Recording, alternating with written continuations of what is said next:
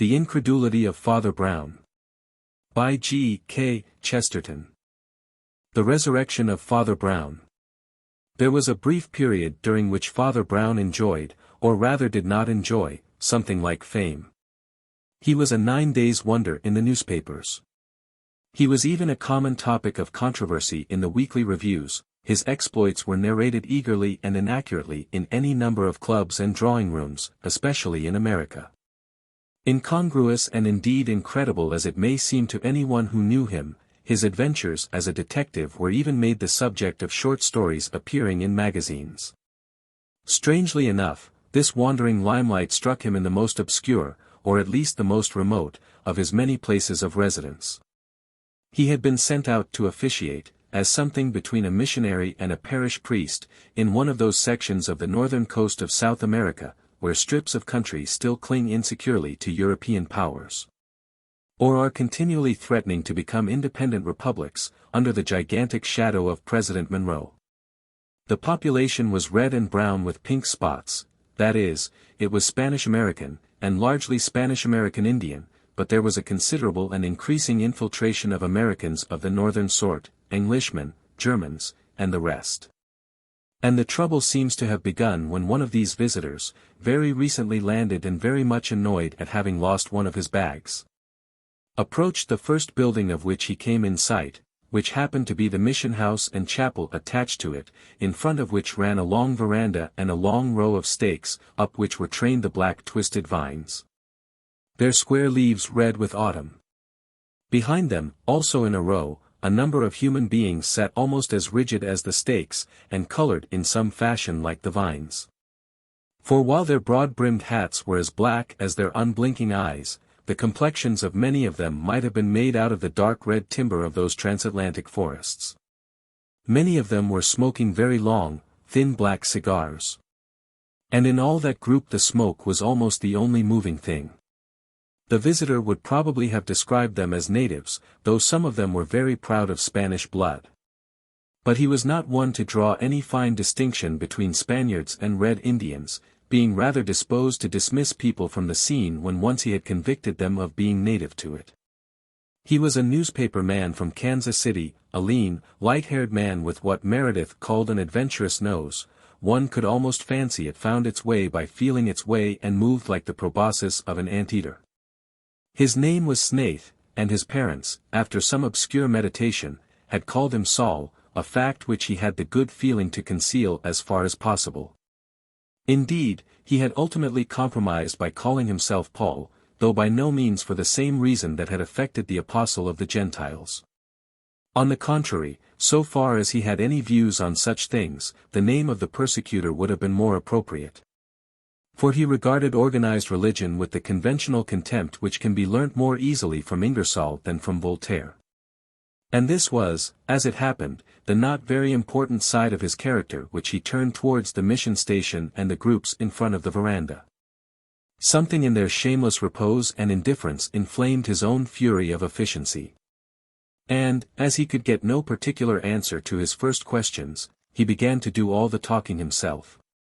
Standing out there in the strong sunshine, a spick-and-span figure in his Panama hat and neat clothes, his grip-sack held in a steely grip, he began to shout at the people in the shadow.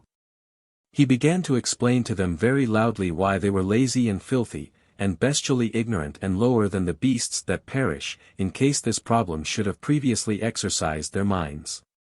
In his opinion it was the deleterious influence of priests that had made them so miserably poor and so hopelessly oppressed that they were able to sit in the shade and smoke and do nothing. And a mighty soft crowd you must be at that, he said, to be bullied by these stuck-up josses because they walk about in their mitres and their tiaras and their gold copes and other glad rags, looking down on everybody else like dirt, being bamboozled by crowns and canopies and sacred umbrellas like a kid at a pantomime. Just because a pompous old high priest of mumbo-jumbo looks as if he was the lord of the earth. What about you? What do you look like, you poor simps? I tell you, that's why you're way back in barbarism and can't read or write N. At this point the high priest of mumbo-jumbo came in an undignified hurry out of the door of the mission house, not looking very like a lord of the earth. but rather like a bundle of black second-hand clothes buttoned round a short bolster in the semblance of a guy. He was not wearing his tiara, supposing him to possess one, but a shabby broad hat not very dissimilar from those of the Spanish Indians, and it was thrust to the back of his head with a gesture of botheration. He seemed just about to speak to the motionless natives when he caught sight of the stranger and said quickly, "Oh, can I be of any assistance? Would you like to come inside?" Mr. Paul Snaith came inside. And it was the beginning of a considerable increase of that journalist's information on many things. Presumably his journalistic instinct was stronger than his prejudices, as, indeed, it often is in clever journalists. And he asked a good many questions, the answers to which interested and surprised him. He discovered that the Indians could read and write, for the simple reason that the priest had taught them. But that they did not read or write any more than they could help, from a natural preference for more direct communications. He learned that these strange people, who sat about in heaps on the veranda without stirring a hair, could work quite hard on their own patches of land, especially those of them who were more than half Spanish. And he learned with still more astonishment that they all had patches of land that were really their own. That much was part of a stubborn tradition that seemed quite native to natives. But in that also the priest had played a certain part, and by doing so had taken perhaps what was his first and last part in politics, if it was only local politics. There had recently swept through that region one of those fevers of atheist and almost anarchist radicalism which break out periodically in countries of the Latin culture.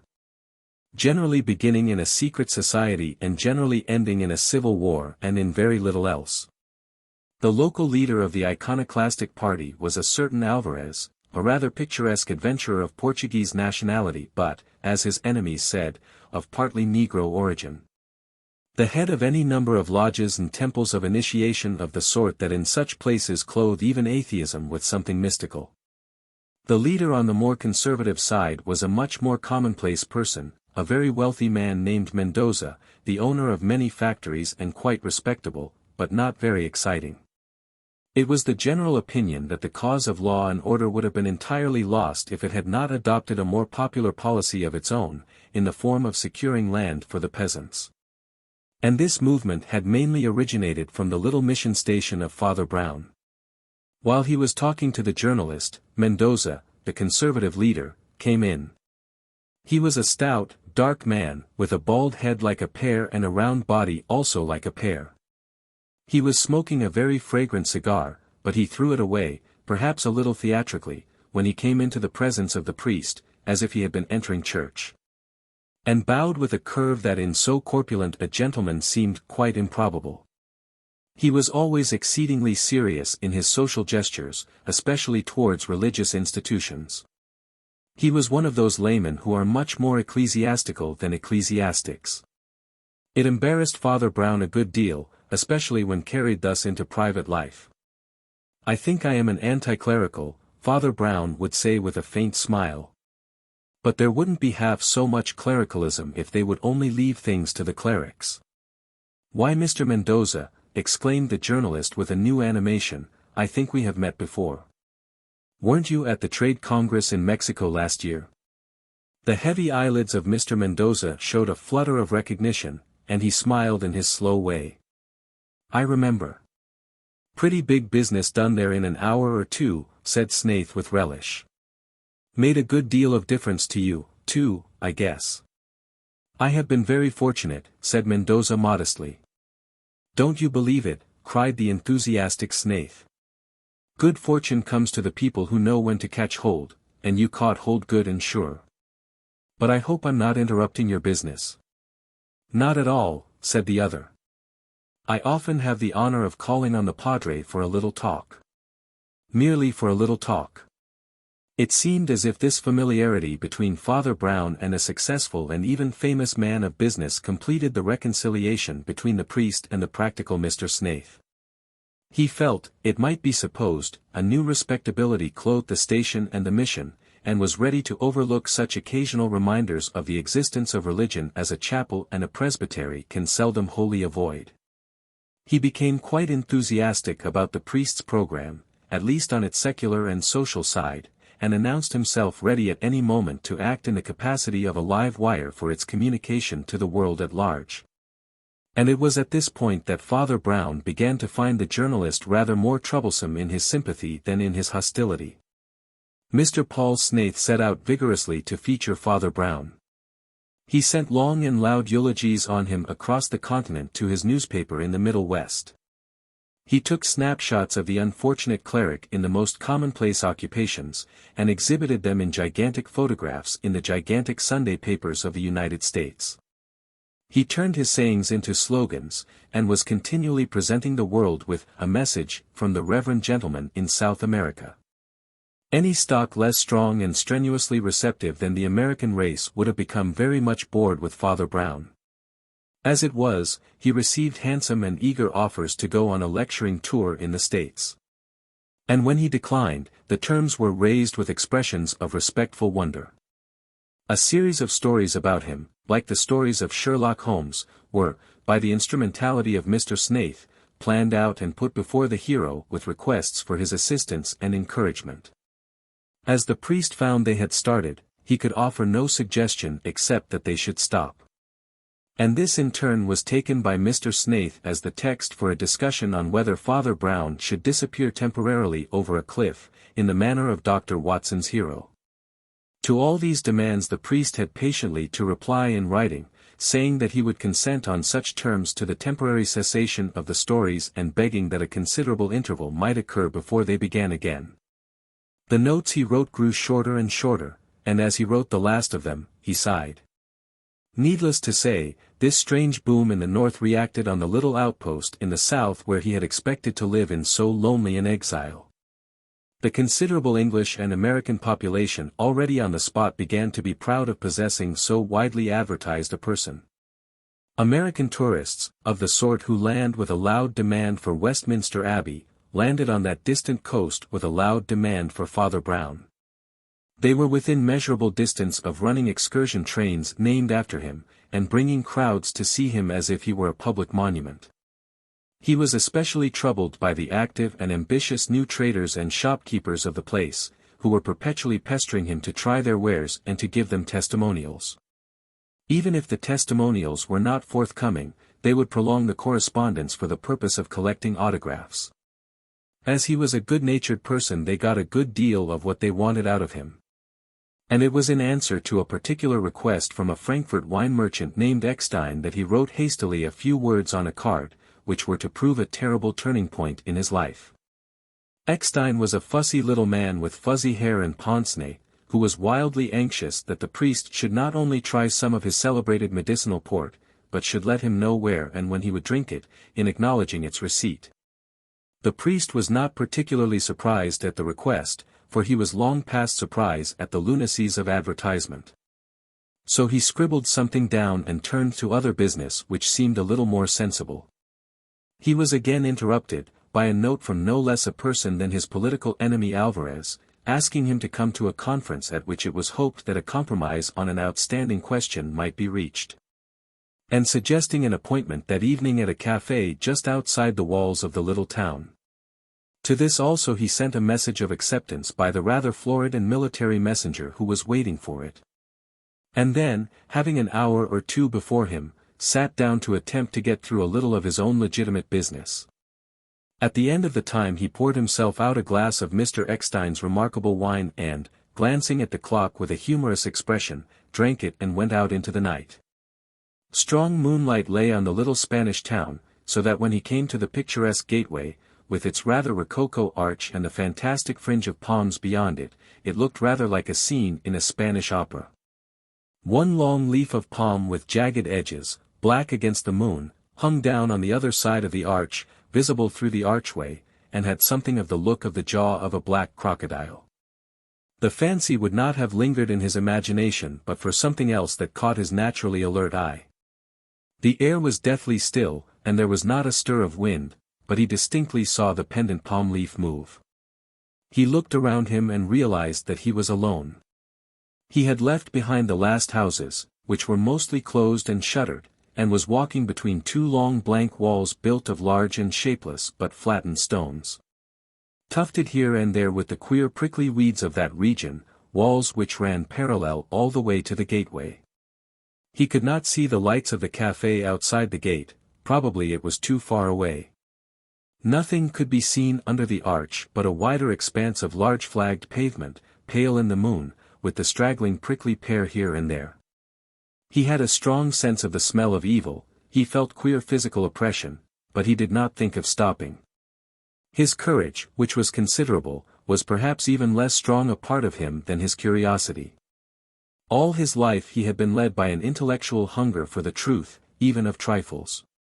He often controlled it in the name of proportion, but it was always there. He walked straight through the gateway, and on the other side a man sprang like a monkey out of the treetop and struck at him with a knife. At the same moment another man came crawling swiftly along the wall and, whirling a cudgel round his head, brought it down. Father Brown turned, staggered, and sank in a heap, but as he sank there dawned on his round face an expression of mild and immense surprise. There was living in the same little town at this time another young American, particularly different from Mr. Paul Snaith. His name was John Adams Race, and he was an electrical engineer, employed by Mendoza to fit out the old town with all the new conveniences. He was a figure far less familiar in satire and international gossip than that of the American journalist. Yet, as a matter of fact, America contains 1,000,000 men of the moral type of Race to one of the moral type of Snaith. He was exceptional in being exceptionally good at his job, but in every other way he was very simple. He had begun life as a druggist's assistant in a western village, and risen by sheer work and merit, but he still regarded his home town as the natural heart of the habitable world. He had been taught a very Puritan, or purely evangelical, sort of Christianity from the family Bible at his mother's knee, and in so far as he had time to have any religion, that was still his religion.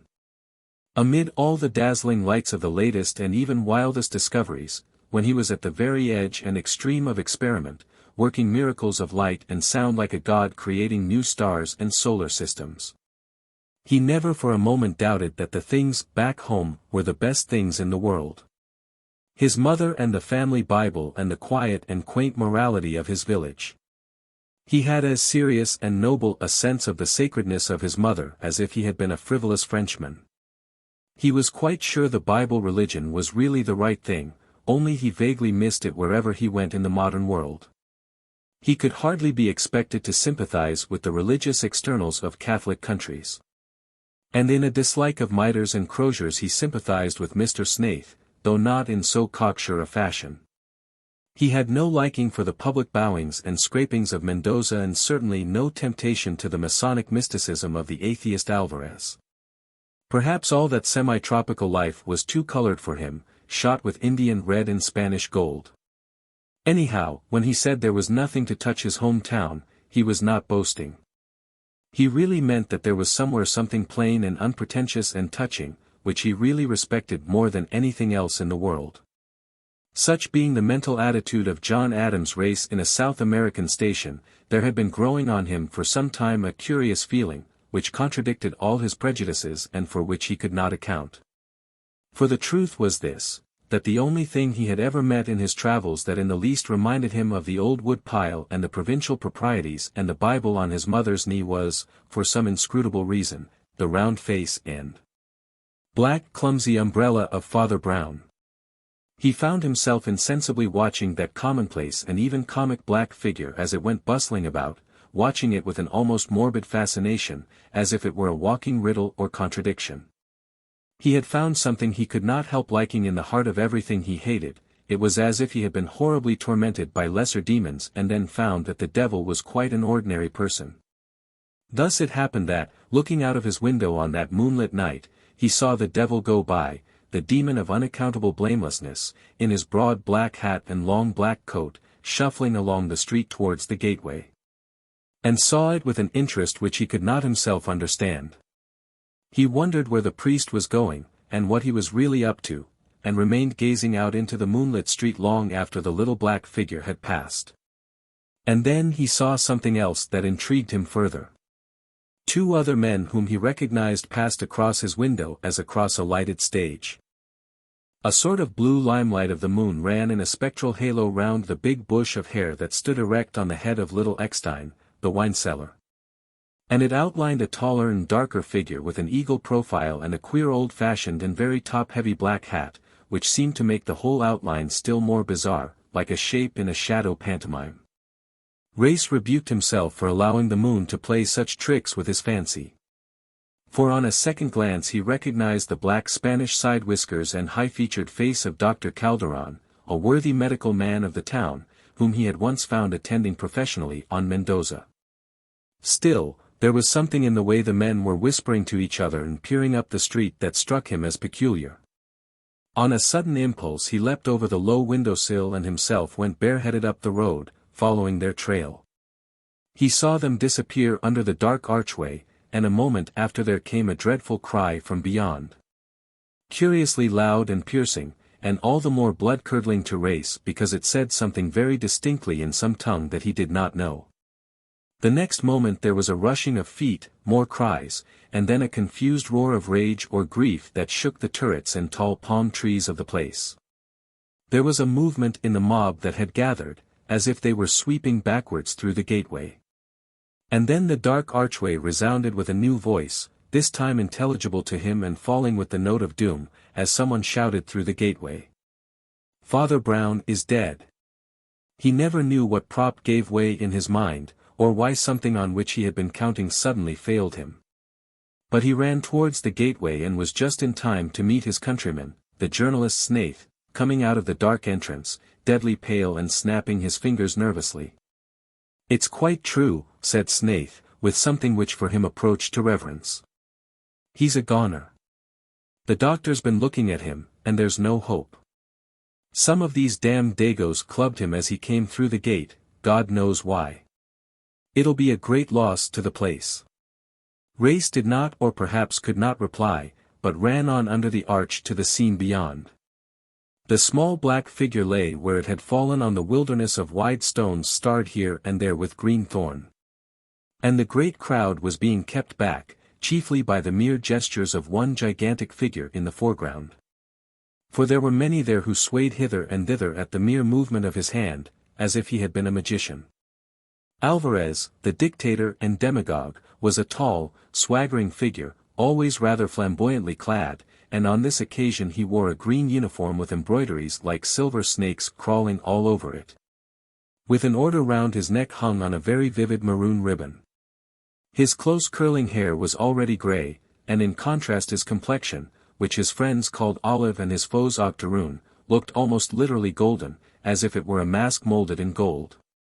But his large-featured face, which was powerful and humorous, was at this moment properly grave and grim. He had been waiting, he explained, for Father Brown at the café when he had heard a rustle and a fall and, coming out, had found the corpse lying on the flagstones. "I know what some of you are thinking," he said, looking round proudly, "and if you are afraid of me, as you are, I will say it for you. I am an atheist, I have no God to call on for those who will not take my word. But I tell you in the name of every root of honor that may be left to a soldier and a man, that I had no part in this.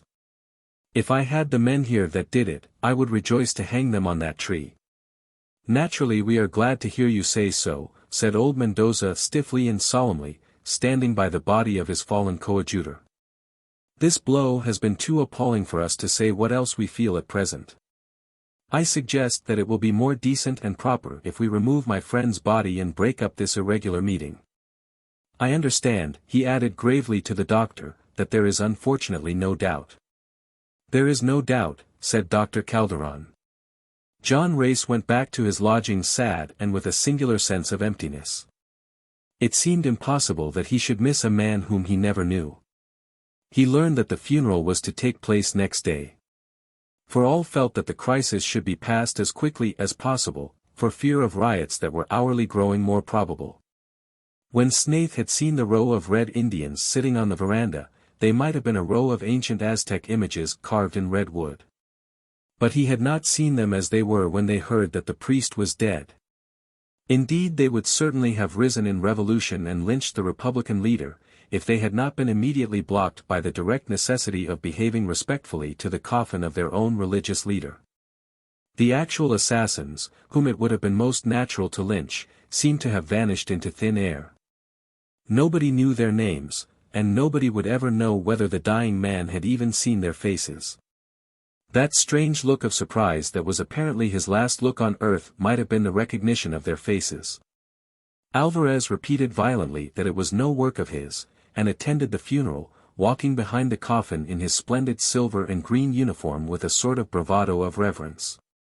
Behind the veranda a flight of stone steps scaled a very steep green bank, fenced by a cactus hedge, and up this the coffin was laboriously lifted to the ground above, and placed temporarily at the foot of the great gaunt crucifix that dominated the road and guarded the consecrated ground.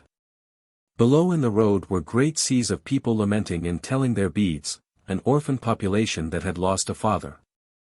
Despite all these symbols that were provocative enough to him, Alvarez behaved with restraint and respect. And all would have gone well, as Reyes told himself, had the others only let him alone. Reyes told himself bitterly that old Mendoza had always looked like an old fool and had now very conspicuously and completely behaved like an old fool. By a custom common in simpler societies, the coffin was left open and the face uncovered, bringing the pathos to the point of agony for all those simple people. This, being consonant to tradition, need have done no harm. But some officious person had added to it the custom of the French freethinkers, of having speeches by the graveside. Mendoza proceeded to make a speech, a rather long speech, and the longer it was, the longer and lower sank John Reyes's spirits and sympathies with the religious ritual involved. A list of saintly attributes, apparently of the most antiquated sort, was rolled out with the dilatory dullness of an after-dinner speaker who does not know how to sit down. That was bad enough. But Mendoza had also the ineffable stupidity to start reproaching and even taunting his political opponents. In 3 minutes he had succeeded in making a scene, and a very extraordinary scene it was. "We may well ask," he said, looking around him pompously, "we may well ask where such virtues can be found among those who have madly abandoned the creed of their fathers. It is when we have atheists among us, atheist leaders, nay sometimes even atheist rulers, that we find their infamous philosophy bearing fruit in crimes like this. If we ask who murdered this holy man, we shall assuredly find." Africa of the forests looked out of the eyes of Alvarez the hybrid adventurer. And Reyes fancied he could see suddenly that the man was after all a barbarian, who could not control himself to the end. One might guess that all his illuminated transcendentalism had a touch of voodoo. Anyhow, Mendoza could not continue, for Alvarez had sprung up and was shouting back at him and shouting him down, with infinitely superior lungs. "Who murdered him?" he roared. "Your God murdered him. His own God murdered him. According to you, he murders all his faithful and foolish servants, as he murdered that one," and he made a violent gesture, not towards the coffin but the crucifix. Seeming to control himself a little, he went on in a tone still angry but more argumentative, "I don't believe it, but you do. Isn't it better to have no God than one that robs you in this fashion?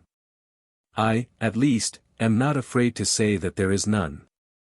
There is no power in all this blind and brainless universe that can hear your prayer or return your friend. Though you beg heaven to raise him, he will not rise. Though I dare heaven to raise him, he will not rise. Here and now I will put it to the test, I defy the God who is not there to waken the man who sleeps forever." There was a shock of silence, and the demagogue had made his sensation.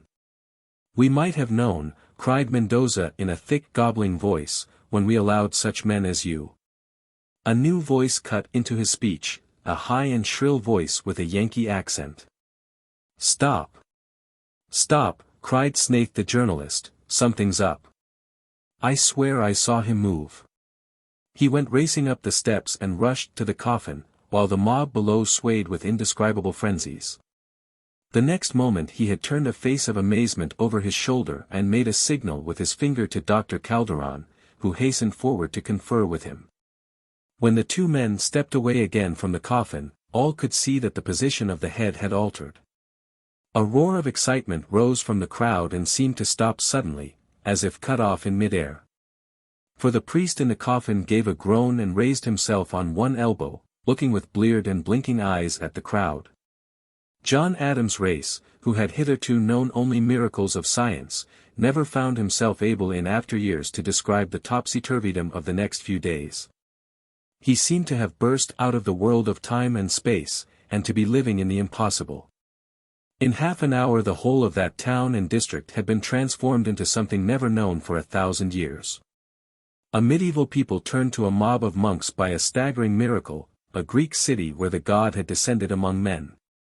Thousands prostrated themselves in the road, hundreds took vows on the spot. And even the outsiders, like the two Americans, were able to think and speak of nothing but the prodigy. Alvarez himself was shaken, as well he might be, and sat down, with his head upon his hands. And in the midst of all this tornado of beatitude was a little man struggling to be heard. His voice was small and faint, and the noise was deafening. He made weak little gestures that seemed more those of irritation than anything else. He came to the edge of the parapet above the crowd, waving it to be quiet, with movements rather like the flap of the short wings of a penguin. There was something a little more like a lull in the noise. And then Father Brown for the first time reached the utmost stretch of the indignation that he could launch against his children. "Oh, you silly people," he said in a high and quavering voice, "oh, you silly, silly people." Then he suddenly seemed to pull himself together, made a bolt for the steps with his more normal gait, and began hurriedly to descend. "Where are you going, Father?" said Mendoza, with more than his usual veneration. "To the telegraph office," said Father Brown hastily. "What? No, of course it's not a miracle. Why should there be a miracle? Miracles are not so cheap as all that." And he came tumbling down the steps, the people flinging themselves before him to implore his blessing. bless you," said Father Brown hastily. "God bless you all and give you more sense." And he scuttled away with extraordinary rapidity to the telegraph office, where he wired to his bishop's secretary, "There is some mad story about a miracle here, hope his lordship not give authority. Nothing in it." As he turned away from his effort, he tottered a little with the reaction, and John Race caught him by the arm. "Let me see you home," he said, "you deserve more than these people are giving you."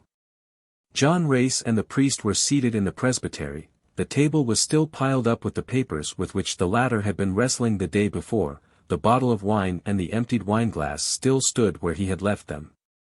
"And now," said Father Brown almost grimly, "I can begin to think." "I shouldn't think too hard just yet," said the American. "You must be wanting a rest. Besides, what are you going to think about? I have pretty often had the task of investigating murders, as it happens," said Father Brown. "Now I have got to investigate my own murder." "If I were you," said Race, "I should take a little wine first." Father Brown stood up and filled himself another glass, lifted it, looked thoughtfully into vacancy, and put it down again. Then he sat down once more and said, "Do you know what I felt like when I died? You may not believe it, but my feeling was one of overwhelming astonishment." "Well," answered Race, "I suppose you were astonished at being knocked on the head." Father Brown leaned over to him and said in a low voice, "I was astonished at not being knocked on the head." Race looked at him for a moment as if he thought the knock on the head had been only too effective, but he only said, "What do you mean?" "I mean that when that man brought his bludgeon down with a great swipe, it stopped at my head and did not even touch it. In the same way, the other fellow made as if to strike me with a knife, but he never gave me a scratch. It was just like play acting. I think it was. But then followed the extraordinary thing." He looked thoughtfully at the papers on the table for a moment and then went on. "Though I had not even been touched with knife or stick, I began to feel my legs doubling up under me and my very life failing.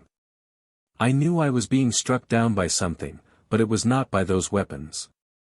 Do you know what I think it was?" And he pointed to the wine on the table. Race picked up the wineglass and looked at it and smelt it. "I think you are right," he said. "I began as a druggist and studied chemistry.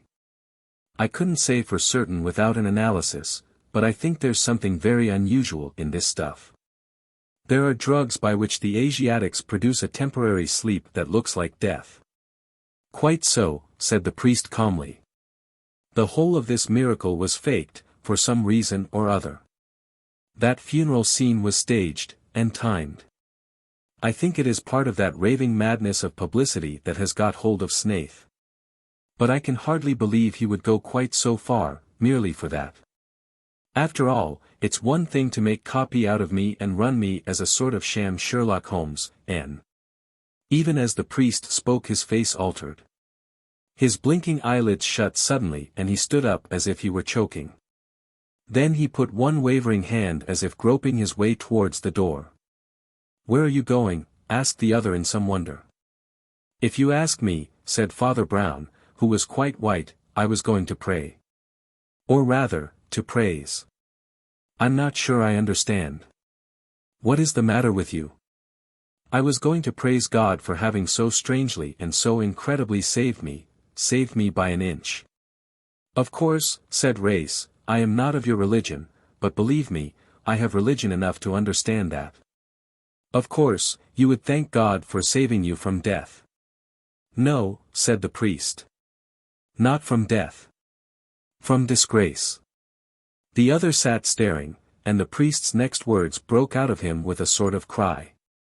"And if it had only been my disgrace. But it was the disgrace of all I stand for, the disgrace of the faith that they went about to encompass. What it might have been. The most huge and horrible scandal ever launched against us since the last lie was choked in the throat of Titus Oates." "What on earth are you talking about?" demanded his companion. "Well, I had better tell you at once," said the priest. And sitting down, he went on more composedly, "It came to me in a flash when I happened to mention Snaith and Sherlock Holmes. Now I happen to remember what I wrote about his absurd scheme. It was the natural thing to write, and yet I think they had ingeniously maneuvered me into writing just those words. They were something like 'I am ready to die and come to life again like Sherlock Holmes, if that is the best way.' And the moment I thought of that, I realized that I had been made to write all sorts of things of that kind, all pointing to the same idea. I wrote, as if to an accomplice, saying that I would drink the drugged wine at a particular time. Now, don't you see?" Ray sprang to his feet still staring. "Yes," he said, "I think I began to see. They would have boomed the miracle. Then they would have bust up the miracle. And what is the worst, they would have proved that I was in the conspiracy. It would have been our sham miracle. That's all there is to it, and about as near hell as you and I will ever be, I hope." Then he said, after a pause, in quite a mild voice, "They certainly would have got quite a lot of good copy out of me." Race looked at the table and said darkly, "How many of these brutes were in it?" Father Brown shook his head.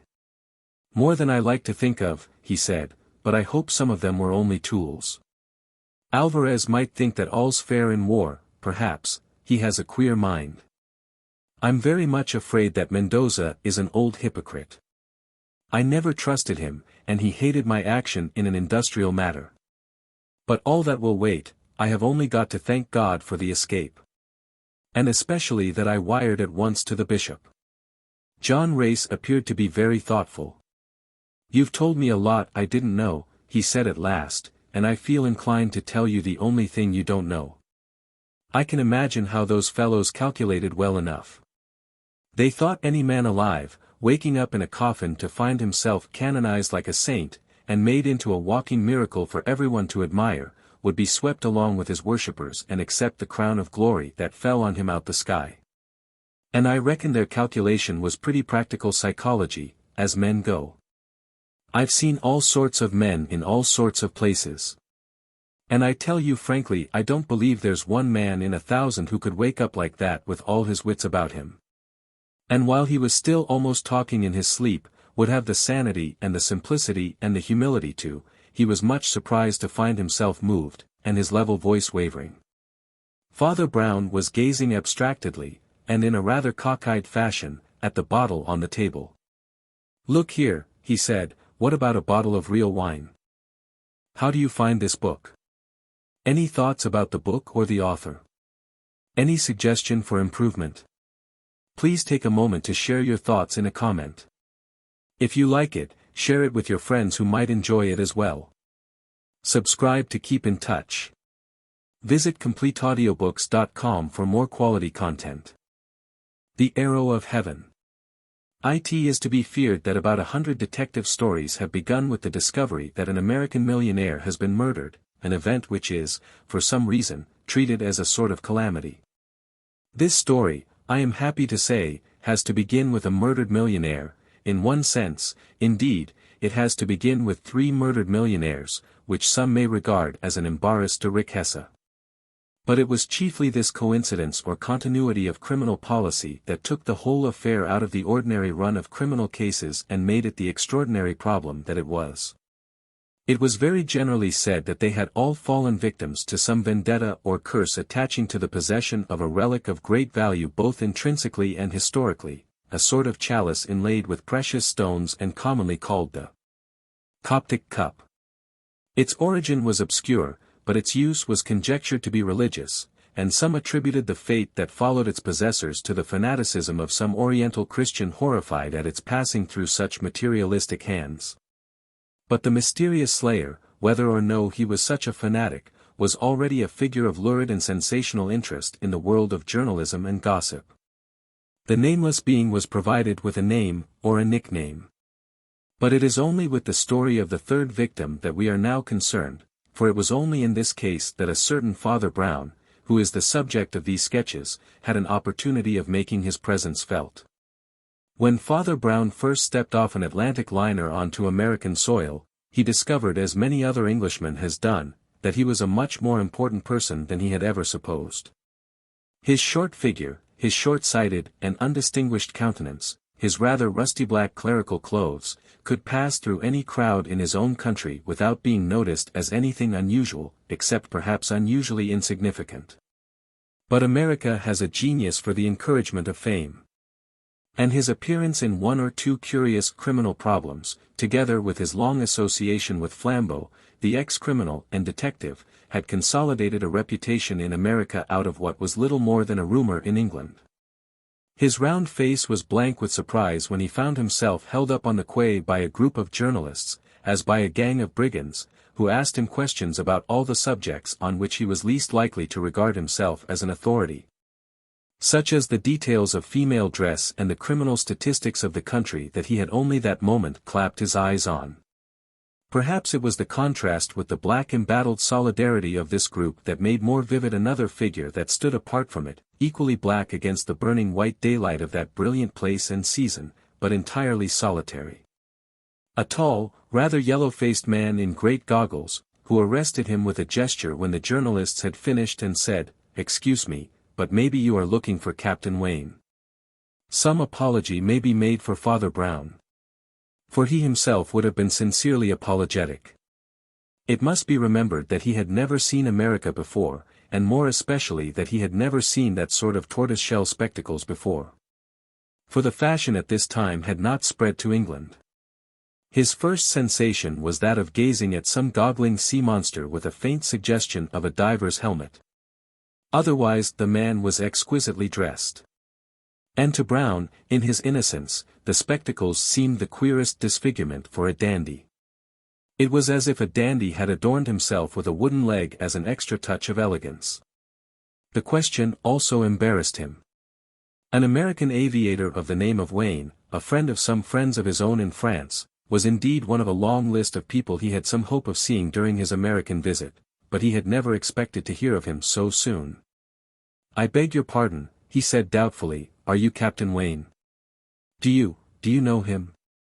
"Well, I'm pretty confident I'm not Captain Wayne," said the man in goggles, with a face of wood. "I was pretty clear about that when I saw him waiting for you over there in the car. But the other question's a bit more problematical. I reckon I know Wayne and his uncle, and Old Man Merton, too. I know Old Man Merton, but Old Man Merton don't know me. And he thinks he has the advantage, and I think I have the advantage. See?" Father Brown did not quite see. He blinked at the glittering seascape and the pinnacles of the city, and then at the man in goggles. It was not only the masking of the man's eyes that produced the impression of something impenetrable.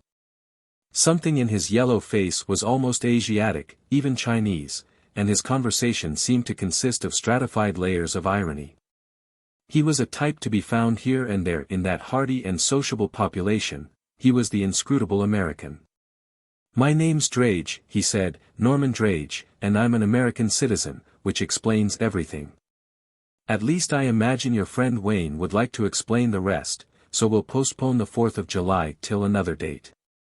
Father Brown was dragged in a somewhat dazed condition towards a car at some little distance, in which a young man with tufts of untidy yellow hair and a rather harassed and haggard expression, hailed him from afar, and presented himself as Peter Wayne.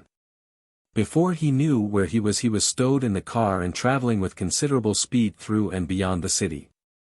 He was unused to the impetuous practicality of such American action, and felt about as bewildered as if a chariot drawn by dragons had carried him away into fairyland.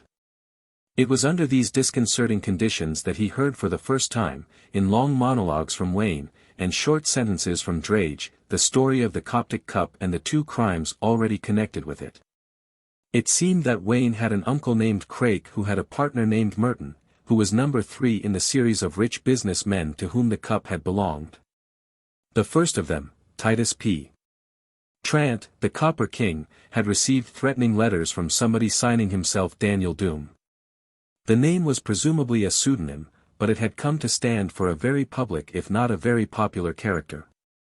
For somebody as well known as Robin Hood and Jack the Ripper combined. For it soon became clear that the writer of the threatening letter did not confine himself to threatening. Anyhow, the upshot was that old Trant was found one morning with his head in his own lily pond, and there was not the shadow of a clue. The cup was, fortunately, safe in the bank. And it passed with the rest of Trant's property to his cousin, Brian Horder, who was also a man of great wealth and who was also threatened by the nameless enemy. Brian Horder was picked up dead at the foot of a cliff outside his seaside residence, at which there was a burglary, this time on a large scale. For though the cup apparently again escaped, enough bonds and securities were stolen to leave Horder's financial affairs in confusion. Brian Horder's widow, explained Wayne, had to sell most of his valuables, I believe, and Brander Merton must have purchased the cup at that time, for he had it when I first knew him. But you can guess for yourself that it's not a very comfortable thing to have. "Has Mr. Merton ever had any of the threatening letters?" asked Father Brown, after a pause. "I imagine he has," said Mr. Drage. And something in his voice made the priest look at him curiously, until he realized that the man in goggles was laughing silently, in a fashion that gave the newcomer something of a chill. "I'm pretty sure he has," said Peter Wayne, frowning. "I've not seen the letters, only his secretary sees any of his letters, for he is pretty reticent about business matters, as big business men have to be. But I've seen him real upset and annoyed with letters. And letters that he tore up, too, before even his secretary saw them. The secretary himself is getting nervous and says he is sure somebody is laying for the old man. And the long and the short of it is, that we'd be very grateful for a little advice in the matter. Everybody knows your great reputation, Father Brown, and the secretary asked me to see if you'd mind coming straight out to the Merton house at once." "Oh, I see," said Father Brown, on whom the meaning of this apparent kidnapping began to dawn at last. "But, really, I don't see that I can do any more than you can. You're on the spot, and must have 100 times more data for a scientific conclusion than a chance visitor." "Yes," said Mr. Drage dryly, "our conclusions are much too scientific to be true. I reckon if anything hit a man like Titus P. Trant, it just came out of the sky without waiting for any scientific explanation. What they call a bolt from the blue."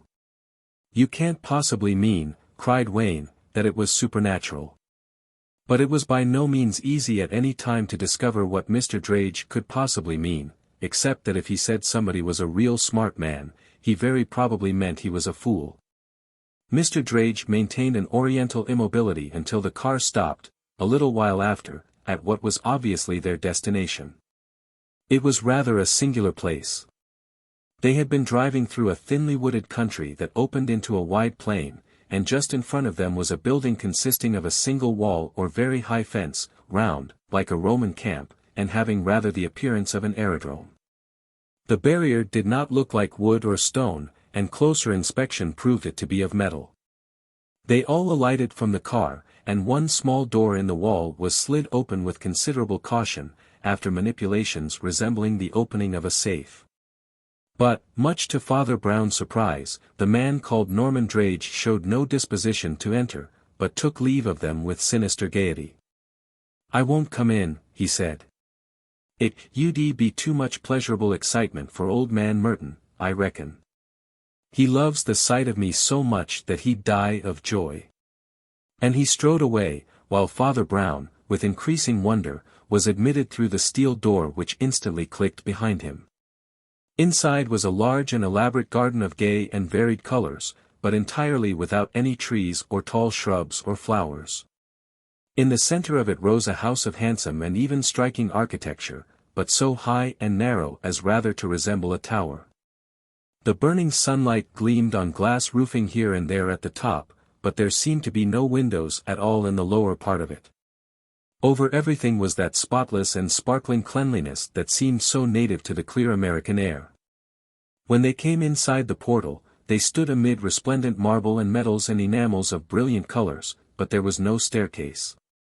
Nothing but a single shaft for a lift went up the center between the solid walls, and the approach to it was guarded by heavy, powerful men like plainclothes policemen. "Pretty elaborate protection, I know," said Wayne. "Maybe it makes you smile a little, Father Brown, to find Merton has to live in a fortress like this without even a tree in the garden for anyone to hide behind. But you don't know what sort of proposition we're up against in this country. And perhaps you don't know just what the name of Brander Merton means. He's a quiet-looking man enough, and anybody might pass him in the street, not that they get much chance nowadays, for he can only go out now and then in a closed car. But if anything happened to Brander Merton there'd be earthquakes from Alaska to the Cannibal Islands. I fancy there was never a king or emperor who had such power over the nations as he has. After all, I suppose if you'd been asked to visit the Tsar, or the King of England, you'd have had the curiosity to go. You mayn't care much for tsars or millionaires, but it just means that power like that is always interesting. And I hope it's not against your principles to visit a modern sort of emperor like Merton." "Not at all," said Father Brown, quietly. "It is my duty to visit prisoners and all miserable men in captivity." There was a silence, and the young man frowned with a strange and almost shifty look on his lean face. Then he said, abruptly, "Well, you've got to remember it isn't only common crooks or the Black Hand that's against him. This Daniel Doom is pretty much like the devil. Look how he dropped Trant in his own gardens and Horder outside his house, and got away with it. The top floor of the mansion, inside the enormously thick walls, consisted of 2 rooms. An outer room which they entered, and an inner room that was the great millionaire's sanctum. They entered the outer room just as 2 other visitors were coming out of the inner one. One was hailed by Peter Wayne as his uncle, a small but very stalwart and active man with a shaven head that looked bald, and a brown face that looked almost too brown to have ever been white. This was Old Crake, commonly called Hickory Crake in reminiscence of the more famous Old Hickory, because of his fame in the last Red Indian Wars.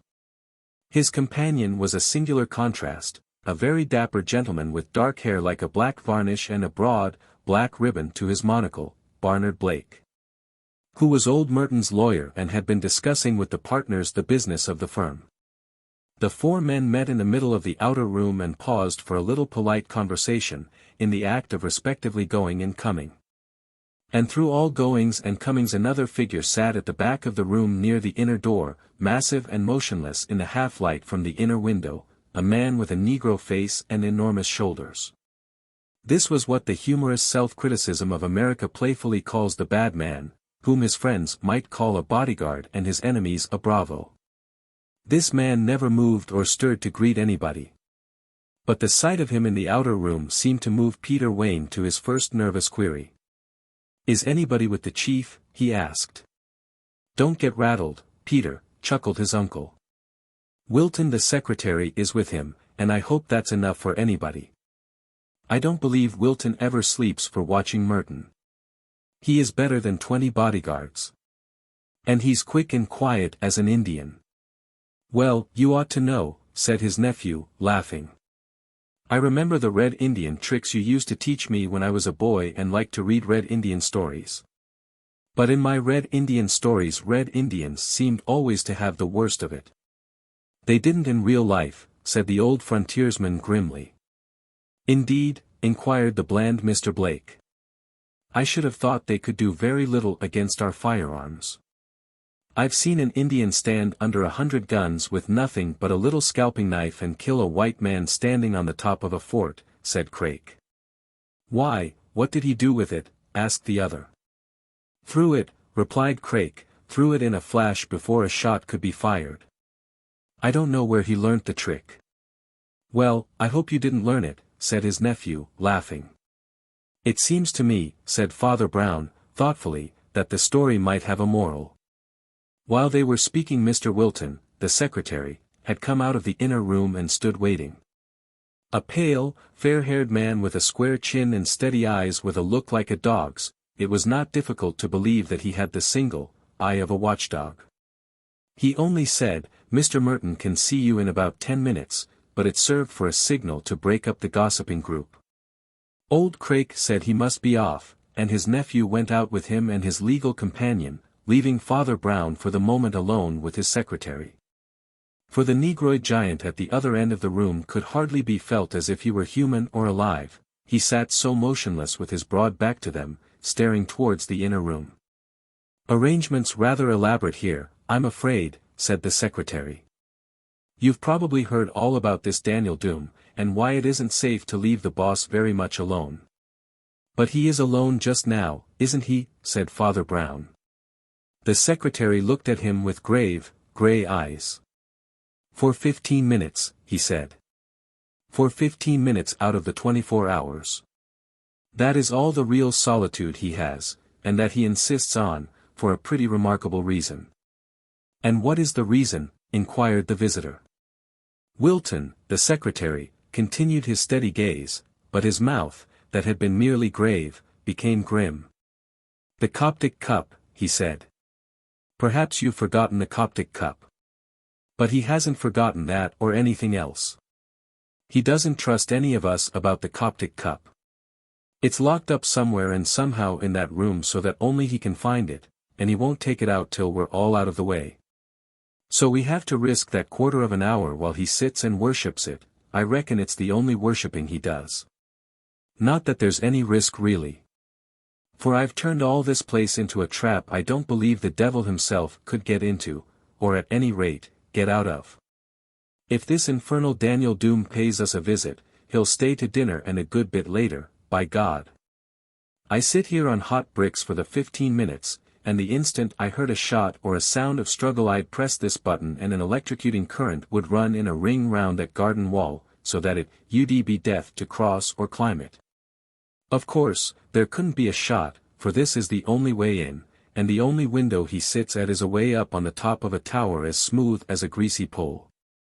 But, anyhow, we're all armed here, of course. And if Doom did get into that room he'd be dead before he got out. Father Brown was blinking at the carpet in a brown study. Then he said suddenly, with something like a jerk, I hope you won't mind my mentioning it, but a kind of a notion came into my head just this minute. It's about you. Indeed, remarked Wilton, and what about me? I think you are a man of one idea, said Father Brown, and you will forgive me for saying that it seems to be even more the idea of catching Daniel Doom than of defending Brander Merton. Wilton started a little and continued to stare at his companion, then very slowly his grim mouth took on a rather curious smile. What makes you think that? He asked. You said that if you heard a shot you could instantly electrocute the escaping enemy, remarked the priest.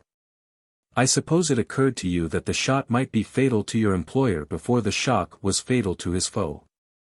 I don't mean that you wouldn't protect Mr. Merton if you could, but it seems to come rather second in your thoughts. The arrangements are very elaborate, as you say, and you seem to have elaborated them.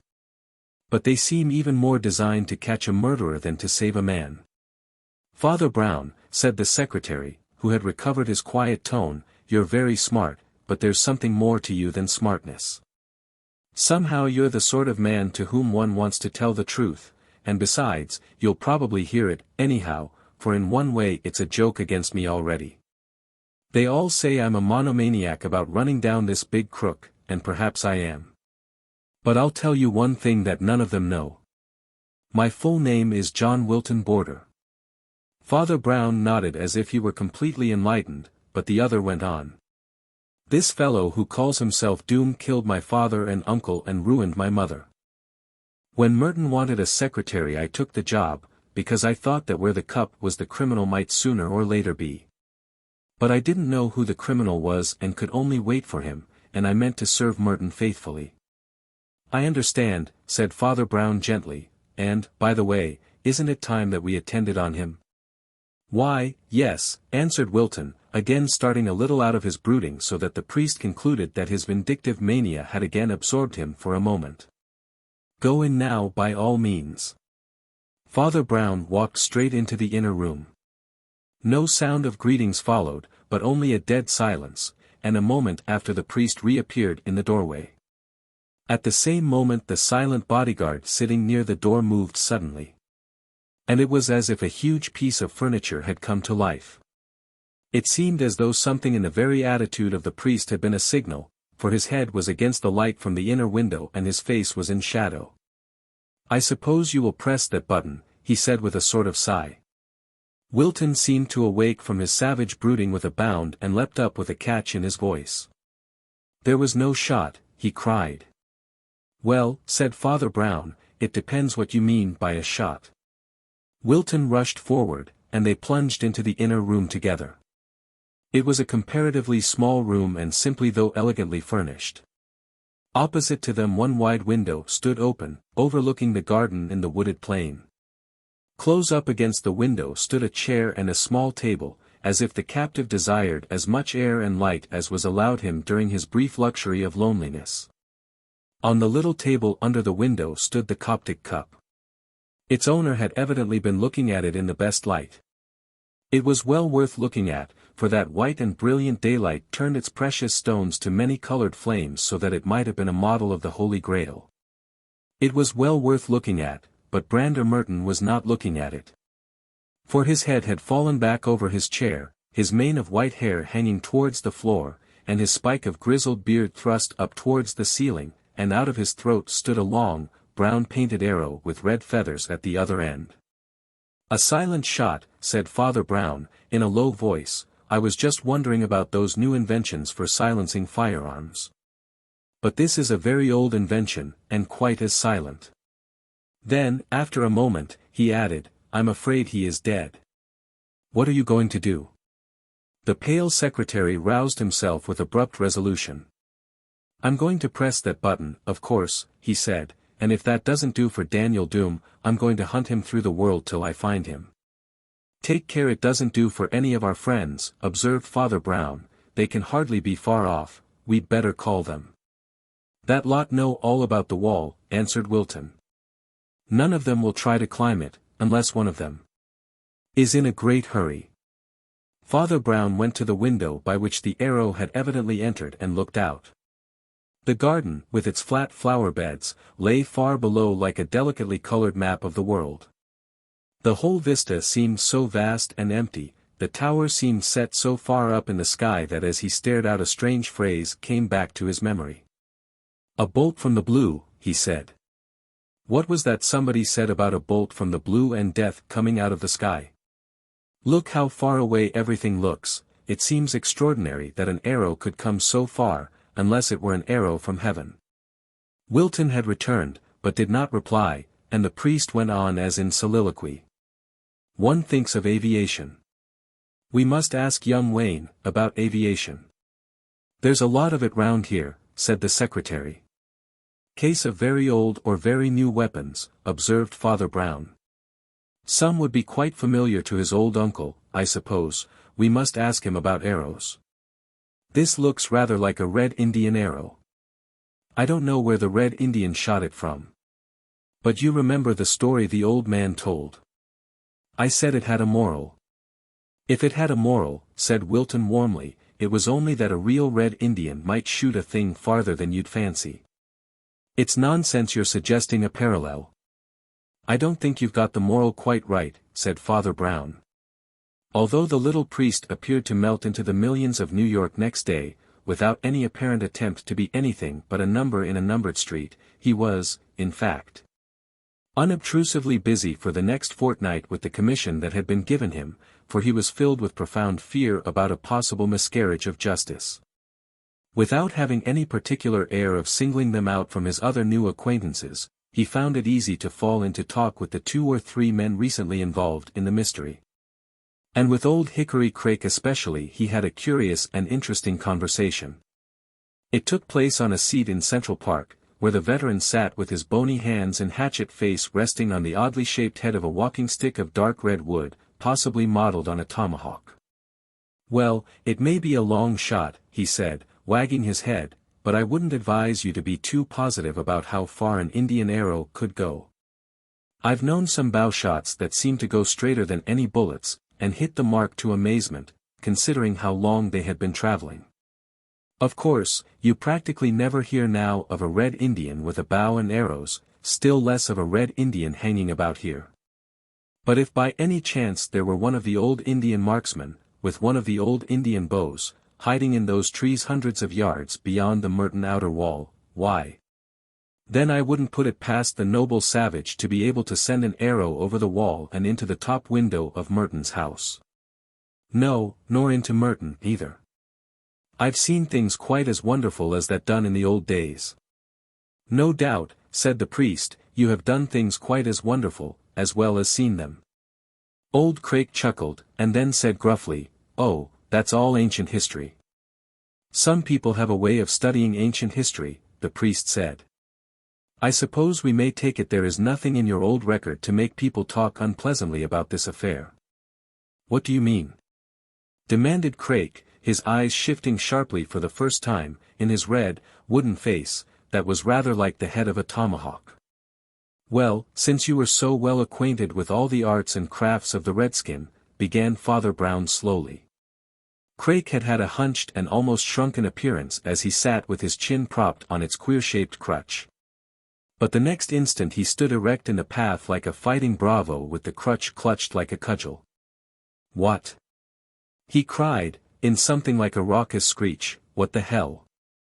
Are you standing up to me to tell me I might happen to have murdered my own brother-in-law? From a dozen seats dotted about the path people looked towards the disputants, as they stood facing each other in the middle of the path, the bald-headed energetic little man brandishing his outlandish stick like a club, and the black, dumpy figure of the little cleric looking at him without moving a muscle, save for his hinging eyelids.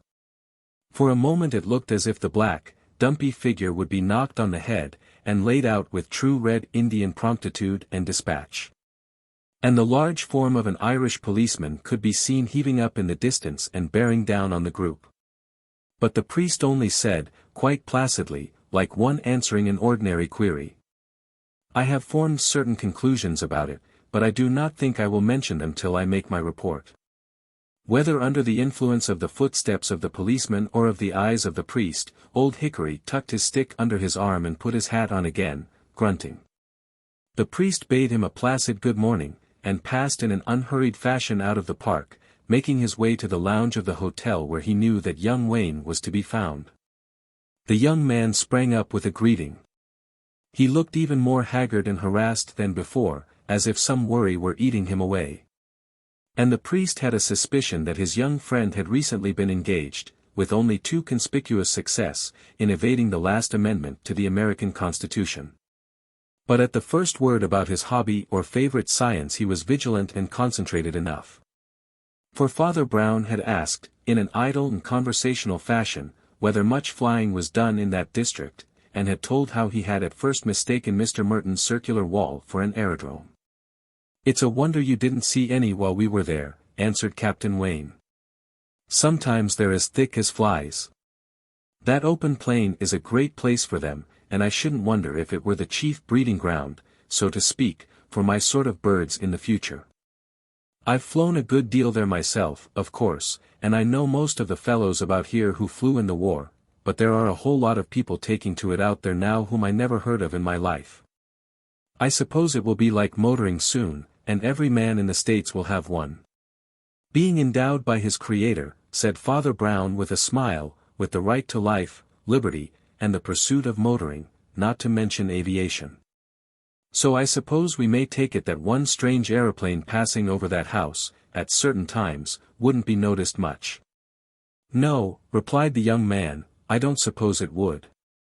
Or even if the man were known, went on the other, I suppose he might get hold of a machine that wouldn't be recognized as his. If you, for instance, flew in the ordinary way, Mr. Merton and his friends might recognize the rig out, perhaps. But you might pass pretty near that window on a different pattern of plane, or whatever you call it, near enough for practical purposes. Well, yes, began the young man, almost automatically, and then ceased, and remained staring at the cleric with an open mouth and eyes standing out of his head. My God, he said, in a low voice, my God. Then he rose from the lounge seat, pale and shaking from head to foot and still staring at the priest. Are you mad? He said, are you raving mad? There was a silence and then he spoke again in a swift hissing fashion. You positively come here to suggest? No, only to collect suggestions, said Father Brown, rising. I may have formed some conclusions provisionally, but I had better reserve them for the present. And then saluting the other with the same stiff civility, he passed out of the hotel to continue his curious peregrinations. By the dusk of that day they had led him down the dingy streets and steps that straggled and tumbled towards the river in the oldest and most irregular part of the city. Immediately under the colored lantern that marked the entrance to a rather low Chinese restaurant he encountered a figure he had seen before, though by no means presenting itself to the eye as he had seen it. Mr. Norman Drage still confronted the world grimly behind his great goggles, which seemed somehow to cover his face like a dark musk of glass. But except for the goggles, his appearance had undergone a strange transformation in the month that had elapsed since the murder. He had then, as Father Brown had noted, been dressed up to the nines, up to that point, indeed, where there begins to be too fine a distinction between the dandy and the dummy outside a tailor's shop. But now all those externals were mysteriously altered for the worse, as if the tailor's dummy had been turned into a scarecrow. His top hat still existed, but it was battered and shabby, his clothes were dilapidated. His watch chain and minor ornaments were gone. Father Brown, however, addressed him as if they had met yesterday, and made no demur to sitting down with him on a bench in the cheap eating-house whither he was bound. It was not he, however, who began the conversation. Well, growled Drage, and have you succeeded in avenging your holy and sainted millionaire? We know all millionaires are holy and sainted. You can find it all in the papers next day, about how they lived by the light of the family Bible they read at their mother's knee. Gee! If they'd only read out some of the things there are in the family Bible, the mother might have been startled some. And the millionaire, too, I reckon. The old book's full of a lot of grand fierce old notions they don't grow nowadays. Sort of wisdom of the Stone Age and buried under the pyramids. Suppose somebody had flung old man Merton from the top of that tower of his, and let him be eaten by dogs at the bottom, it would be no worse than what happened to Jezebel. Wasn't Agag hacked into little pieces, for all he went walking delicately? Merton walked delicately all his life, damn him, until he got too delicate to walk at all. But the shaft of the Lord found him out, as it might have done in the old book, and struck him dead on the top of his tower to be a spectacle to the people. The shaft was material, at least, said his companion. The pyramids are mighty material, and they hold down the dead kings all right, grinned the man in the goggles. I think there's a lot to be said for these old material religions. There's old carvings that have lasted for thousands of years, showing their gods and emperors with bended bows, with hands that look as if they could really bend bows of stone. Material, perhaps, but what materials? Don't you sometimes stand staring at those old Eastern patterns and things, till you have a hunch that old Lord God is still driving like a dark Apollo, and shooting black rays of death?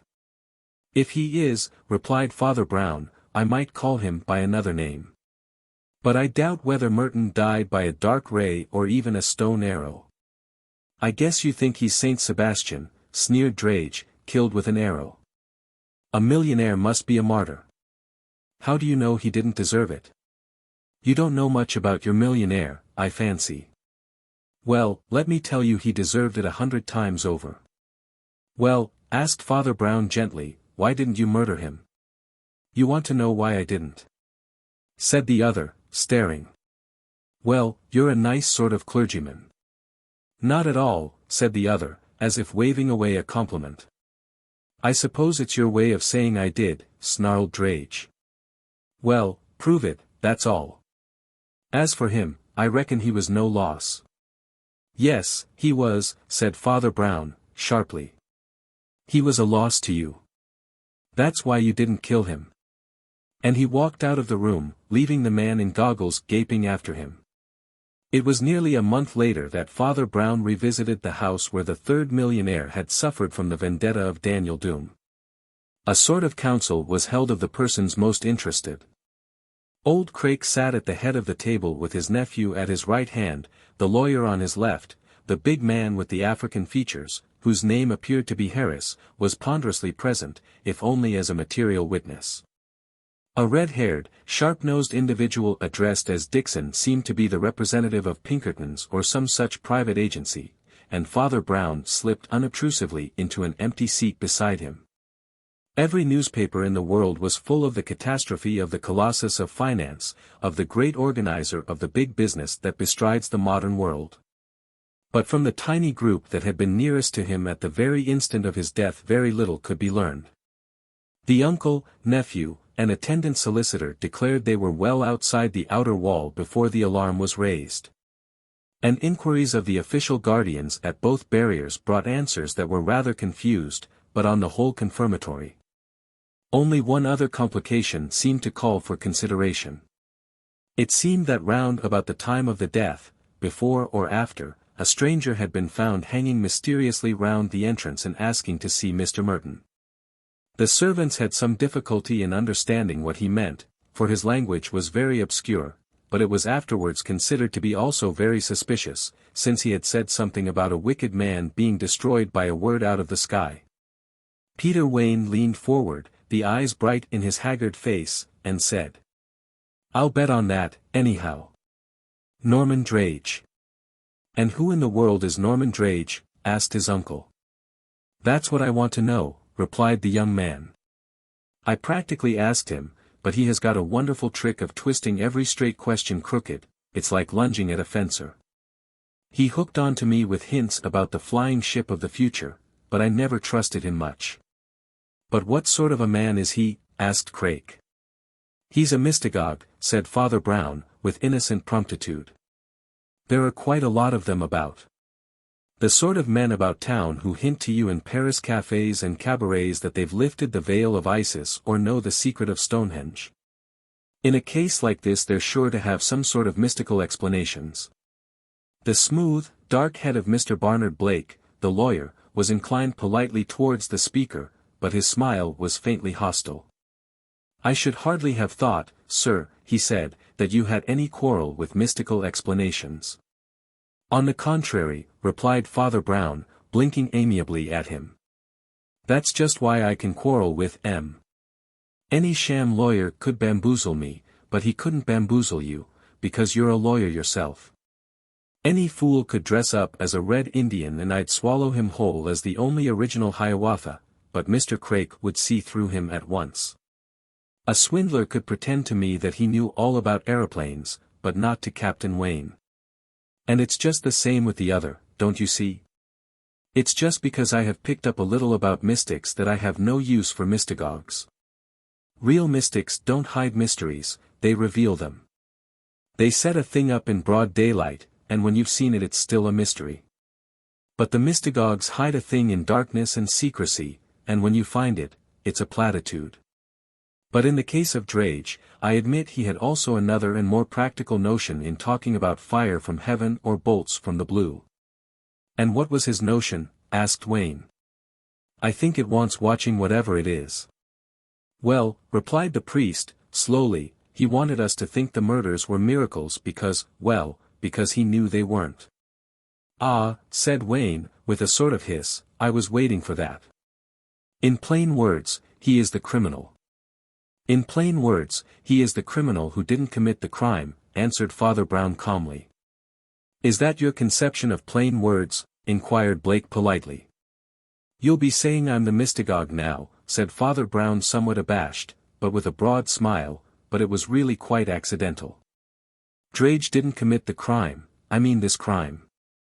His only crime was blackmailing somebody, and he hung about here to do it, but he wasn't likely to want the secret to be public property or the whole business to be cut short by death. We can talk about him afterwards.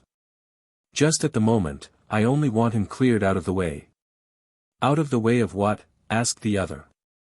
Out of the way of the truth, replied the priest, looking at him tranquilly, with level eyelids. Do you mean, faltered the other, that you know the truth? I rather think so, said Father Brown modestly. There was an abrupt silence, after which Craik cried out suddenly and irrelevantly in a rasping voice. Why, where is that secretary fellow?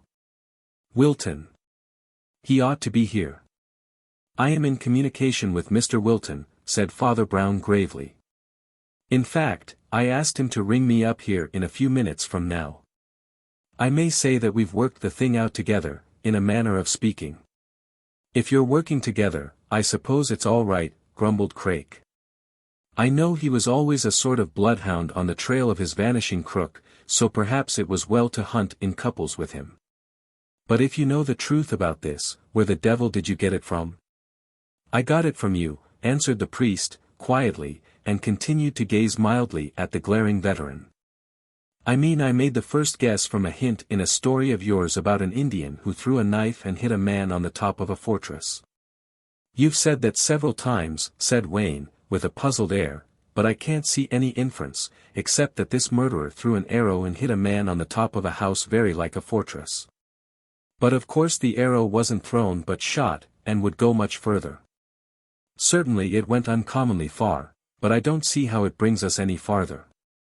I'm afraid you missed the point of the story, said Father Brown. It isn't that if one thing can go far another can go farther. It is that the wrong use of a tool can cut both ways. The men on Craik's fort thought of a knife as a thing for a hand-to-hand fight and forgot that it could be a missile like a javelin. Some other people I know thought of a thing as a missile like a javelin and forgot that, after all, it could be used hand-to-hand as a spear. In short, the moral of the story is that since a dagger can be turned into an arrow, so can an arrow be turned into a dagger. They were all looking at him now. But he continued in the same casual and unconscious tone, naturally we wondered and worried a good deal about who shot that arrow through the window and whether it came from far away, and so on. But the truth is that nobody shot the arrow at all. It never came in at the window at all. Then how did it come there? Asked the swarthy lawyer, with a rather lowering face. Somebody brought it with him, I suppose, said Father Brown, it wouldn't be hard to carry or conceal. Somebody had it in his hand as he stood with Merton in Merton's own room. Somebody thrust it into Merton's throat like a poignard, and then had the highly intelligent idea of placing the whole thing at such a place and angle that we all assumed in a flash that it had flown in at the window like a bird.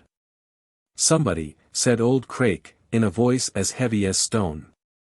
The telephone bell rang with a strident and horrible clamor of insistence.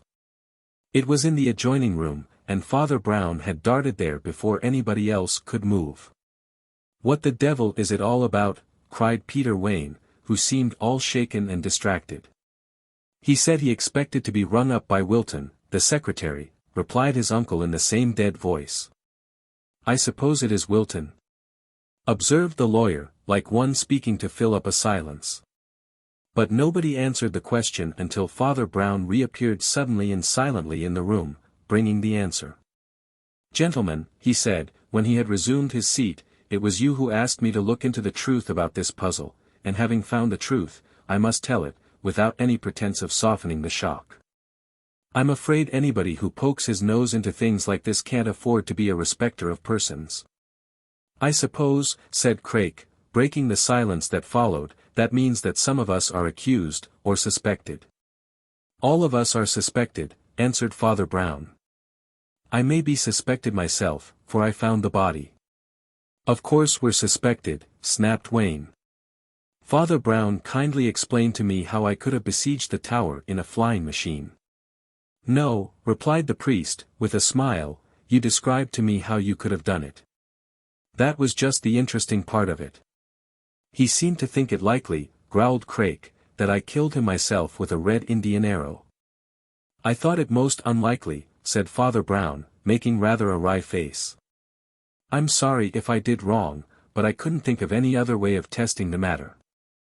I can hardly think of anything more improbable than the notion that Captain Wayne went careering in a huge machine past the window, at the very moment of the murder, and nobody noticed it.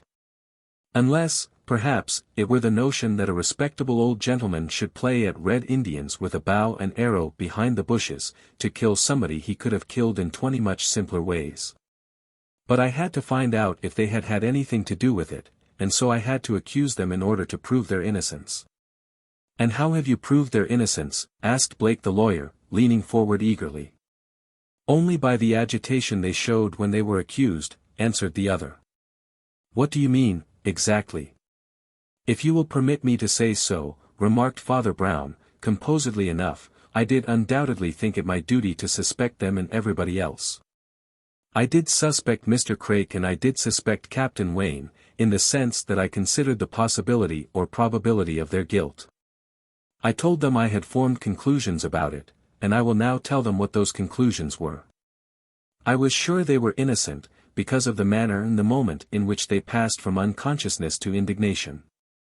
So long as they never thought they were accused, they went on giving me materials to support the accusation. They practically explained to me how they might have committed the crime. Then they suddenly realized with a shock and a shout of rage that they were accused. They realized it long after they might well have expected to be accused, but long before I had accused them. Now no guilty person could possibly do that. He might be snappy and suspicious from the first. Or he might simulate unconsciousness and innocence up to the end. But he wouldn't begin by making things worse for himself and then give a great jump and begin furiously denying the notion he had himself helped to suggest. That could only come by his having really failed to realize what he was suggesting. The self-consciousness of a murderer would always be at least morbidly vivid enough to prevent him first forgetting his relation with the thing and then remembering to deny it. So I ruled you both out and others for other reasons I needn't discuss now. For instance, there was the secretary. But I'm not talking about that just now.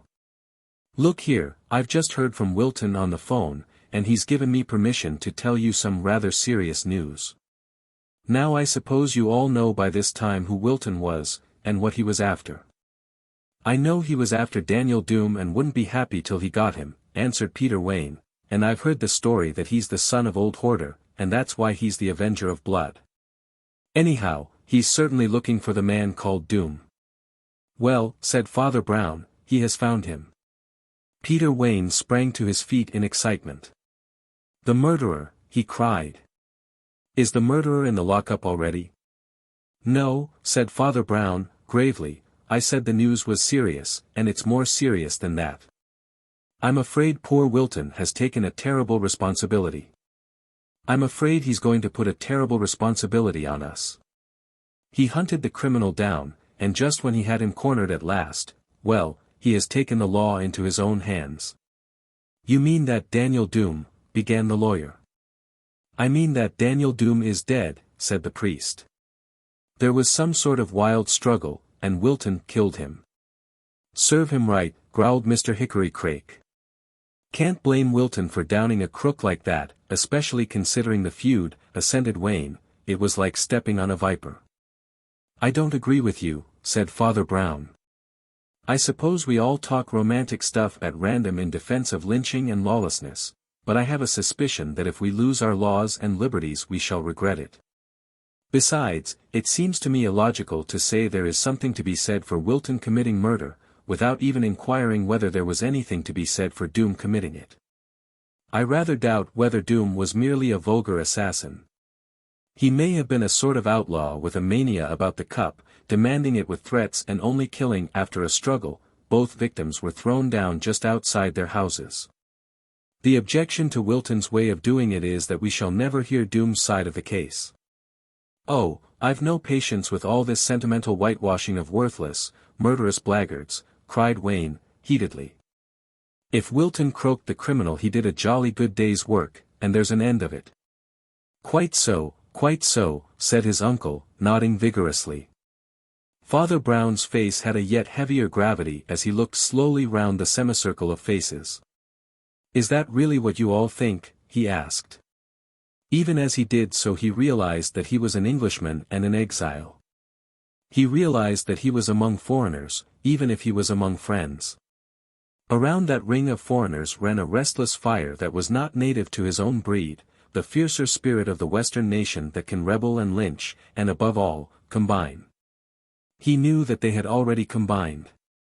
Well, said Father Brown, with a sigh, I am to understand, then, that you do definitely condone this unfortunate man's crime, or act of private justice, or whatever you call it. In that case it will not hurt him if I tell you a little more about it. He rose suddenly to his feet, and though they saw no meaning in his movement, it seemed in some way to change or chill the very air in the room.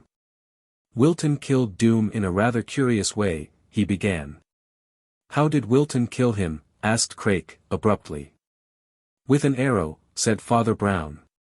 Twilight was gathering in the long room, and daylight dwindling to a gleam from the great window in the inner room, where the great millionaire had died. Almost automatically the eyes of the group turned slowly towards it, but as yet there was no sound.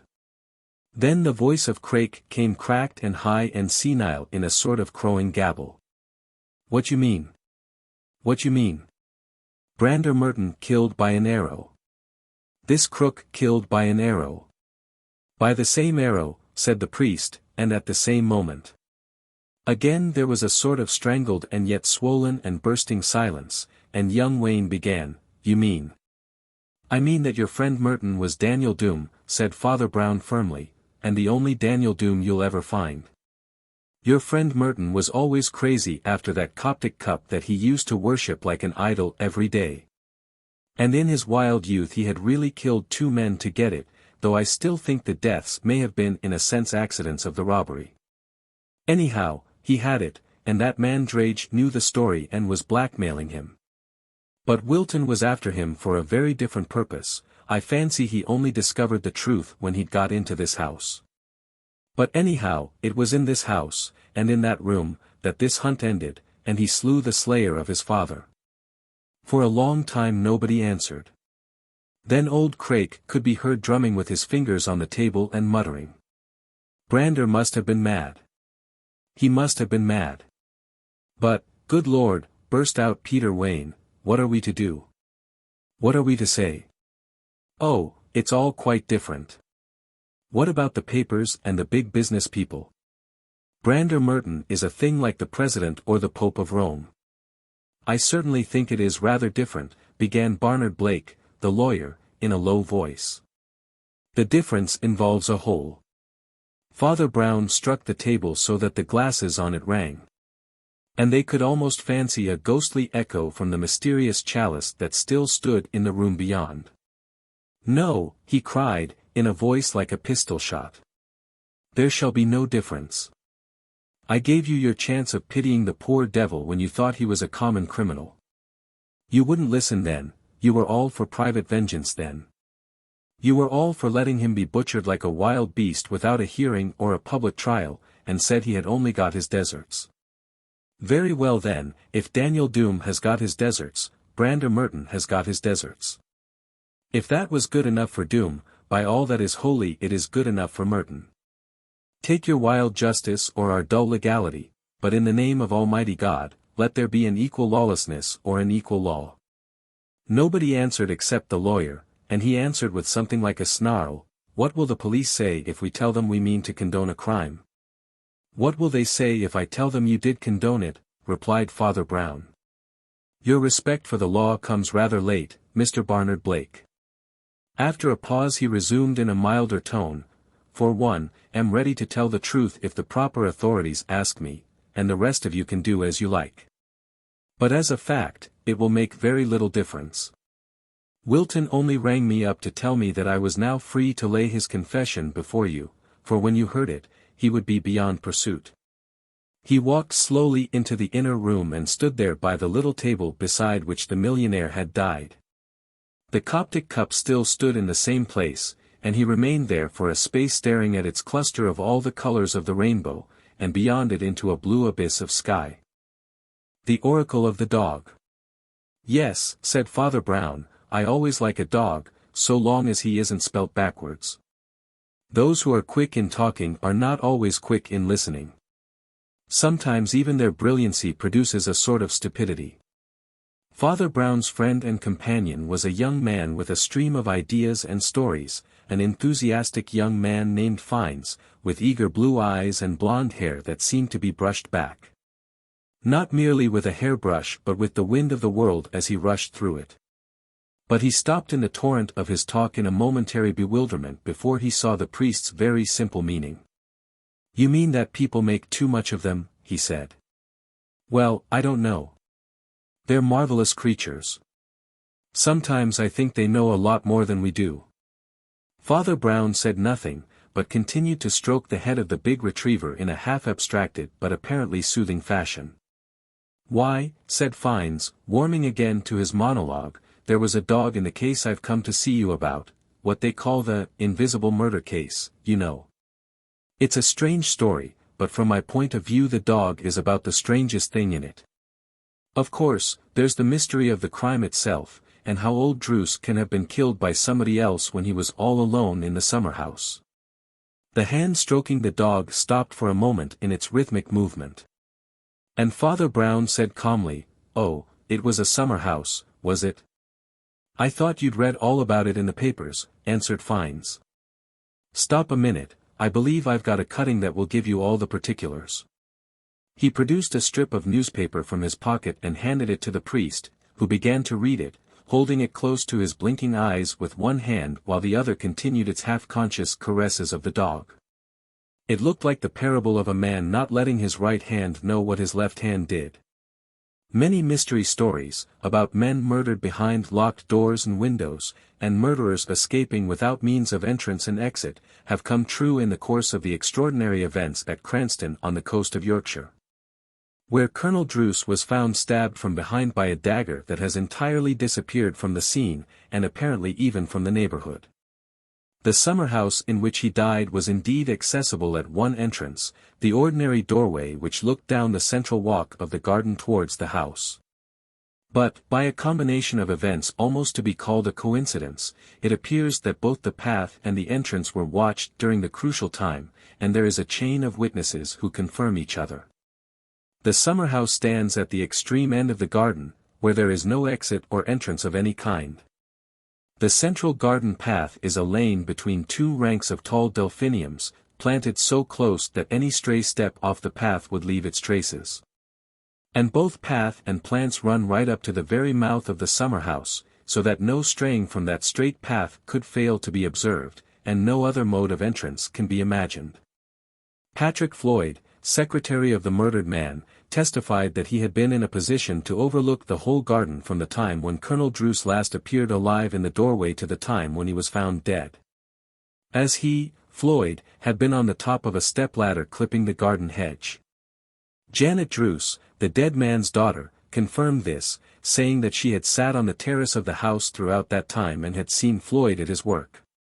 Touching some part of the time, this is again supported by Donald Druce, her brother, who overlooked the garden, standing at his bedroom window in his dressing gown, for he had risen late. Lastly, the account is consistent with that given by Dr. Valentine, a neighbor, who called for a time to talk with Miss Druce on the terrace, and by the Colonel's solicitor, Mr. Aubrey Trail, who was apparently the last to see the murdered man alive, presumably with the exception of the murderer.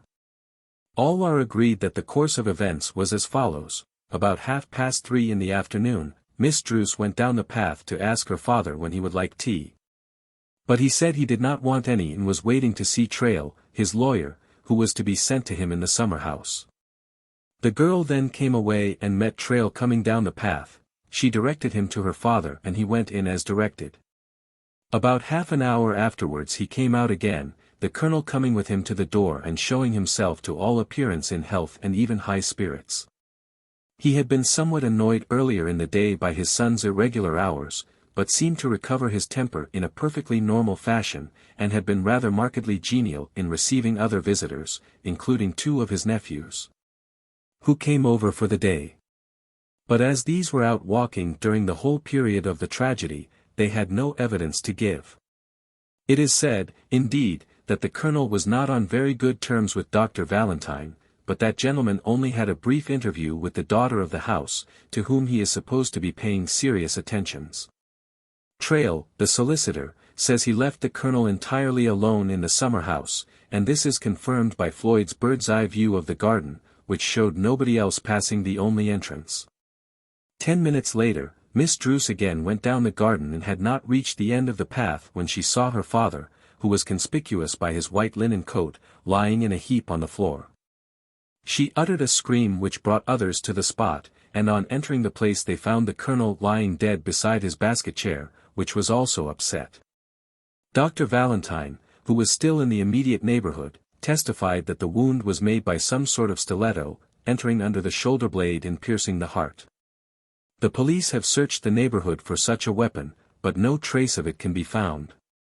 So Colonel Druce wore a white coat, did he? Said Father Brown as he put down the paper. Trick he learnt in the tropics, replied Fines, with some wonder. He'd had some queer adventures there, by his own account, and I fancy his dislike of Valentine was connected with the doctor coming from the tropics, too. But it's all an infernal puzzle. The account there is pretty accurate. I didn't see the tragedy, in the sense of the discovery. I was out walking with the young nephews and the dog I wanted to tell you about. But I saw the stage set for it as described. The straight lane between the blue flowers right up to the dark entrance, and the lawyer going down it in his blacks and his silk hat, and the red head of the secretary showing high above the green hedge as he worked on it with his shears. Nobody could have mistaken that red head at any distance, and if people say they saw it there all the time, you may be sure they did. This red-haired secretary, Floyd, is quite a character. A breathless bounding sort of fellow, always doing everybody's work as he was doing the gardener's. I think he is an American. He's certainly got the American view of life, what they call the viewpoint, bless him.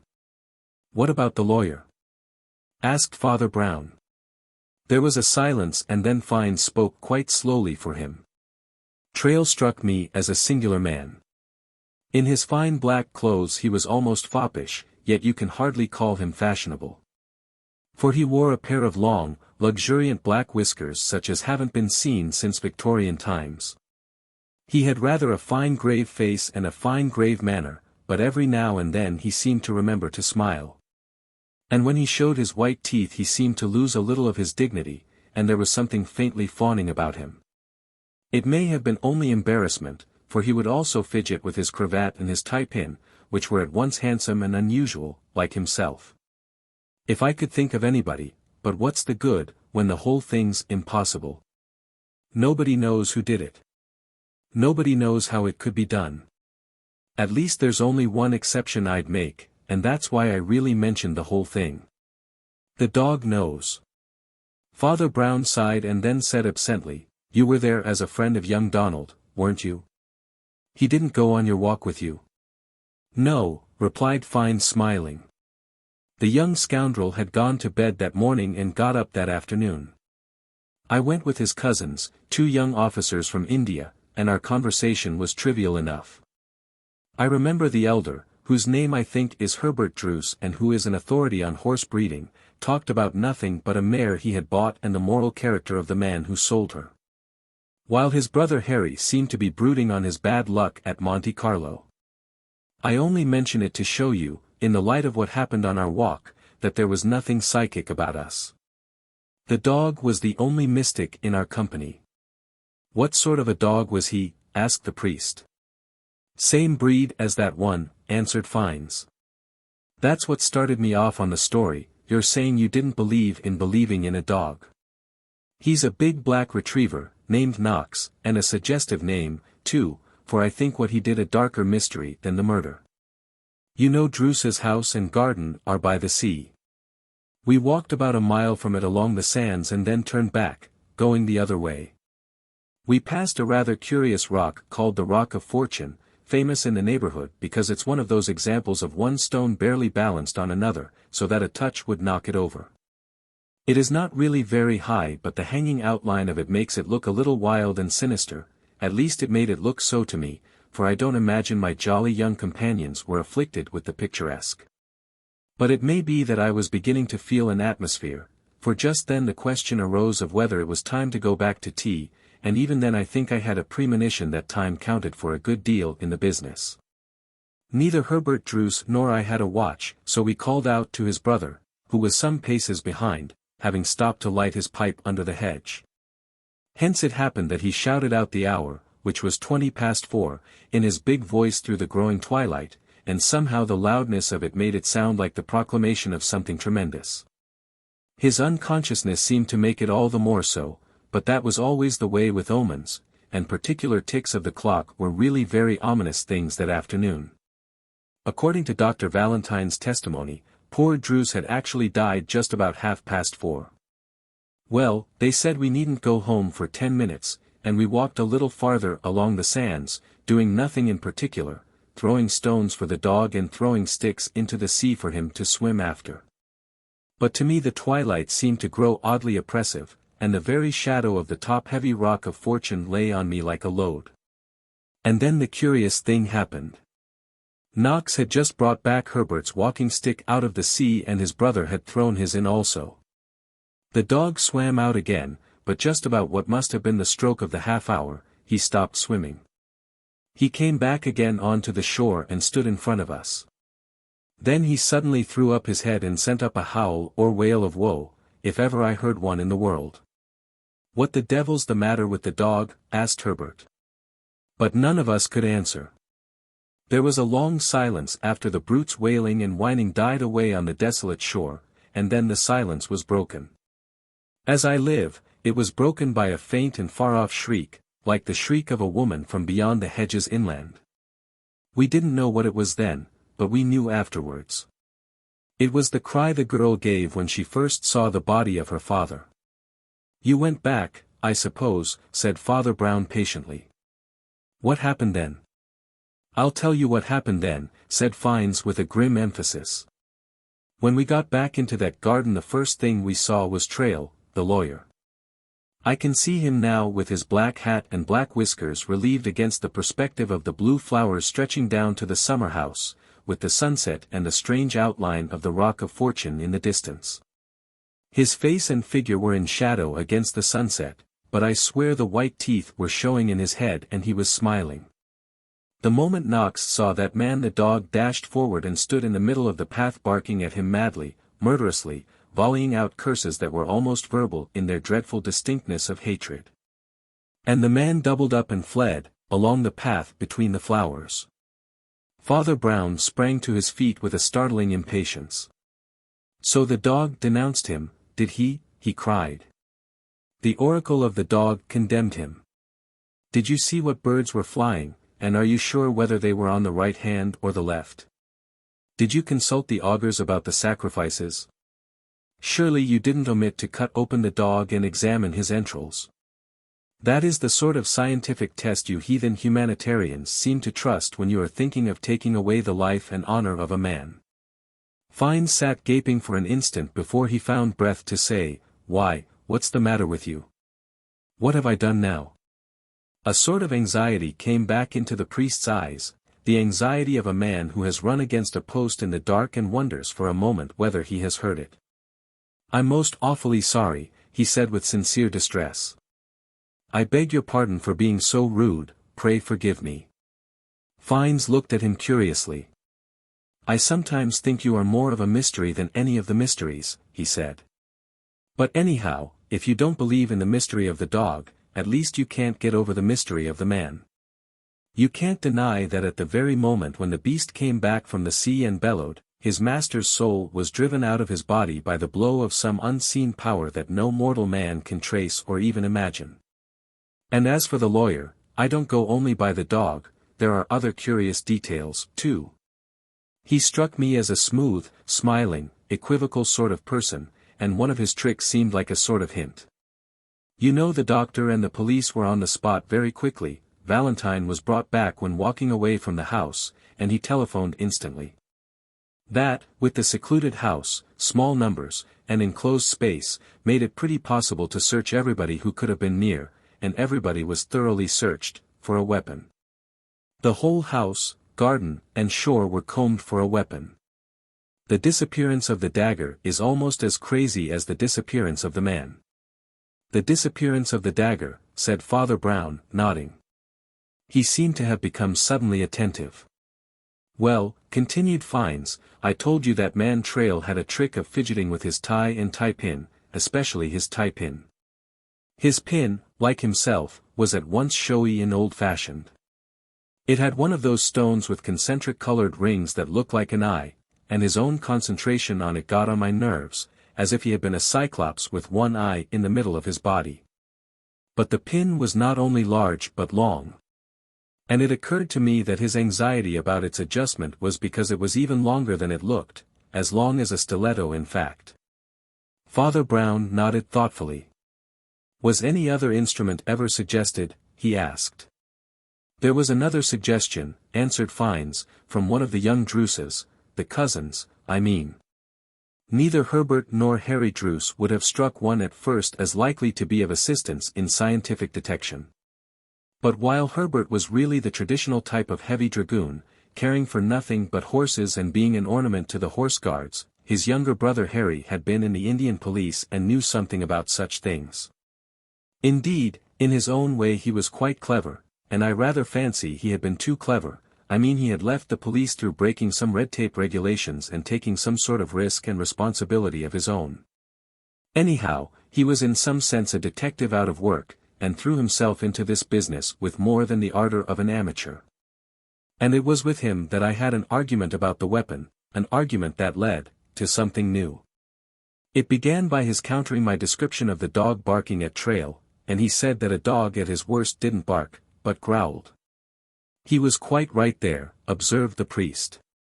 This young fellow went on to say that, if it came to that, he'd heard Knox growling at other people before then, and among others at Floyd, the secretary. I retorted that his own argument answered itself.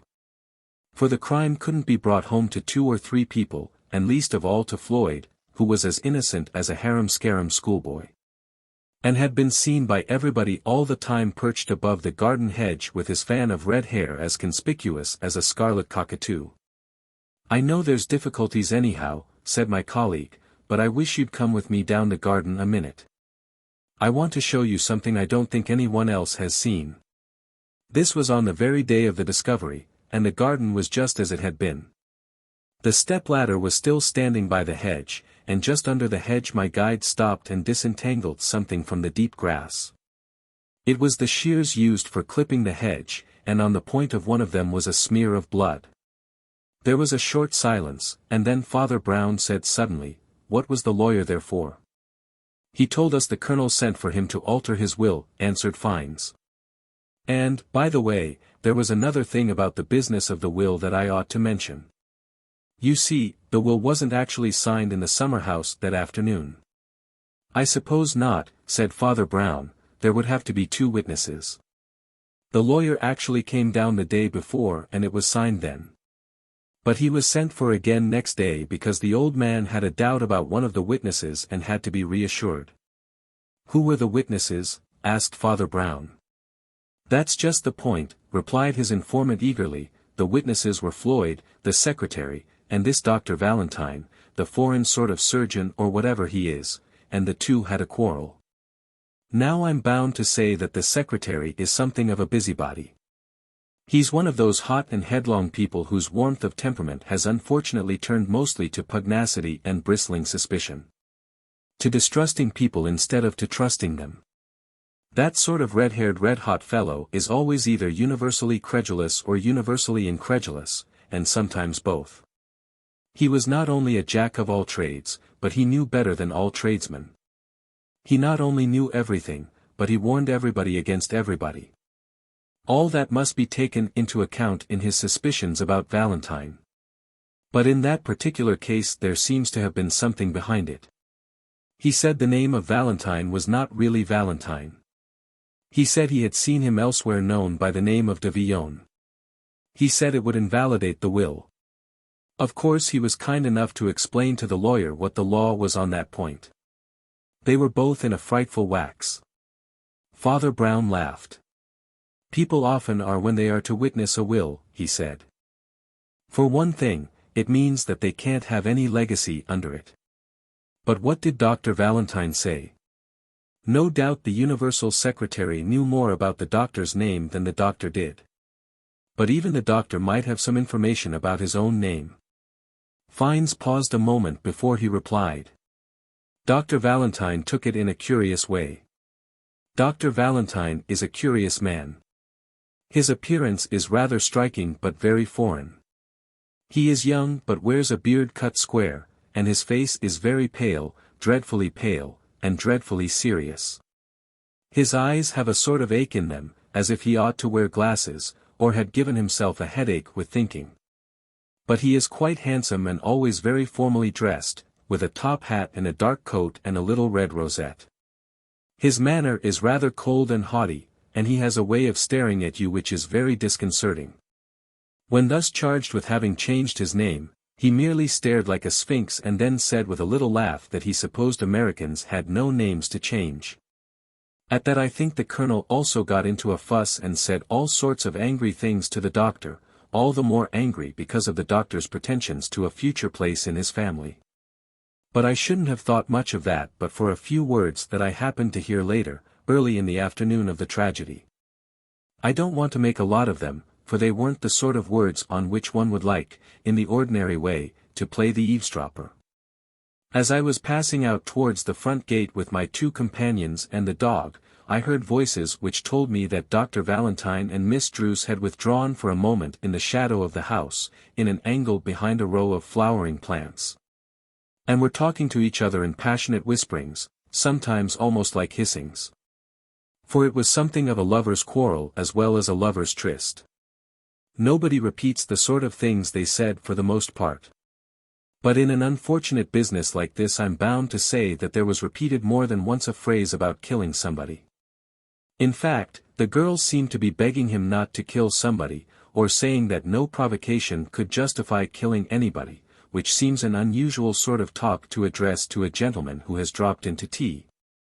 Do you know, asked the priest, whether Dr. Valentine seemed to be very angry after the scene with the secretary and the colonel, I mean about witnessing the will?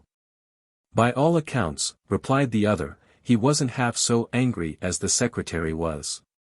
It was the secretary who went away raging after witnessing the will.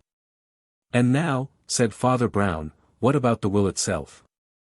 The colonel was a very wealthy man, and his will was important. Trail wouldn't tell us the alteration at that stage, but I have since heard only this morning in fact, that most of the money was transferred from the son to the daughter. I told you that Druce was wild with my friend Donald over his dissipated hours. The question of motive has been rather overshadowed by the question of method, observed Father Brown thoughtfully. At that moment, apparently, Miss Druce was the immediate gainer by the death. Good God! What a cold-blooded way of talking, cried Fines, staring at him. You don't really mean to hint that she... Is she going to marry that Dr. Valentine? Asked the other. Some people are against it, answered his friend. But he is liked and respected in the place and is a skilled and devoted surgeon. So devoted a surgeon, said Father Brown, that he had surgical instruments with him when he went to call on the young lady at tea time. For he must have used a lancet or something, and he never seems to have gone home. Fines sprang to his feet and looked at him in a heat of inquiry. You suggest he might have used the very same lancet? Father Brown shook his head. All these suggestions are fancies just now, he said. The problem is not who did it or what did it, but how it was done. We might find many men and even many tools, pins and shears and lancets. But how did a man get into the room? How did even a pin get into it? He was staring reflectively at the ceiling as he spoke, but as he said the last words his eye cocked in an alert fashion as if he had suddenly seen a curious fly on the ceiling. "Well, what would you do about it?" asked the young man. "You have a lot of experience, what would you advise now?" "I'm afraid I'm not much use," said Father Brown with a sigh. "I can't suggest very much without having ever been near the place or the people. For the moment you can only go on with local inquiries. I gather that your friend from the Indian police is more or less in charge of your inquiry down there. I should run down and see how he is getting on. See what he's been doing in the way of amateur detection. There may be news already." As his guests, the biped and the quadruped, disappeared, Father Brown took up his pen and went back to his interrupted occupation of planning a course of lectures on the encyclical Rerum Novarum. The subject was a large one and he had to recast it more than once, so that he was somewhat similarly employed some 2 days later when the big black dog again came bounding into the room and sprawled all over him with enthusiasm and excitement. The master who followed the dog shared the excitement if not the enthusiasm. He had been excited in a less pleasant fashion, for his blue eyes seemed to start from his head and his eager face was even a little pale. "You told me," he said abruptly and without preface, "to find out what Harry Druce was doing. Do you know what he's done?" The priest did not reply, and the young man went on in jerky tones, "I'll tell you what he's done. He's killed himself." Father Brown's lips moved only faintly, and there was nothing practical about what he was saying, nothing that has anything to do with this story or this world. "You give me the creeps sometimes," said Fiennes. Did you expect this?" "I thought it possible," said Father Brown, "that was why I asked you to go and see what he was doing. I hoped you might not be too late." "It was I who found him," said Fiennes rather huskily. "It was the ugliest and most uncanny thing I ever knew. I went down that old garden again, and I knew there was something new and unnatural about it besides the murder. The flowers still tossed about in blue masses on each side of the black entrance into the old grey summer house, but to me the blue flowers looked like blue devils dancing before some dark cavern of the underworld.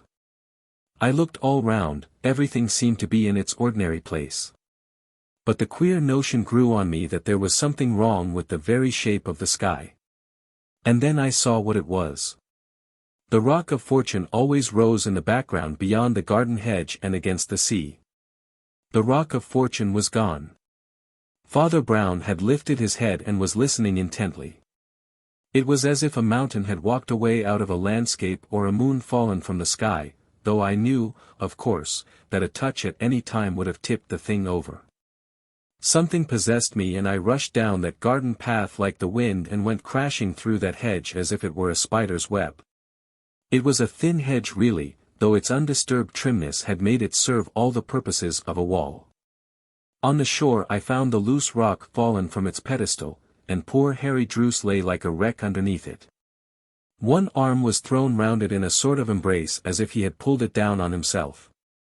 And on the broad brown sands beside it, in large crazy lettering, he had scrawled the words, "The Rock of Fortune falls on the fool." It was the Colonel's will that did that, observed Father Brown. The young man had staked everything on profiting himself by Donald's disgrace, especially when his uncle sent for him on the same day as the lawyer, and welcomed him with so much warmth.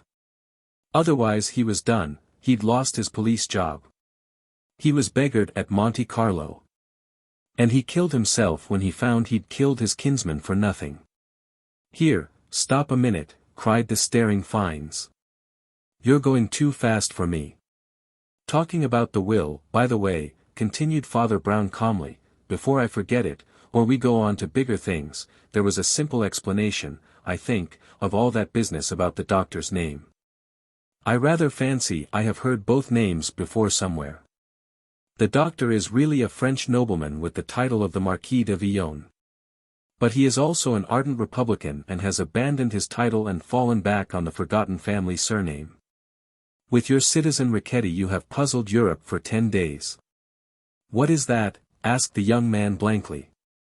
"Never mind," said the priest. 9 times out of 10 it is a rascally thing to change one's name. But this was a piece of fine fanaticism. That's the point of his sarcasm about Americans having no names, that is, no titles. Now in England the Marquis of Hartington is never called Mr. Hartington, but in France the Marquis de Villon is called M. de Villon. So it might well look like a change of name. As for the talk about killing, I fancy that also was a point of French etiquette. The doctor was talking about challenging Floyd to a duel, and the girl was trying to dissuade him.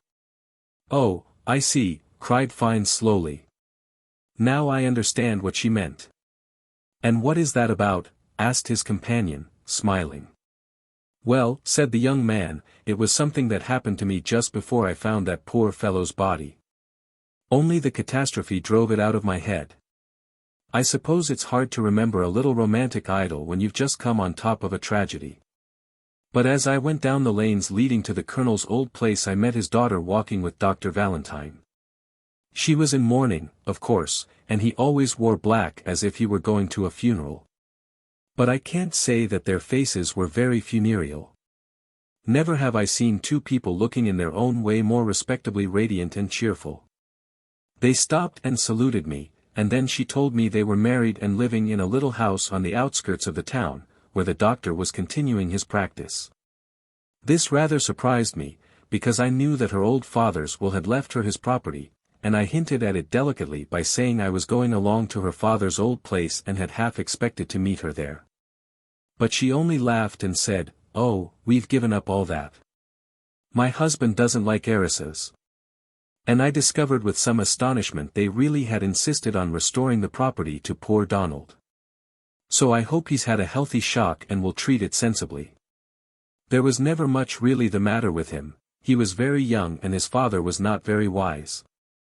But it was in connection with that she said something I didn't understand at the time, but now I'm sure it must be as you say. She said with a sort of sudden and splendid arrogance that was entirely altruistic, "I hope it'll stop that red-haired fool from fussing any more about the will. Does he think my husband, who has given up a crest and a coronet as old as the Crusades for his principles, would kill an old man in a summer house for a legacy like that?" Then she laughed again and said, "My husband isn't killing anybody except in the way of business. Why, he didn't even ask his friends to call on the secretary." Now, of course, I see what she meant. "I see part of what she meant, of course," said Father Brown. "What did she mean exactly by the secretary fussing about the will?" Fiennes smiled as he answered, "I wish you knew the secretary, Father Brown. It would be a joy to you to watch him make things hum, as he calls it.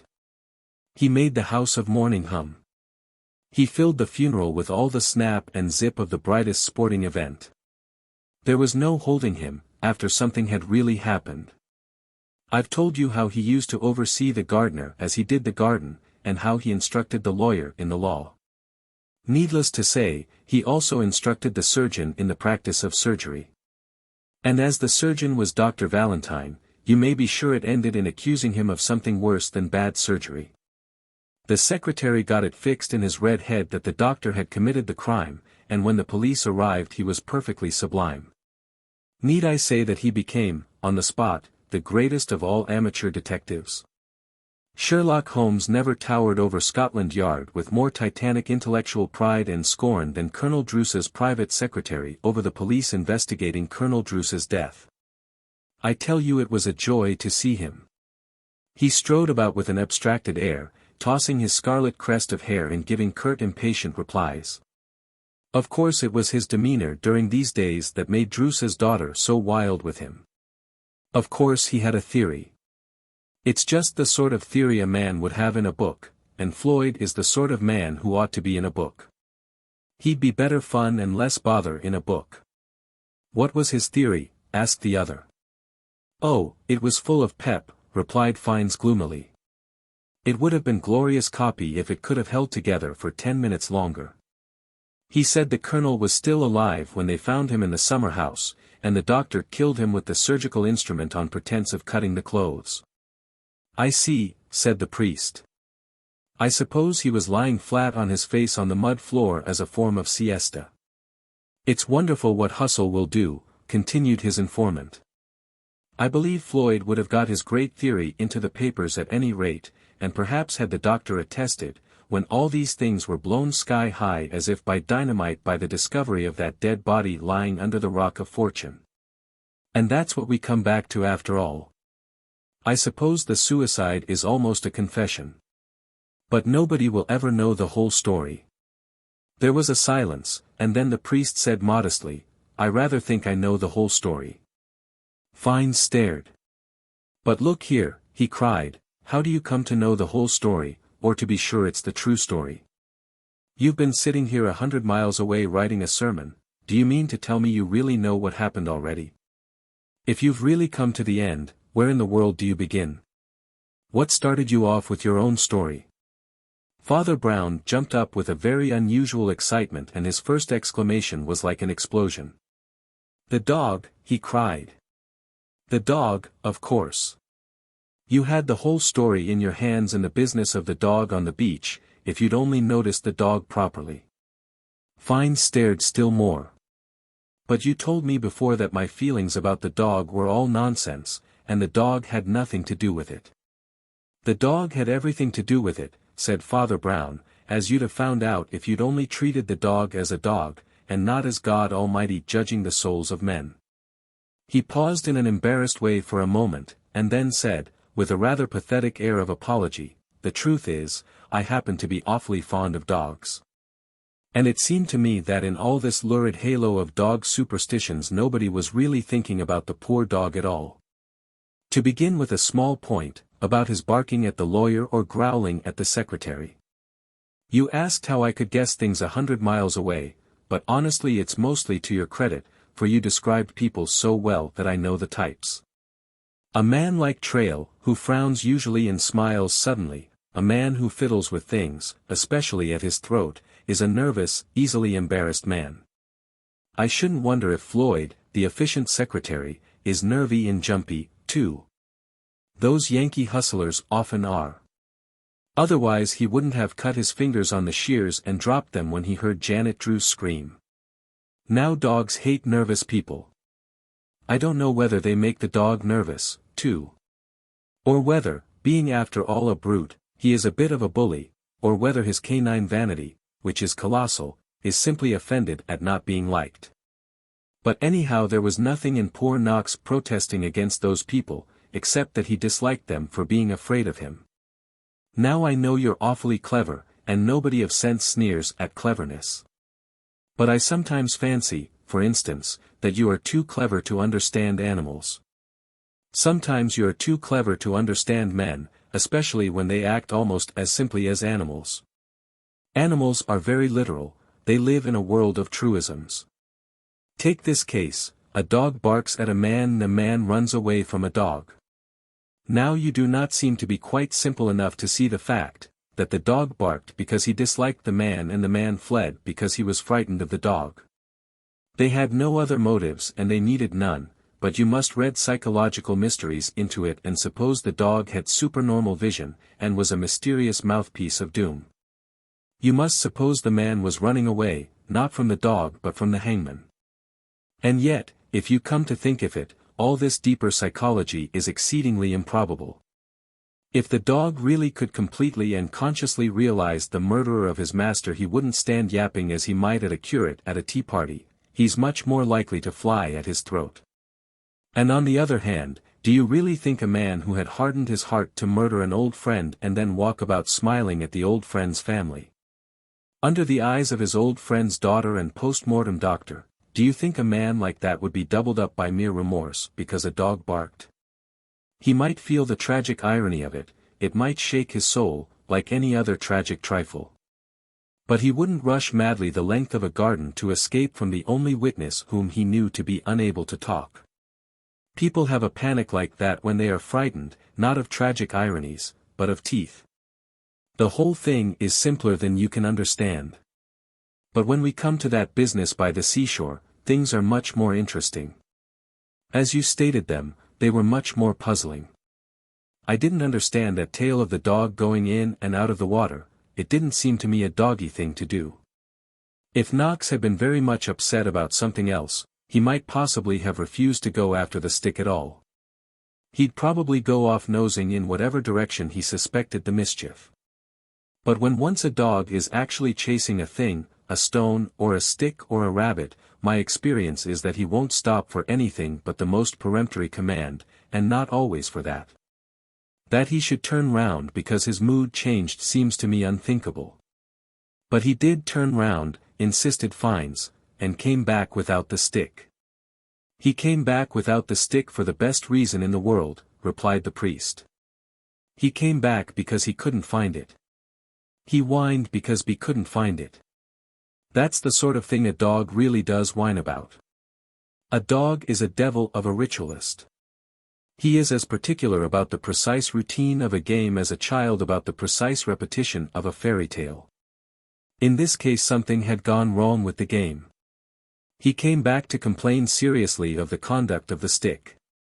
Never had such a thing happened before. Never had an eminent and distinguished dog been so treated by a rotten old walking stick. Why, what had the walking stick done? Inquired the young man. It had sunk, said Father Brown. Fines said nothing, but continued to stare. And it was the priest who continued, it had sunk because it was not really a stick, but a rod of steel with a very thin shell of cane and a sharp point. In other words, it was a sword stick. I suppose a murderer never gets rid of a bloody weapon so oddly and yet so naturally as by throwing it into the sea for a retriever. I begin to see what you mean, admitted Fines, but even if a sword stick was used, I have no guess of how it was used. I had a sort of guess, said Father Brown, right at the beginning when you said the word summer house. And another when you said that Druce wore a white coat. As long as everybody was looking for a short dagger, nobody thought of it, but if we admit a rather long blade like a rapier, it's not so impossible.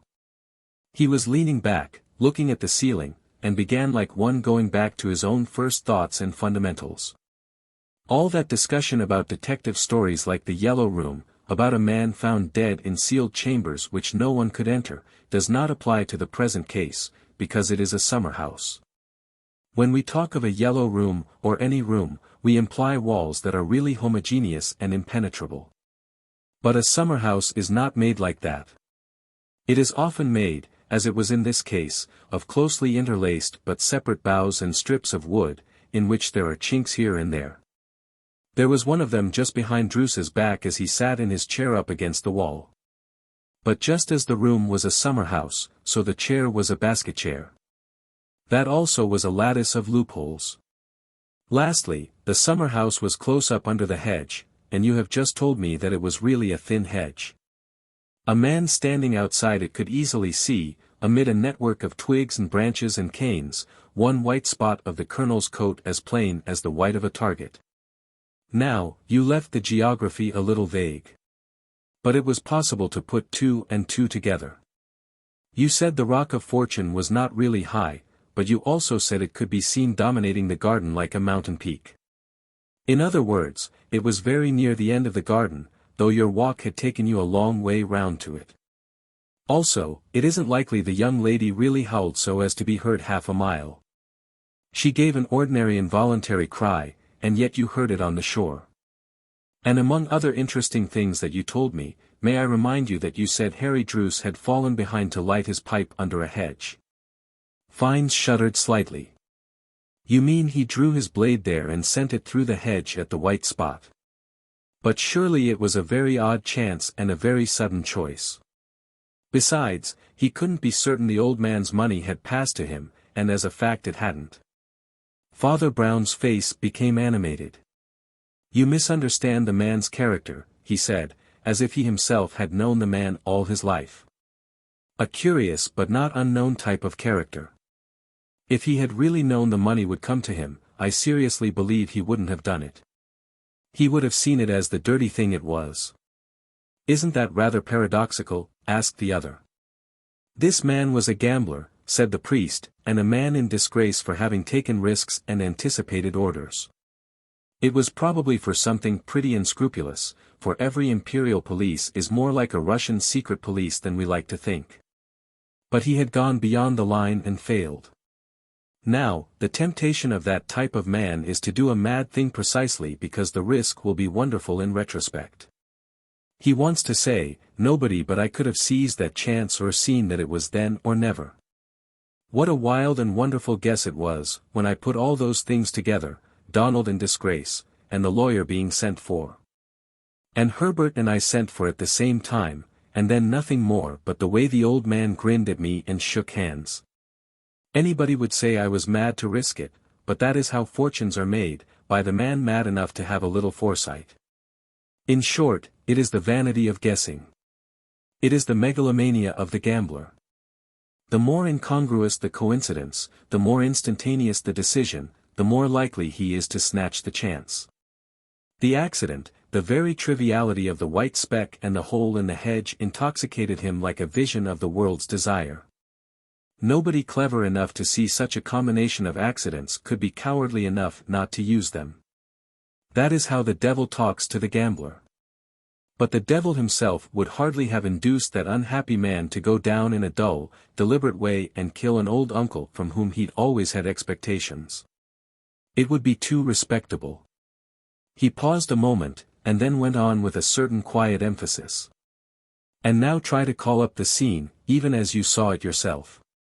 As he stood there, dizzy with his diabolical opportunity, he looked up and saw that strange outline that might have been the image of his own tottering soul. The one great crag poised perilously on the other like a pyramid on its point, and remembered that it was called the Rock of Fortune. Can you guess how such a man at such a moment would read such a signal? I think it strung him up to action and even to vigilance. He who would be a tower must not fear to be a toppling tower. Anyhow, he acted. His next difficulty was to cover his tracks. To be found with a sword stick, let alone a blood-stained sword stick, would be fatal in the search that was certain to follow. If he left it anywhere, it would be found and probably traced. Even if he threw it into the sea, the action might be noticed, and thought noticeable, unless indeed he could think of some more natural way of covering the action. As you know, he did think of one, and a very good one. Being the only one of you with a watch, he told you it was not yet time to return, strolled a little farther, and started the game of throwing in sticks for the retriever. But how his eyes must have rolled darkly over all that desolate seashore before they alighted on the dog. Fines nodded, gazing thoughtfully into space. His mind seemed to have drifted back to a less practical part of the narrative. It's queer, he said, that the dog really was in the story after all. The dog could almost have told you the story, if he could talk, said the priest. All I complain of is that because he couldn't talk you made up his story for him, and made him talk with the tongues of men and angels. It's part of something I've noticed more and more in the modern world, appearing in all sorts of newspaper rumors and conversational catchwords, something that's arbitrary without being authoritative. People readily swallow the untested claims of this, that, or the other. It's drowning all your old rationalism and skepticism, it's coming in like a sea, and the name of it is superstition. He stood up abruptly, his face heavy with a sort of frown, and went on talking almost as if he were alone. It's the first effect of not believing in God that you lose your common sense and can't see things as they are. Anything that anybody talks about, and says there's a good deal in it, extends itself indefinitely like a vista in a nightmare. And a dog is an omen, and a cat is a mystery, and a pig is a mascot, and a beetle is a scarab, calling up all the menagerie of polytheism from Egypt and old India, dog Anubis and great green-eyed Pasht and all the holy howling bulls of Bashan. Reeling back to the bestial gods of the beginning, escaping into elephants and snakes and crocodiles, and all because you are frightened of 4 words. He was made man. The young man got up with a little embarrassment, almost as if he had overheard a soliloquy. He called to the dog and left the room with vague but breezy farewells. But he had to call the dog twice, for the dog had remained behind quite motionless for a moment, looking up steadily at Father Brown as the wolf looked at St. Francis. The miracle of Moon Crescent. Moon Crescent was meant in a sense to be as romantic as its name, and the things that happened there were romantic enough in their way. At least it had been an expression of that genuine element of sentiment, historic and almost heroic, which manages to remain side by side with commercialism in the elder cities on the eastern coast of America. It was originally a curve of classical architecture, really recalling that 18th-century atmosphere in which men like Washington and Jefferson had seemed to be all the more Republicans for being aristocrats. Travelers faced with the recurrent query of what they thought of our city were understood to be specially answerable for what they thought of our moon crescent. The very contrasts that confuse its original harmony were characteristic of its survival. At one extremity or horn of the crescent its last windows looked over an enclosure like a strip of a gentleman's park, with trees and hedges as formal as a queen and garden. But immediately round the corner, the other windows, even of the same rooms, or rather apartments, looked out on the blank, unsightly wall of a huge warehouse attached to some ugly industry. The apartments of Moon Crescent itself were at that end remodeled on the monotonous pattern of an American hotel, and rose to a height, which, though lower than the colossal warehouse, would have been called a skyscraper in London. But the colonnade that ran round the whole frontage upon the street had a grey and weather-stained stateliness suggesting that the ghosts of the fathers of the Republic might still be walking to and fro in it. The insides of the rooms, however, were as neat and new as the last New York fittings could make them, especially at the northern end between the neat garden and the blank warehouse wall. They were a system of very small flats, as we should say in England, each consisting of a sitting room, bedroom, and bathroom, as identical as the 100 cells of a hive. In one of these the celebrated Warren Wine sat at his desk sorting letters and scattering orders with wonderful rapidity and exactitude. He could only be compared to a tidy whirlwind. Warren Wine was a very little man with loose grey hair and a pointed beard, seemingly frail but fierily active. He had very wonderful eyes, brighter than stars and stronger than magnets, which nobody who had ever seen them could easily forget. And indeed in his work as a reformer and regulator of many good works he had shown at least that he had a pair of eyes in his head. All sorts of stories and even legends were told of the miraculous rapidity with which he could form a sound judgment, especially of human character. It was said that he selected the wife who worked with him so long in so charitable a fashion, by picking her out of a whole regiment of women in uniform marching past at some official celebration. Some said of the girl guides and some of the women police. Another story was told of how 3 tramps, indistinguishable from each other in their community of filth and rags, had presented themselves before him asking for charity. Without a moment's hesitation he had sent one of them to a particular hospital devoted to a certain nervous disorder, had recommended the second to an inebriate's home, and had engaged the third at a handsome salary as his own private servant. A position which he filled successfully for years afterwards. There were, of course, the inevitable anecdotes of his prompt criticisms and curt repartees when brought in contact with Roosevelt, with Henry Ford, and with Mrs. Asquith and all other persons with whom an American public man ought to have a historic interview, if only in the newspapers. Certainly he was not likely to be overawed by such personages, and at the moment here in question he continued very calmly his centrifugal whirl of papers, though the man confronting him was a personage of almost equal importance. Silas T. Van Dam, the millionaire and oil magnate, was a lean man with a long, yellow face and blue-black hair.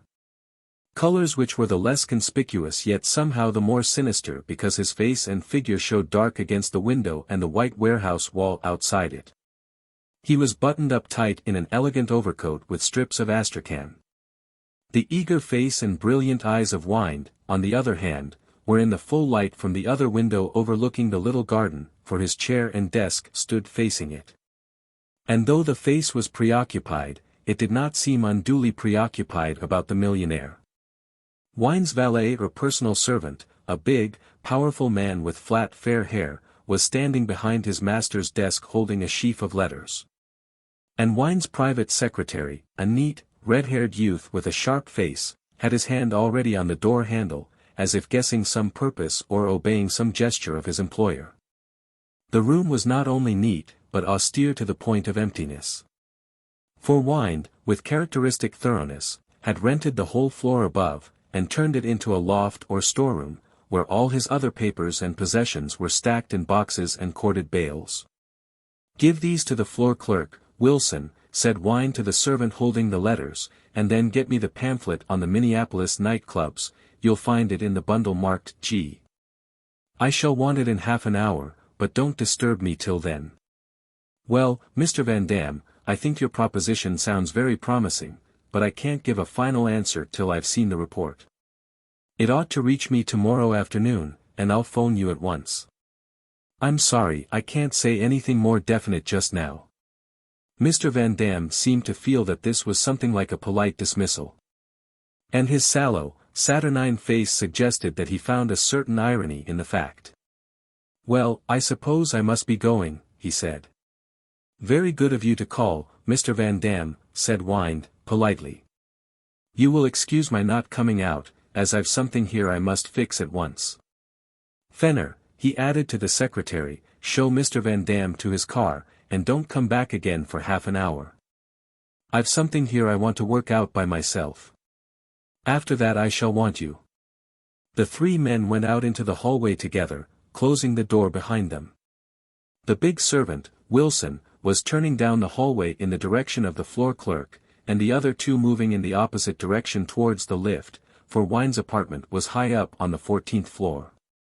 They had hardly gone a yard from the closed door when they became conscious that the corridor was filled with a marching and even magnificent figure. The man was very tall and broad-shouldered, his bulk being the more conspicuous for being clad in white, or a light gray that looked like it, with a very wide white Panama hat and an almost equally wide fringe or halo of almost equally white hair. Set in this aureole his face was strong and handsome, like that of a Roman emperor, save that there was something more than boyish, something a little childish, about the brightness of his eyes and the beatitude of his smile. Mr. Warren Wind in? He asked, in hearty tones. Mr. Warren Wind is engaged, said Fenner, he must not be disturbed on any account. I may say I am his secretary and can take any message. Mr. Warren Wind is not at home to the Pope or the crowned heads, said Van Dam, the oil magnate, with sour satire. Mr. Warren Wind is mighty particular. I went in there to hand him over a trifle of $20,000 on certain conditions, and, he told me to call again like as if I was a call boy. It's a fine thing to be a boy, said the stranger, and a finer to have a call. And I've got a call he's just got to listen to.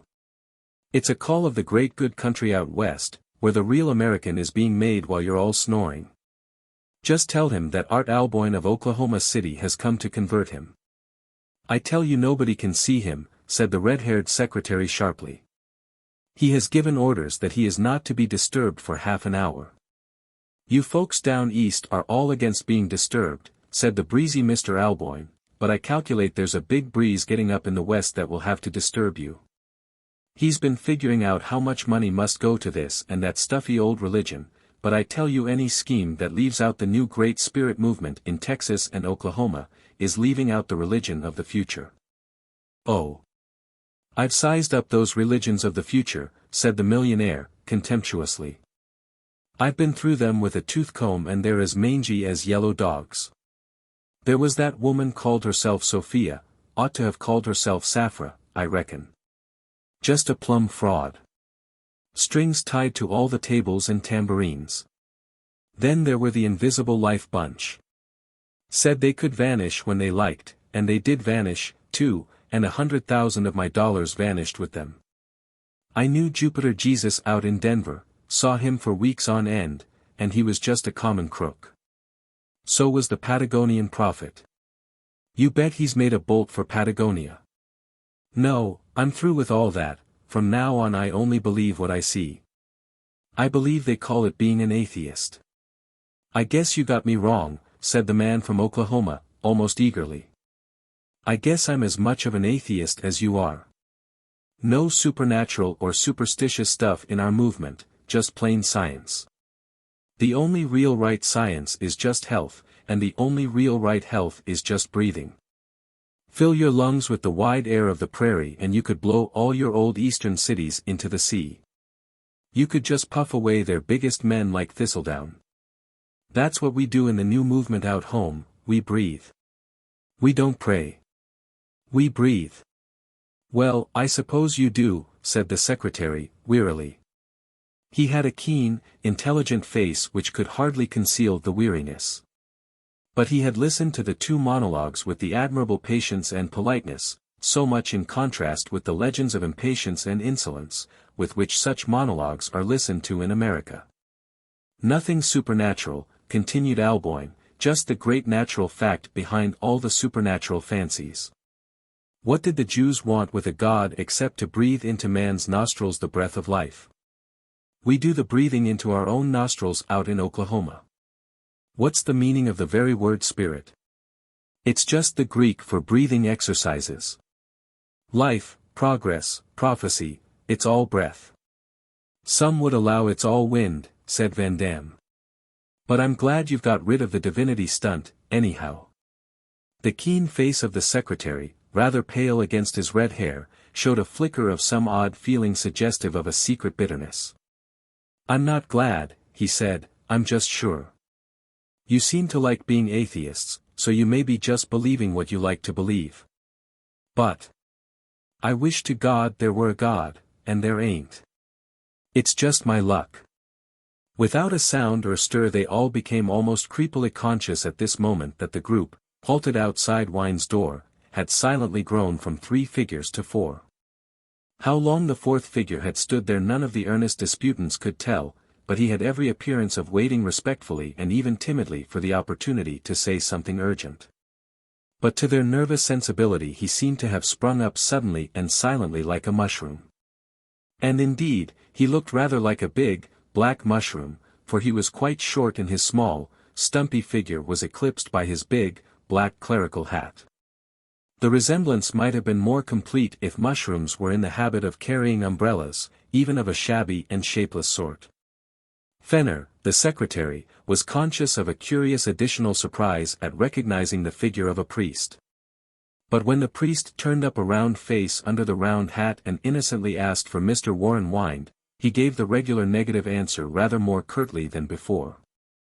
But the priest stood his ground. I do really want to see Mr. Wind, he said. It seems odd, but that's exactly what I do want to do. I don't want to speak to him. I just want to see him. I just want to see if he's there to be seen. Well, I tell you he's there and can't be seen, said Fenner, with increasing annoyance. What do you mean by saying you want to see if he's there to be seen? Of course he's there. We all left him there 5 minutes ago, and we've stood outside this door ever since. Well, I want to see if he's all right, said the priest. Why? Demanded the secretary, in exasperation. Because I have a serious, I might say solemn, reason, said the cleric, gravely, for doubting whether he is all right. Oh, Lord, cried Van Dam, in a sort of fury, not more superstitions. I see I shall have to give my reasons, observed the little cleric, gravely. I suppose I can't expect you even to let me look through the crack of a door till I tell you the whole story. He was silent a moment as in reflection, and then went on without noticing the wondering faces around him. I was walking outside along the front of the colonnade when I saw a very ragged man running hard round the corner at the end of the Crescent. He came pounding along the pavement towards me, revealing a great raw-boned figure and a face I knew. It was the face of a wild Irish fellow I once helped a little, I will not tell you his name. When he saw me he staggered, calling me by mine and saying, "Saints alive, it's Father Brown, you're the only man whose face could frighten me today." I knew he meant he'd been doing some wild thing or other, and I don't think my face frightened him much, for he was soon telling me about it. And a very strange thing it was. He asked me if I knew Warren Wind, and I said no, though I knew he lived near the top of these flats. He said, "That's a man who thinks he's a saint of God, but if he knew what I was saying of him he should be ready to hang himself." And he repeated hysterically more than once, "Yes, ready to hang himself." I asked him if he'd done any harm to Wind, and his answer was rather a queer one. He said, "I took a pistol and I loaded it with neither shot nor slug, but only with a curse." As far as I could make out, all he had done was to go down that little alley between this building and the big warehouse, with an old pistol loaded with a blank charge, and merely fire it against the wall, as if that would bring down the building. But as I did it, he said, I cursed him with the great curse, that the justice of God should take him by the hair and the vengeance of hell by the heels, and he should be torn asunder like Judas and the world know him no more. Well, it doesn't matter now what else I said to the poor, crazy fellow. He went away quieted down a little, and I went round to the back of the building to inspect. And sure enough, in the little alley at the foot of this wall there lay a rusty antiquated pistol. I know enough about pistols to know it had been loaded only with a little powder. There were the black marks of powder and smoke on the wall, and even the mark of the muzzle, but not even a dent of any bullet. He had left no trace of destruction. He had left no trace of anything, except those black marks and that black curse he had hurled into heaven. So I came back here to ask for this Warren Wind and find out if he's all right. Fenner the secretary laughed. I can soon settle that difficulty for you. I assure you he's quite all right. We left him writing at his desk only a few minutes ago. He was alone in his flat. It's 100 feet up from the street, and so placed that no shot could have reached him, even if your friend hadn't fired blank. There's no other entrance to this place but this door, and we've been standing outside it ever since. All the same, said Father Brown, gravely, I should like to look in and see. Well, you can't, retorted the other. Good Lord, you don't tell me you think anything of the curse. You forget, said the millionaire, with a slight sneer, the reverend gentleman's whole business is blessings and cursings. Come, sir, if he's been cursed to hell, why don't you bless him back again? What's the good of your blessings if they can't beat an Irish larrikin's curse? Does anybody believe such things now? Protested the Westerner. Father Brown believes a good number of things, I take it, said Van Dam, whose temper was suffering from the past snub and the present bickering. Father Brown believes a hermit crossed a river on a crocodile conjured out of nowhere, and then he told the crocodile to die, and it sure did. Father Brown believes that some blessed saint or other died, and had his dead body turned into 3 dead bodies, to be served out to 3 parishes that were all intent on figuring as his hometown. Father Brown believes that a saint hung his cloak on a sunbeam, and another used his for a boat to cross the Atlantic. Father Brown believes the holy donkey had 6 legs and the house of Loretto flew through the air. He believes in hundreds of stone virgins winking and weeping all day long. It's nothing to him to believe that a man might escape through the keyhole or vanish out of a locked room. I reckon he doesn't take much stock of the laws of nature. Anyhow, I have to take stock in the laws of Warren Wind, said the secretary, wearily, and it's his rule that he's to be left alone when he says so. Wilson will tell you just the same, for the large servant who had been sent for the pamphlet, passed placidly down the corridor even as he spoke, carrying the pamphlet, but serenely passing the door. He'll go and sit on the bench by the floor clerk and twiddle his thumbs till he's wanted, but he won't go in before then, and nor will I. I reckon we both know which side our bread is buttered, and it'd take a good many of Father Brown's saints and angels to make us forget it. As for saints and angels, began the priest. It's all nonsense, repeated Fenner. I don't want to say anything offensive, but that sort of thing may be very well for crypts and cloisters and all sorts of moonshiny places. But ghosts can't get through a closed door in an American hotel. But men can open a door, even in an American hotel, replied Father Brown, patiently. And it seems to me the simplest thing would be to open it. It would be simple enough to lose me my job, answered the secretary, and Warren Wind doesn't like his secretaries so simple as that. Not simple enough to believe in the sort of fairy tales you seem to believe in. Well, said the priest gravely, it is true enough that I believe in a good many things that you probably don't. But it would take a considerable time to explain all the things I believe in, and all the reasons I have for thinking I'm right. It would take about 2 seconds to open that door and prove I am wrong. Something in the phrase seemed to please the more wild and restless spirit of the man from the West. I'll allow I'd love to prove you wrong, said Alboin, striding suddenly past them, and I will. He threw open the door of the flat and looked in. The first glimpse showed that Warren Wind's chair was empty. The second glance showed that his room was empty also. Fenner, electrified with energy in his turn, dashed past the other into the apartment.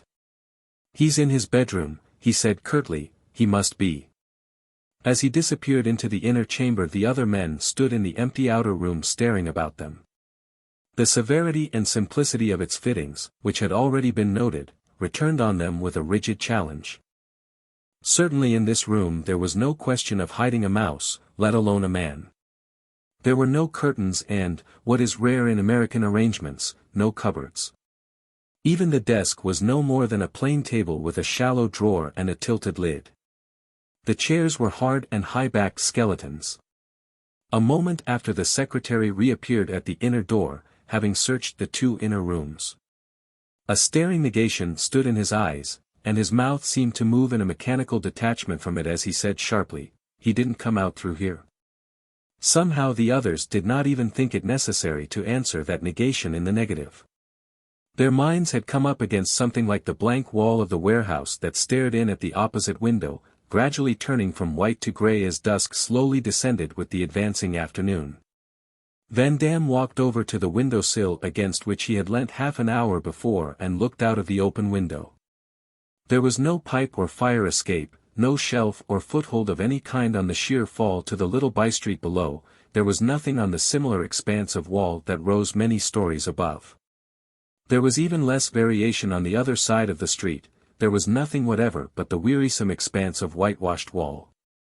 He peered downwards, as if expecting to see the vanished philanthropist lying in a suicidal wreck on the path. He could see nothing but one small dark object which, though diminished by distance, might well be the pistol that the priest had found lying there. Meanwhile, Fenner had walked to the other window, which looked out from a wall equally blank and inaccessible, but looking out over a small ornamental park instead of a side street. Here a clump of trees interrupted the actual view of the ground. But they reached but a little way up the huge human cliff. Both turned back into the room and faced each other in the gathering twilight ere the last silver gleams of daylight on the shiny tops of desks and tables were rapidly turning grey. As if the twilight itself irritated him, Fenner touched the switch and the scene sprang into the startling distinctness of electric light. "As you said just now," said Van Dam grimly, "there's no shot from down there could hit him, even if there was a shot in the gun. But even if he was hit with a bullet he wouldn't have just burst like a bubble." The secretary, who was paler than ever, glanced irritably at the bilious visage of the millionaire. "What's got you started on those morbid notions? Who's talking about bullets and bubbles? Why shouldn't he be alive? Why not indeed?" replied Van Dam smoothly. "If you'll tell me where he is, I'll tell you how he got there." After a pause the secretary muttered, rather sulkily, "I suppose you're right. We're right up against the very thing we were talking about. It'd be a queer thing if you or I ever came to think there was anything in cursing. But who could have harmed wine shut up in here?" Mr. Alboyne, of Oklahoma, had been standing rather astraddle in the middle of the room, his white, hairy halo as well as his round eyes seeming to radiate astonishment. At this point he said, abstractedly, with something of the irrelevant impudence of an enfant terrible, "You didn't cotton to him much, did you, Mr. Van Dam?" Mr. Van Dam's long yellow face seemed to grow longer as it grew more sinister, while he smiled and answered quietly, "If it comes to these coincidences, it was you, I think. Who said that a wind from the west would blow away our big men like thistledown?" "I know I said it would," said the Westerner, with candor, "but all the same, how the devil could it?" The silence was broken by Fenner saying with an abruptness amounting to violence, "There's only one thing to say about this affair. It simply hasn't happened. It can't have happened." "Oh, yes," said Father Brown out of the corner, "it has happened all right." They all jumped. For the truth was they had all forgotten the insignificant little man who had originally induced them to open the door. And the recovery of memory went with a sharp reversal of mood. It came back to them with a rush that they had all dismissed him as a superstitious dreamer for even hinting at the very thing that had since happened before their eyes. "Snakes!" cried the impetuous Westerner, like one speaking before he could stop himself. "Suppose there were something in it, after all."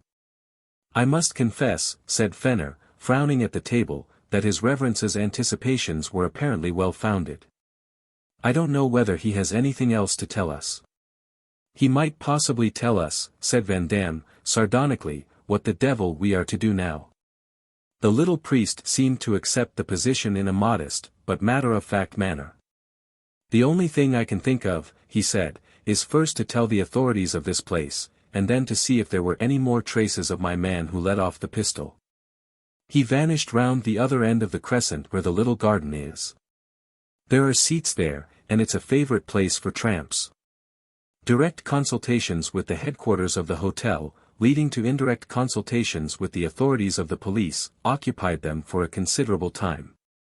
And it was already nightfall when they went out under the long, classical curve of the colonnade. The Crescent looked as cold and hollow as the moon after which it was named, and the moon itself was rising luminous but spectral behind the black tree-tops when they turned the corner by the little public garden. Night veiled much of what was merely urban and artificial about the place, and as they melted into the shadows of the trees they had a strange feeling of having suddenly traveled many hundred miles from their homes. When they had walked in silence for a little, Alboin, who had something elemental about him, suddenly exploded. "I give up," he cried, "I hand in my checks. I never thought I should come to such things, but what happens when the things come to you?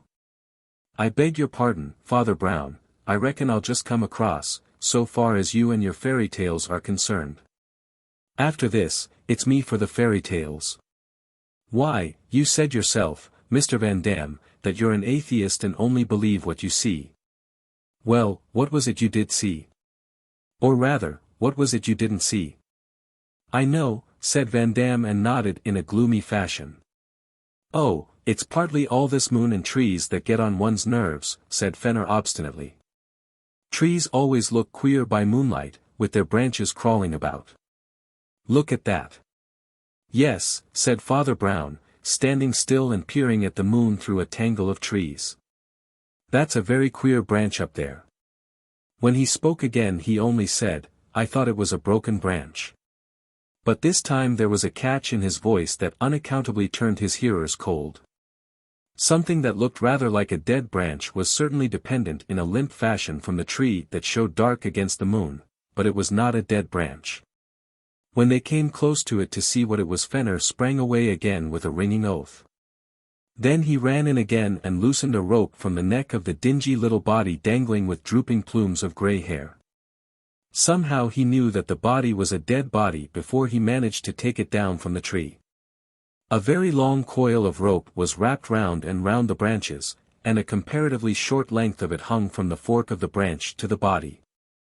A long garden tub was rolled a yard or so from under the feet, like the stool kicked away from the feet of a suicide. "Oh, my God," said Alboin, so that it seemed as much a prayer as an oath. "What was it that man said about him? If he knew, he would be ready to hang himself. Wasn't that what he said, Father Brown?" "Yes," said Father Brown. "Well," said Van Dam in a hollow voice, "I never thought to see or say such a thing. But what can one say except that the curse has worked?" Fenner was standing with hands covering his face, and the priest laid a hand on his arm and said, gently, "Were you very fond of him?" The secretary dropped his hands and his white face was ghastly under the moon. "I hated him like hell," he said, "and if he died by a curse it might have been mine." The pressure of the priest's hand on his arm tightened. And the priest said, with an earnestness he had hardly yet shown, "It wasn't your curse, pray be comforted." The police of the district had considerable difficulty in dealing with the 4 witnesses who were involved in the case. All of them were reputable, and even reliable people in the ordinary sense, and one of them was a person of considerable power and importance, Silas Van Dam of the Oil Trust. The first police officer who tried to express skepticism about his story struck sparks from the steel of that magnate's mind very rapidly indeed. "Don't you talk to me about sticking to the facts," said the millionaire with asperity. "I've stuck to a good many facts before you were born and a few of the facts have stuck to me. I'll give you the facts all right if you've got the sense to take 'em down correctly." The policeman in question was youthful and subordinate, and had a hazy idea that the millionaire was too political to be treated as an ordinary citizen. So he passed him and his companions on to a more stolid superior, one Inspector Collins, a grizzled man with a grimly comfortable way of talking, as one who was genial but would stand no nonsense. "Well, well," he said, looking at the three figures before him with twinkling eyes, "this seems to be a funny sort of a tale." Father Brown had already gone about his daily business. But Silas Van Dam had suspended even the gigantic business of the markets for an hour or so to testify to his remarkable experience. Fenner's business as secretary had ceased in a sense with his employer's life. And the great Art Alboin, having no business in New York or anywhere else, except the spreading of the breath of life religion or the Great Spirit, had nothing to draw him away at the moment from the immediate affair. So they stood in a row in the inspector's office, prepared to corroborate each other. "Now I'd better tell you to start with," said the inspector cheerfully, "that it's no good for anybody to come to me with any miraculous stuff. I'm a practical man and a policeman, and that sort of thing is all very well for priests and parsons. This priest of yours seems to have got you all worked up about some story of a dreadful death and judgment. But I'm going to leave him and his religion out of it altogether.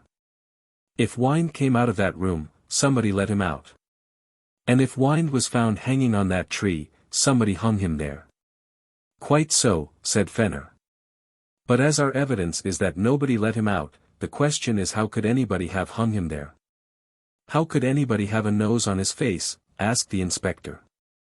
"He had a nose on his face, and he had a noose round his neck. Those are facts, and, as I say, I'm a practical man and go by the facts. It can't have been done by a miracle, so it must have been done by a man." Alboin had been standing rather in the background. And indeed his broad figure seemed to form a natural background to the leaner and more vivacious men in front of him. His white head was bowed with a certain abstraction. But as the inspector said the last sentence, he lifted it, shaking his hoary mane in a leonine fashion, and looking dazed but awakened. He moved forward into the center of the group, and they had a vague feeling that he was even vaster than before. They had been only too prone to take him for a fool or a mountebank. But he was not altogether wrong when he said that there was in him a certain depth of lungs and life, like a west wind stored up in its strength, which might some day puff lighter things away. "So you're a practical man, Mr. Collins," he said, in a voice at once soft and heavy. "It must be the second or third time you've mentioned in this little conversation that you are a practical man, so I can't be mistaken about that. And a very interesting little fact it is for anybody engaged in writing your life, letters, and table talk, with portrait at the age of 5, daguerreotype of your grandmother and views of the old hometown. And I'm sure your biographer won't forget to mention it along with the fact that you had a pug nose with a pimple on it, and were nearly too fat to walk.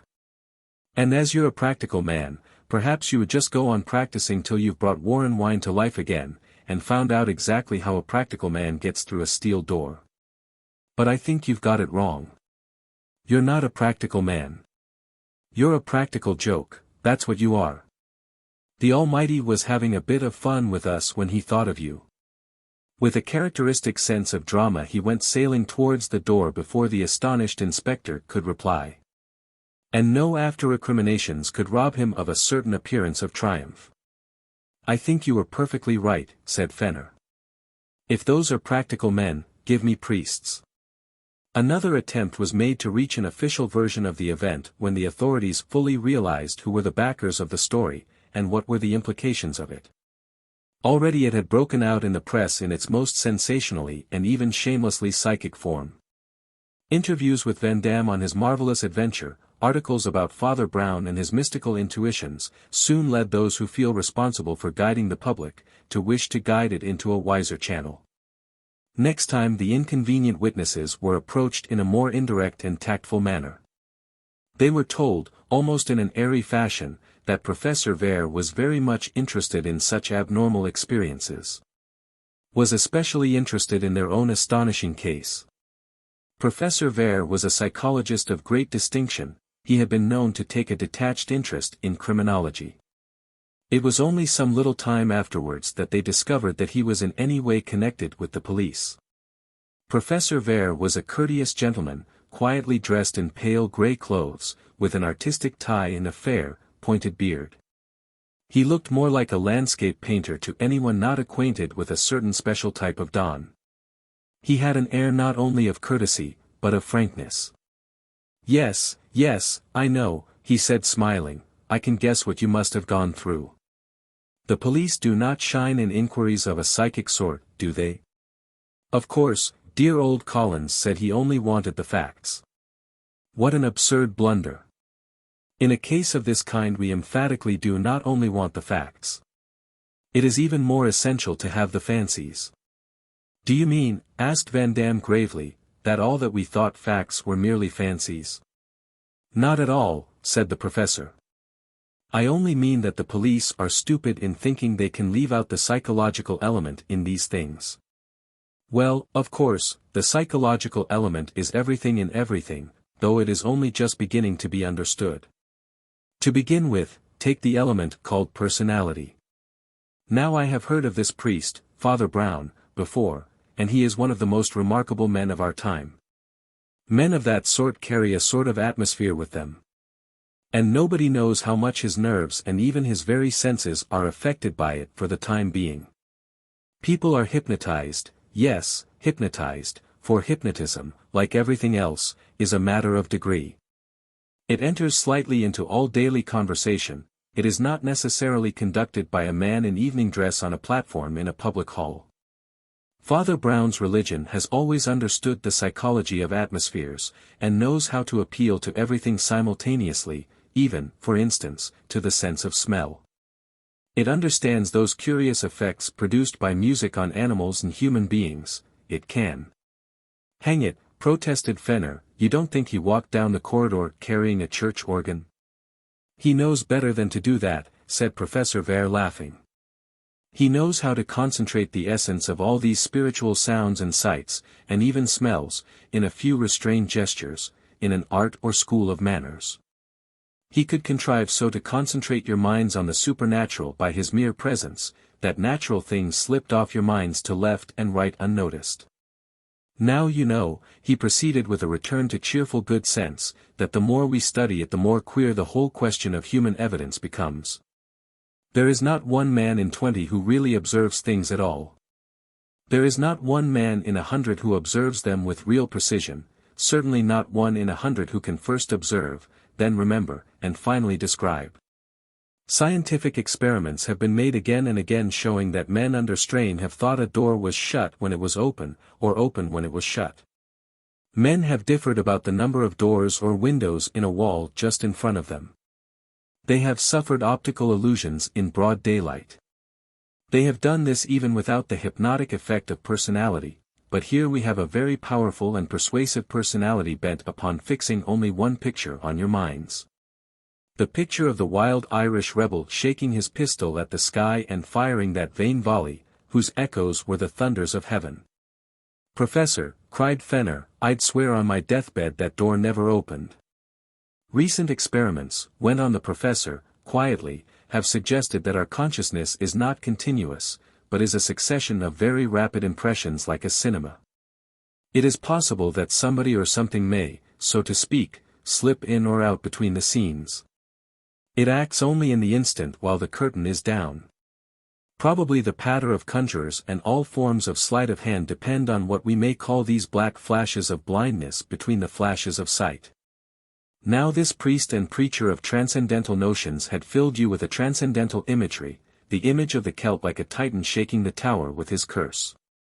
Probably he accompanied it with some slight but compelling gesture, pointing your eyes and minds in the direction of the unknown destroyer below. Or perhaps something else happened, or somebody else passed by. Wilson, the servant, grunted Alboyne, went down the hallway to wait on the bench, but I guess he didn't distract us much." "You never know how much," replied Vere. "It might have been that or more likely your eyes following some gesture of the priest as he told his tale of magic. It was in one of those black flashes that Mr. Warren Wind slipped out of his door and went to his death. That is the most probable explanation. It is an illustration of the new discovery. The mind is not a continuous line, but rather a dotted line. Very dotted, said Fenner feebly. Not to say dotty. You don't really believe, asked Vere, that your employer was shut up in a room like a box? It's better than believing that I ought to be shut up in a room like a padded cell, answered Fenner. That's what I complain of in your suggestions, Professor. I'd as soon believe in a priest who believes in a miracle, as disbelieve in any man having any right to believe in a fact. The priest tells me that a man can appeal to a God I know nothing about to avenge him by the laws of some higher justice that I know nothing about. There's nothing for me to say except that I know nothing about it. But, at least, if the poor Paddy's prayer and pistol could be heard in a higher world, that higher world might act in some way that seems odd to us. But you ask me to disbelieve the facts of this world as they appear to my own 5 wits. According to you, a whole procession of Irishmen carrying blunderbusses may have walked through this room while we were talking, so long as they took care to tread on the blind spots in our minds. Miracles of the monkish sort, like materializing a crocodile or hanging a cloak on a sunbeam, seem quite sane compared to you. Oh, well, said Professor Vere, rather curtly, if you are resolved to believe in your priest and his miraculous Irishman I can say no more. I'm afraid you have not had an opportunity of studying psychology. No, said Fenner dryly. But I've had an opportunity of studying psychologists. And, bowing politely, he led his deputation out of the room and did not speak till he got into the street, then he addressed them rather explosively. Raving lunatics! Cried Fenner in a fume. What the devil do they think is to happen to the world if nobody knows whether he's seen anything or not? I wish I'd blown his silly head off with a blank charge, and then explained that I did it in a blind flash. Father Brown's miracle may be miraculous or no, but he said it would happen and it did happen. All these blasted cranks can do is to see a thing happen and then say it didn't. Look here, I think we owe it to the Padre to testify to his little demonstration. We're all sane, solid men who never believed in anything. We weren't drunk. We weren't devout. It simply happened just as he said it would. I quite agree, said the millionaire. It may be the beginning of mighty big things in the spiritual line, but anyhow, the man who's in the spiritual line himself, Father Brown, has certainly scored over this business. A few days afterwards Father Brown received a very polite note signed Silas T. Van Dam, and asking him if he would attend at a stated hour at the apartment which was the scene of the disappearance, in order to take steps for the establishment of that marvelous occurrence. The occurrence itself had already begun to break out in the newspapers, and was being taken up everywhere by the enthusiasts of occultism. Father Brown saw the flaring posters inscribed "Suicide of Vanishing Man," and "Man's Curse Hangs Philanthropist," as he passed towards Moon Crescent and mounted the steps on the way to the elevator. He found the little group much as he left it, Van Dam, Alboin, and the secretary, but there was an entirely new respectfulness and even reverence in their tone towards himself. They were standing by Wine's desk, on which lay a large paper and writing materials. They turned to greet him. "Father Brown," said the spokesman, who was the white-haired Westerner, somewhat sobered with his responsibility, "we asked you here in the first place to offer our apologies and our thanks. We recognize that it was you that spotted the spiritual manifestation from the first. We were hard-shell skeptics, all of us, but we realize now that a man must break that shell to get at the great things behind the world. You stand for those things, you stand for the supernormal explanation of things, and we have to hand it to you. And in the second place, we feel that this document would not be complete without your signature. We are notifying the exact facts to the Psychical Research Society, because the newspaper accounts are not what you might call exact. We've stated how the curse was spoken out in the street, how the man was sealed up here in a room like a box. How the curse dissolved him straight into thin air, and in some unthinkable way materialized him as a suicide hoisted on a gallows. That's all we can say about it, but all that we know, and have seen with our own eyes. And as you are the first to believe in the miracle, we all feel that you ought to be the first to sign." "No, really," said Father Brown, in embarrassment. "I don't think I should like to do that." "You mean you'd rather not sign first?" "I mean I'd rather not sign at all," said Father Brown, modestly. You see, it doesn't quite do for a man in my position to joke about miracles. But it was you who said it was a miracle, said Alboin, staring. I'm so sorry, said Father Brown. I'm afraid there's some mistake. I don't think I ever said it was a miracle. All I said was that it might happen. What you said was that it couldn't happen, because it would be a miracle if it did. And then it did. And so you said it was a miracle. But I never said a word about miracles or magic, or anything of the sort from beginning to end. But I thought you believed in miracles, broke out the secretary. Yes, answered Father Brown, I believe in miracles. I believe in man-eating tigers, but I don't see them running about everywhere. If I want any miracles, I know where to get them. I can't understand your taking this line, Father Brown, said Van Dam, earnestly. It seems so narrow. And you don't look narrow to me, though you are a parson. Don't you see, a miracle like this will knock all materialism endways. It will just tell the whole world in big print that spiritual powers can work and do work. You'll be serving religion as no parson ever served it yet. The priest had stiffened a little and seemed in some strange way clothed with unconscious and impersonal dignity, for all his stumpy figure. Well, he said, you wouldn't suggest I should serve religion by what I know to be a lie. I don't know precisely what you mean by the phrase, and, to be quite candid, I'm not sure you do. Lying may be serving religion. I'm sure it's not serving God. And since you are harping so insistently on what I believe, wouldn't it be as well if you had some sort of notion of what it is? I don't think I quite understand, observed the millionaire, curiously. I don't think you do, said Father Brown, with simplicity. You say this thing was done by spiritual powers. What spiritual powers? You don't think the holy angels took him and hung him on a garden tree, do you? And as for the unholy angels, no, no, no. The men who did this did a wicked thing, but they went no further than their own wickedness, they weren't wicked enough to be dealing with spiritual powers. I know something about Satanism, for my sins. I've been forced to know. I know what it is, what it practically always is. It's proud and it's sly. It likes to be superior, it loves to horrify the innocent with things half understood, to make children's flesh creep. That's why it's so fond of mysteries and initiations and secret societies and all the rest of it. Its eyes are turned inwards, and however grand and grave it may look, it's always hiding a small, mad smile. He shuddered suddenly, as if caught in an icy draught of air. Never mind about them, they've got nothing to do with this, believe me. Do you think that poor, wild Irishman of mine, who ran raving down the street, who blurted out half of it when he first saw my face, and ran away for fear he should blurt out more, do you think Satan confides any secrets to him?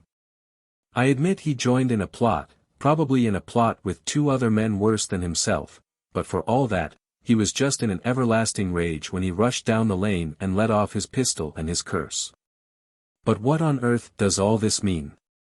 Demanded Van Dam. Letting off a toy pistol and a 2-penny curse wouldn't do what was done, except by a miracle. It wouldn't make wine disappear like a fairy. It wouldn't make him reappear a quarter of a mile away with a rope round his neck. No, said Father Brown sharply, but what would it do? And still I don't follow you, said the millionaire gravely. I say, what would it do, repeated the priest, showing, for the first time, a sort of animation verging on annoyance. You keep on repeating that a blank pistol shot wouldn't do this and wouldn't do that if that was all, the murder wouldn't happen or the miracle wouldn't happen. It doesn't seem to occur to you to ask what would happen.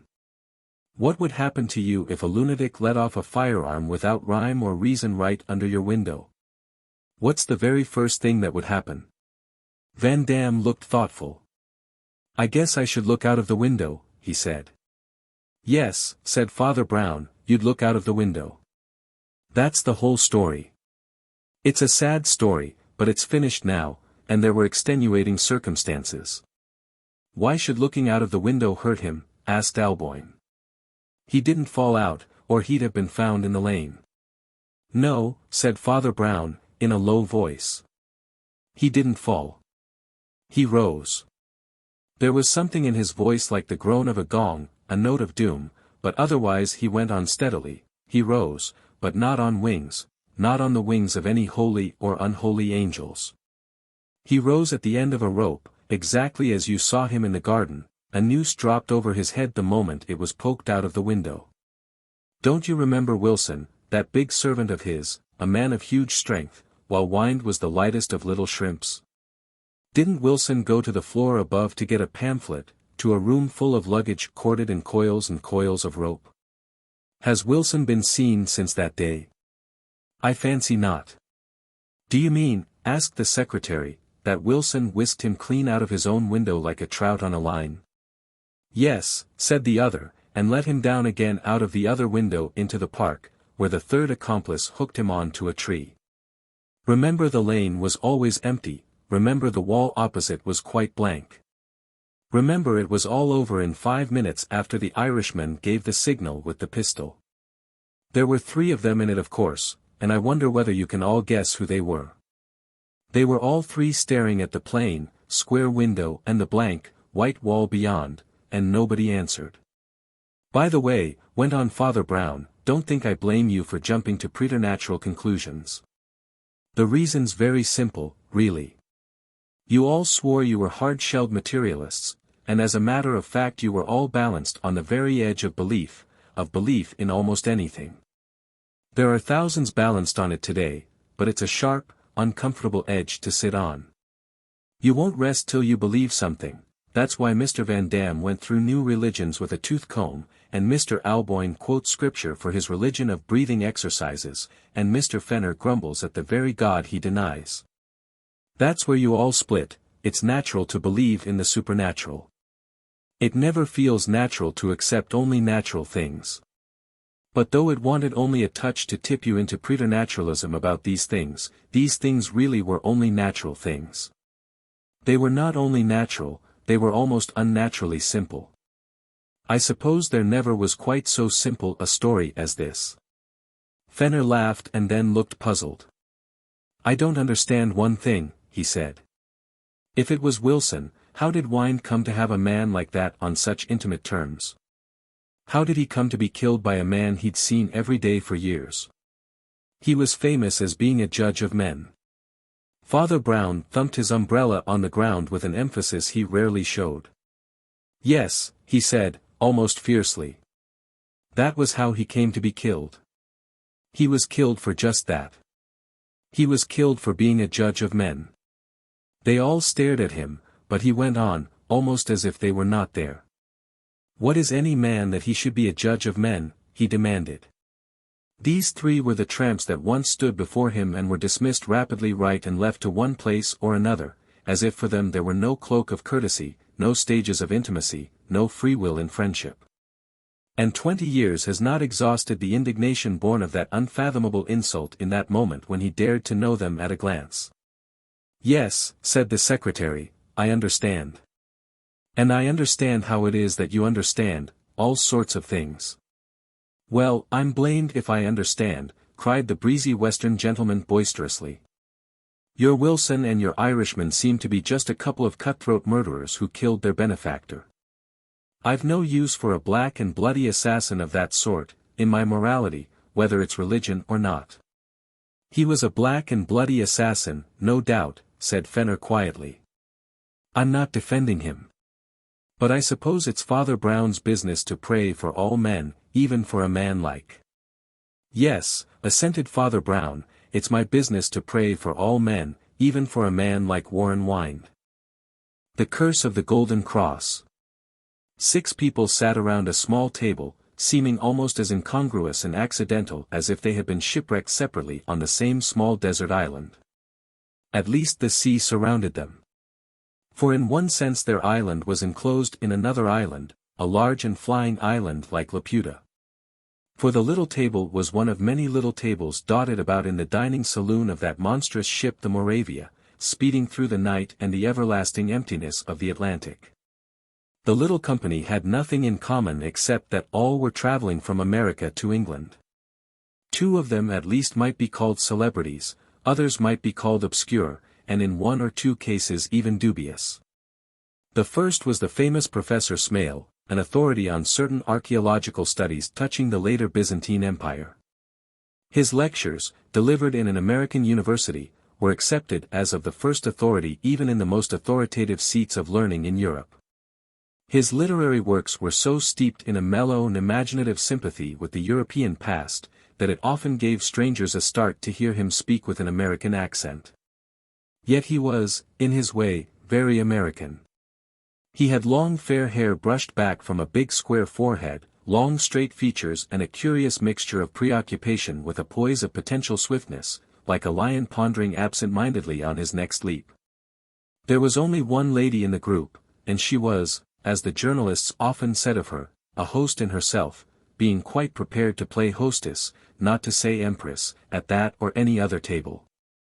She was Lady Diana Wales, the celebrated lady traveller in tropical and other countries, but there was nothing rugged or masculine about her appearance at dinner. She was herself handsome in an almost tropical fashion, with a mass of hot and heavy red hair. She was dressed in what the journalists call a daring fashion, but her face was intelligent and her eyes had that bright and rather prominent appearance which belongs to the eyes of ladies who ask questions at political meetings. The other four figures seemed at first like shadows in this shining presence, but they showed differences on a close view. One of them was a young man entered on the ship's register as Paul T. Tarrant. He was an American type which might be more truly called an American antitype. Every nation probably has an antitype, a sort of extreme exception that proves the national rule. Americans really respect work, rather as Europeans respect war. There is a halo of heroism about it, and he who shrinks from it is less than a man. The antitype is evident through being exceedingly rare. He is the dandy or dude, the wealthy waster who makes a weak villain for so many American novels. Paul Tarrant seemed to have nothing whatever to do but change his clothes, which he did about 6 times a day, passing into paler or richer shades of his suit of exquisite light gray, like the delicate silver changes of the twilight. Unlike most Americans, he cultivated very carefully a short, curly beard, and unlike most dandies, even of his own type, he seemed rather sulky than showy. Perhaps there was something almost Byronic about his silence and his gloom. The next two travelers were naturally classed together, merely because they were both English lecturers returning from an American tour. One of them was described as Leonard Smith, apparently a minor poet, but something of a major journalist. Long-headed, light-haired, perfectly dressed, and perfectly capable of looking after himself. The other was a rather comic contrast, being short and broad, with a black, walrus mustache, and as taciturn as the other was talkative. But as he had been both charged with robbing and praised for rescuing a Romanian princess threatened by a jaguar in his traveling menagerie, and had thus figured in a fashionable case, it was naturally felt that his views on God, progress, his own early life, and the future of Anglo-American relations would be of great interest and value to the inhabitants of Minneapolis and Omaha. The sixth and most insignificant figure was that of a little English priest going by the name of Brown. He listened to the conversation with respectful attention, and he was at that moment forming the impression that there was one rather curious thing about it. "I suppose those Byzantine studies of yours, Professor," Leonard Smith was saying, "would throw some light on this story of a tomb found somewhere on the south coast, near Brighton, isn't it? Brighton's a long way from Byzantium, of course. But I read something about the style of burying or embalming or something being supposed to be Byzantine."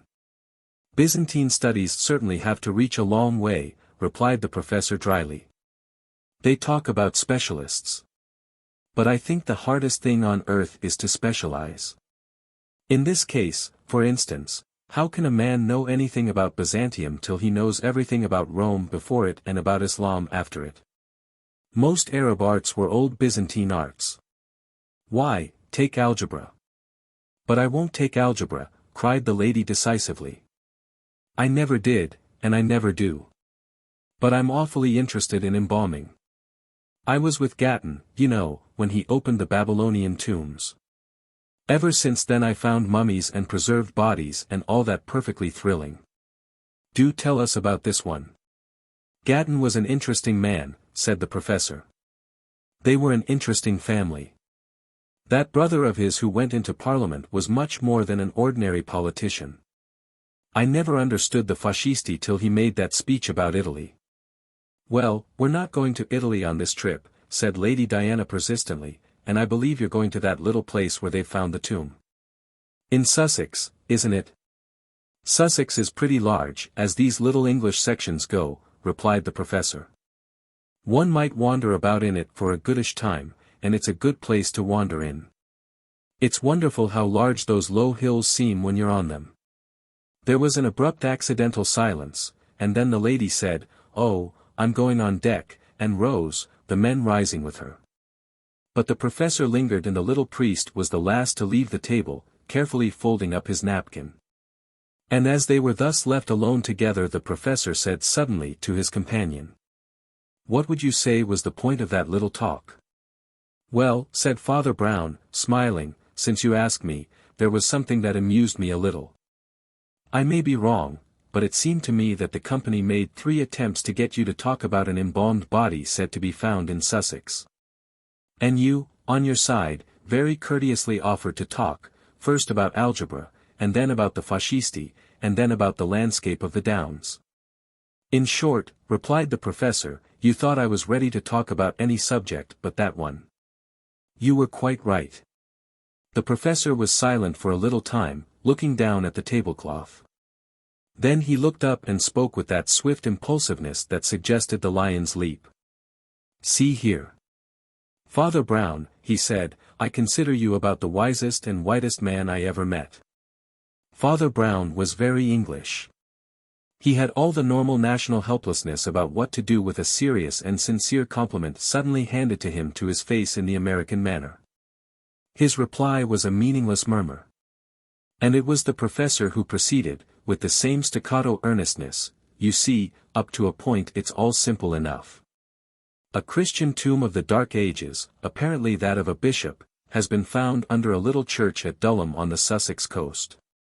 The vicar happens to be a good bit of an archaeologist himself and has been able to find a good deal more than I know yet.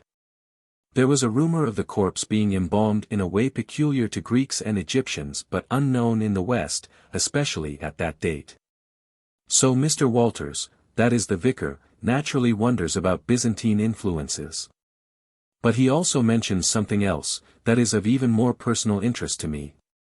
His long grave face seemed to grow even longer and graver as he frowned down at the tablecloth. His long finger seemed to be tracing patterns on it like the plans of dead cities and their temples and tombs. "So I'm going to tell you, and nobody else, why it is I have to be careful about mentioning that matter in mixed company. And why, the more eager they are to talk about it, the more cautious I have to be.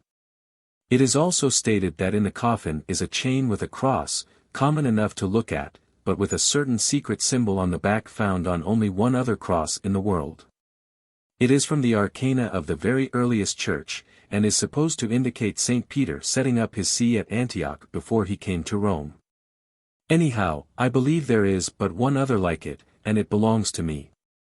I hear there is some story about a curse on it, but I take no notice of that. But whether or no there is a curse, there really is, in one sense, a conspiracy, though the conspiracy should only consist of one man." "Of one man?" repeated Father Brown almost mechanically. "Of one madman, for all I know," said Professor Smale. "It's a long story and in some ways a silly one." He paused again, tracing plans like architectural drawings with his finger on the cloth, and then resumed, "Perhaps I had better tell you about it from the beginning, in case you see some little point in the story that is meaningless to me. It began years and years ago, when I was conducting some investigations on my own account in the antiquities of Crete and the Greek islands. I did a great deal of it practically single-handed. Sometimes with the most rude and temporary help from the inhabitants of the place, and sometimes literally alone. It was under the latter circumstances that I found a maze of subterranean passages which led at last to a heap of rich refuse, broken ornaments and scattered gems which I took to be the ruins of some sunken altar. And in which I found the curious gold cross. I turned it over, and on the back of it I saw the ichthys or fish, which was an early Christian symbol, but of a shape and pattern rather different from that commonly found. And, as it seemed to me, more realistic, more as if the archaic designer had meant it to be not merely a conventional enclosure or nimbus, but to look a little more like a real fish. It seemed to me that there was a flattening towards one end of it that was not like mere mathematical decoration, but rather like a sort of rude or even savage zoology. In order to explain very briefly why I thought this find important, I must tell you the point of the excavation. For one thing, it had something of the nature of an excavation of an excavation. We were on the track not only of antiquities, but of the antiquarians of antiquity. We had reason to believe, or some of us thought we had reason to believe, that these underground passages, mostly of the Minoan period, like that famous one which is actually identified with the labyrinth of the Minotaur, had not really been lost and left undisturbed for all the ages between the Minotaur and the modern explorer. We believed that these underground places, I might almost say these underground towns and villages, had already been penetrated during the intervening period by some persons prompted by some motive. About the motive there were different schools of thought, some holding that the emperors had ordered an official exploration out of mere scientific curiosity. Others that the furious fashion in the later Roman Empire for all sorts of lurid Asiatic superstitions had started some nameless Manichaean sect or other rioting in the caverns in orgies that had to be hidden from the face of the sun. I belonged to the group which believed that these caverns had been used in the same way as the catacombs. That is, we believed that, during some of the persecutions which spread like a fire over the whole empire, the Christians had concealed themselves in these ancient pagan labyrinths of stone. It was therefore with a thrill as sharp as a thunderclap that I found and picked up the fallen golden cross and saw the design upon it. And it was with still more of a shock of felicity that, on turning to make my way once more outwards and upwards into the light of day, I looked up at the walls of bare rock that extended endlessly along the low passages, and saw scratched in yet ruder outline, but if possible more unmistakable, the shape of the fish. Something about it made it seem as if it might be a fossil fish or some rudimentary organism fixed forever in a frozen sea. I could not analyze this analogy, otherwise unconnected with a mere drawing scratched upon the stone, till I realized that I was saying in my subconscious mind that the first Christians must have seemed something like fish. Dumb and dwelling in a fallen world of twilight and silence, dropped far below the feet of men and moving in dark and twilight and a soundless world. Everyone walking along stone passages knows what it is to be followed by phantom feet. The echo follows flapping or clapping behind or in front, so that it is almost impossible for the man who is really lonely to believe in his loneliness. I had got used to the effects of this echo and had not noticed it much for some time past, when I caught sight of the symbolical shape scrawled on the wall of rock. I stopped, and at the same instant it seemed as if my heart stopped, too. For my own feet had halted, but the echo went marching on.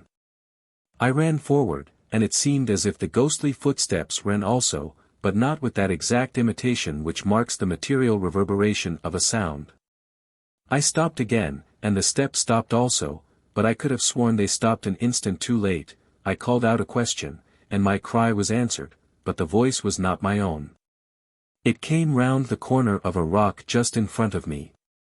And throughout that uncanny chase I noticed that it was always at some such angle of the crooked path that it paused and spoke. The little space in front of me that could be illuminated by my small electric torch was always as empty as an empty room. Under these conditions I had a conversation with I know not whom, which lasted all the way to the first white gleam of daylight, and even there I could not see in what fashion he vanished into the light of day. But the mouth of the labyrinth was full of many openings and cracks and chasms, and it would not have been difficult for him to have somehow darted back and disappeared again into the underworld of the caves. I only know that I came out on the lonely steps of a great mountain like a marble terrace, varied only with a green vegetation that seemed somehow more tropical than the purity of the rock. Like the Oriental invasion that has spread sporadically over the fall of classic Hellas. I looked out on a sea of stainless blue, and the sun shone steadily on utter loneliness and silence, and there was not a blade of grass stirred with a whisper of flight nor the shadow of a man. It had been a terrible conversation. So intimate and so individual and in a sense so casual. This being, bodiless, faceless, nameless and yet calling me by my name, had talked to me in those crypts and cracks where we were buried alive with no more passion or melodrama than if we had been sitting in 2 armchairs at a club. But he had told me also that he would unquestionably kill me or any other man who came into the possession of the cross with the mark of the fish. He told me frankly he was not fool enough to attack me there in the labyrinth, knowing I had a loaded revolver, and that he ran as much risk as I. But he told me, equally calmly, that he would plan my murder with the certainty of success, with every detail developed and every danger warded off. With the sort of artistic perfection that a Chinese craftsman or an Indian embroiderer gives to the artistic work of a lifetime. Yet he was no Oriental, I am certain he was a white man. I suspect that he was a countryman of my own. Since then I have received from time to time signs and symbols and queer impersonal messages that have made me certain, at least, that if the man is a maniac he is a monomaniac. He is always telling me, in this airy and detached way, that the preparations for my death and burial are proceeding satisfactorily. And that the only way in which I can prevent their being crowned with a comfortable success is to give up the relic in my possession, the unique cross that I found in the cavern. He does not seem to have any religious sentiment or fanaticism on the point, he seems to have no passion but the passion of a collector of curiosities. That is one of the things that makes me feel sure he is a man of the West and not of the East. But this particular curiosity seems to have driven him quite crazy. And then came this report, as yet unsubstantiated, about the duplicate relic found on an embalmed body in a Sussex tomb. If he had been a maniac before, this news turned him into a demoniac possessed of 7 devils. That there should be one of them belonging to another man was bad enough, but that there should be 2 of them and neither belonging to him was a torture not to be borne. His mad messages began to come thick and fast like showers of poisoned arrows, and each cried out more confidently than the last that death would strike me at the moment when I stretched out my unworthy hand towards the cross in the tomb. You will never know me, he wrote, you will never say my name, you will never see my face, you will die, and never know who has killed you. I may be in any form among those about you. But I shall be in that alone at which you have forgotten to look.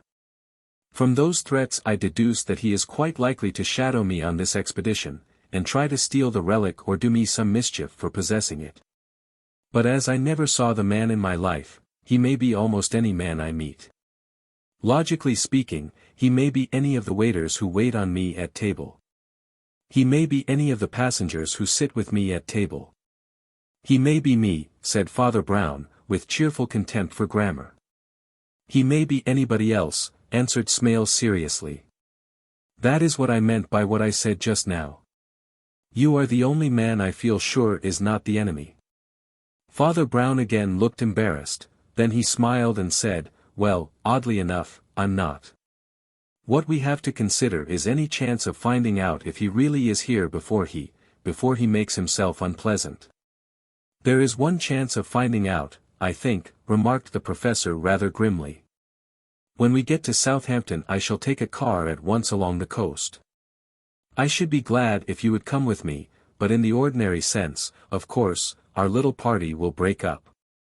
If any one of them turns up again in that little churchyard on the Sussex coast, we shall know who he really is. The professor's program was duly carried out, at least to the extent of the car and its cargo in the form of Father Brown. They coasted along the road with the sea on one side and the hills of Hampshire and Sussex on the other. Nor was there visible to the eye any shadow of pursuit. As they approached the village of Dulham only one man crossed their path who had any connection with the matter in hand. A journalist who had just visited the church and been courteously escorted by the vicar through the new excavated chapel, but his remarks and notes seemed to be of the ordinary newspaper sort. But Professor Smale was perhaps a little fanciful, and could not dismiss the sense of something odd and discouraging in the attitude and appearance of the man, who was tall and shabby, hook-nosed and hollow-eyed, with mustaches that drooped with depression. He seemed anything but enlivened by his late experiment as a sightseer. Indeed, he seemed to be striding as fast as possible from the sight, when they stopped him with a question. It's all about a curse, he said. A curse on the place, according to the guidebook or the parson, or the oldest inhabitant or whoever is the authority, and really, it feels jolly like it. Curse or curse, I'm glad to have got out of it. Do you believe in curses? Asked Smale curiously. I don't believe in anything, I'm a journalist, answered the melancholy being, Boone, of the Daily Wire. But there's a something creepy about that crypt, and I'll never deny I felt a chill. And he strode on towards the railway station with a further accelerated pace. Looks like a raven or a crow, that fellow, observed Smale as they turned towards the churchyard. What is it they say about a bird of ill omen?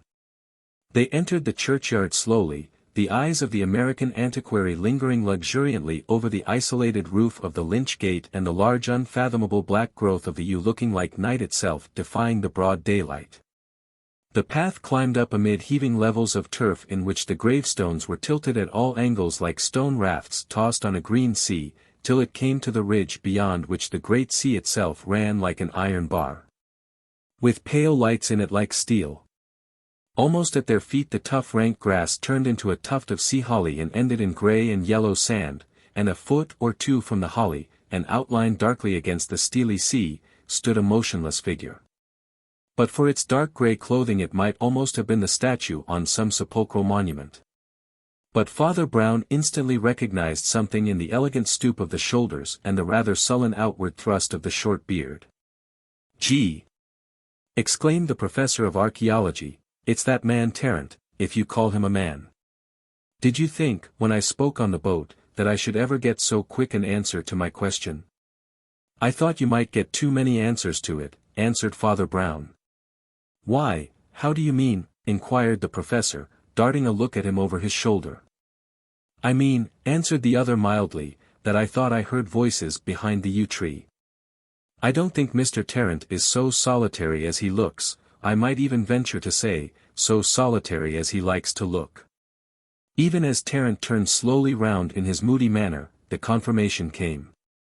Another voice, high and rather hard, but none the less feminine, was saying with experienced raillery, "And how was I to know he would be here?"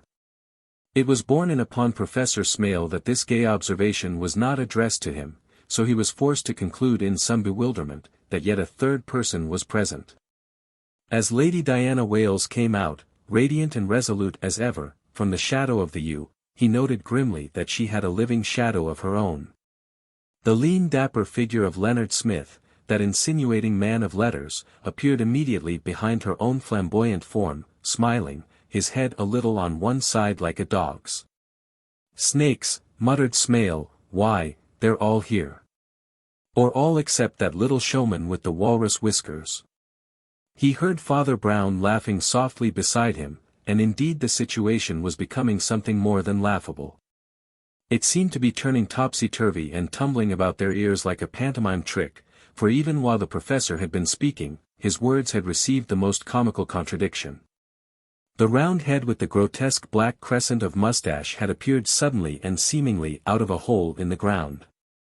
An instant afterwards they realized that the hole was in fact a very large hole, leading to a ladder which descended into the bowels of the earth, that it was in fact the entrance to the subterranean scene they had come to visit. The little man had been the first to find the entrance and had already descended a rung or two of the ladder before he put his head out again to address his fellow travelers. He looked like some particularly preposterous gravedigger in a burlesque of Hamlet. He only said thickly behind his thick mustaches, "It is down here." But it came to the rest of the company with a start of realization that, though they had sat opposite him at meal-times for a week, they had hardly ever heard him speak before. And that though he was supposed to be an English lecturer, he spoke with a rather occult foreign accent. "You see, my dear professor," cried Lady Diana with trenchant cheerfulness, "your Byzantine mummy was simply too exciting to be missed. I simply had to come along and see it, and I'm sure the gentleman felt just the same. Now you must tell us all about it." "I do not know all about it," said the professor gravely, not to say grimly, "in some respects I don't even know what it's all about. It certainly seems odd that we should have all met again so soon, but I suppose there are no limits to the modern thirst for information. But if we are all to visit the place, it must be done in a responsible way and, if you will forgive me, under responsible leadership. We must notify whoever is in charge of the excavations. We shall probably at least have to put our names in a book. Something rather like a wrangle followed on this collision between the impatience of the lady and the suspicions of the archaeologist, but the latter's insistence on the official rights of the vicar and the local investigation ultimately prevailed. The little man with the mustaches came reluctantly out of his grave again and silently acquiesced in a less impetuous dissent. Fortunately, the clergyman himself appeared at this stage, a grey-haired, good-looking gentleman with a droop accentuated by doublet eyeglasses. And while rapidly establishing sympathetic relations with the professor as a fellow antiquarian, he did not seem to regard his rather motley group of companions with anything more hostile than amusement. "I hope you are none of you superstitious," he said pleasantly. "I ought to tell you, to start with, that there are supposed to be all sorts of bad omens and curses hanging over our devoted heads in this business. I have just been deciphering a Latin inscription which was found over the entrance to the chapel, and it would seem that there are no less than 3 curses involved. A curse for entering the sealed chamber, a double curse for opening the coffin, and a triple and most terrible curse for touching the gold relic found inside it. The 2 first maledictions I have already incurred myself," he added with a smile. "But I fear that even you will have to incur the first and mildest of them if you are to see anything at all. According to the story, the curses descend in a rather lingering fashion, at long intervals and on later occasions. I don't know whether that is any comfort to you." And the Reverend Mr. Walters smiled once more in his drooping and benevolent manner. "Story," repeated Professor Smale, "why, what story is that?" "It is rather a long story and varies, like other local legends," answered the vicar. "But it is undoubtedly contemporary with the time of the tomb. And the substance of it is embodied in the inscription and is roughly this: Guy de Geysers, a lord of the manor here early in the 13th century, had set his heart on a beautiful black horse in the possession of an envoy from Genoa, which that practical merchant prince would not sell except for a huge price. Guy was driven by avarice to the crime of pillaging the shrine and, according to one story, even killing the bishop, who was then resident there. Anyhow, the bishop uttered a curse which was to fall on anybody who should continue to withhold the gold cross from its resting place in his tomb, or should take steps to disturb it when it had returned there.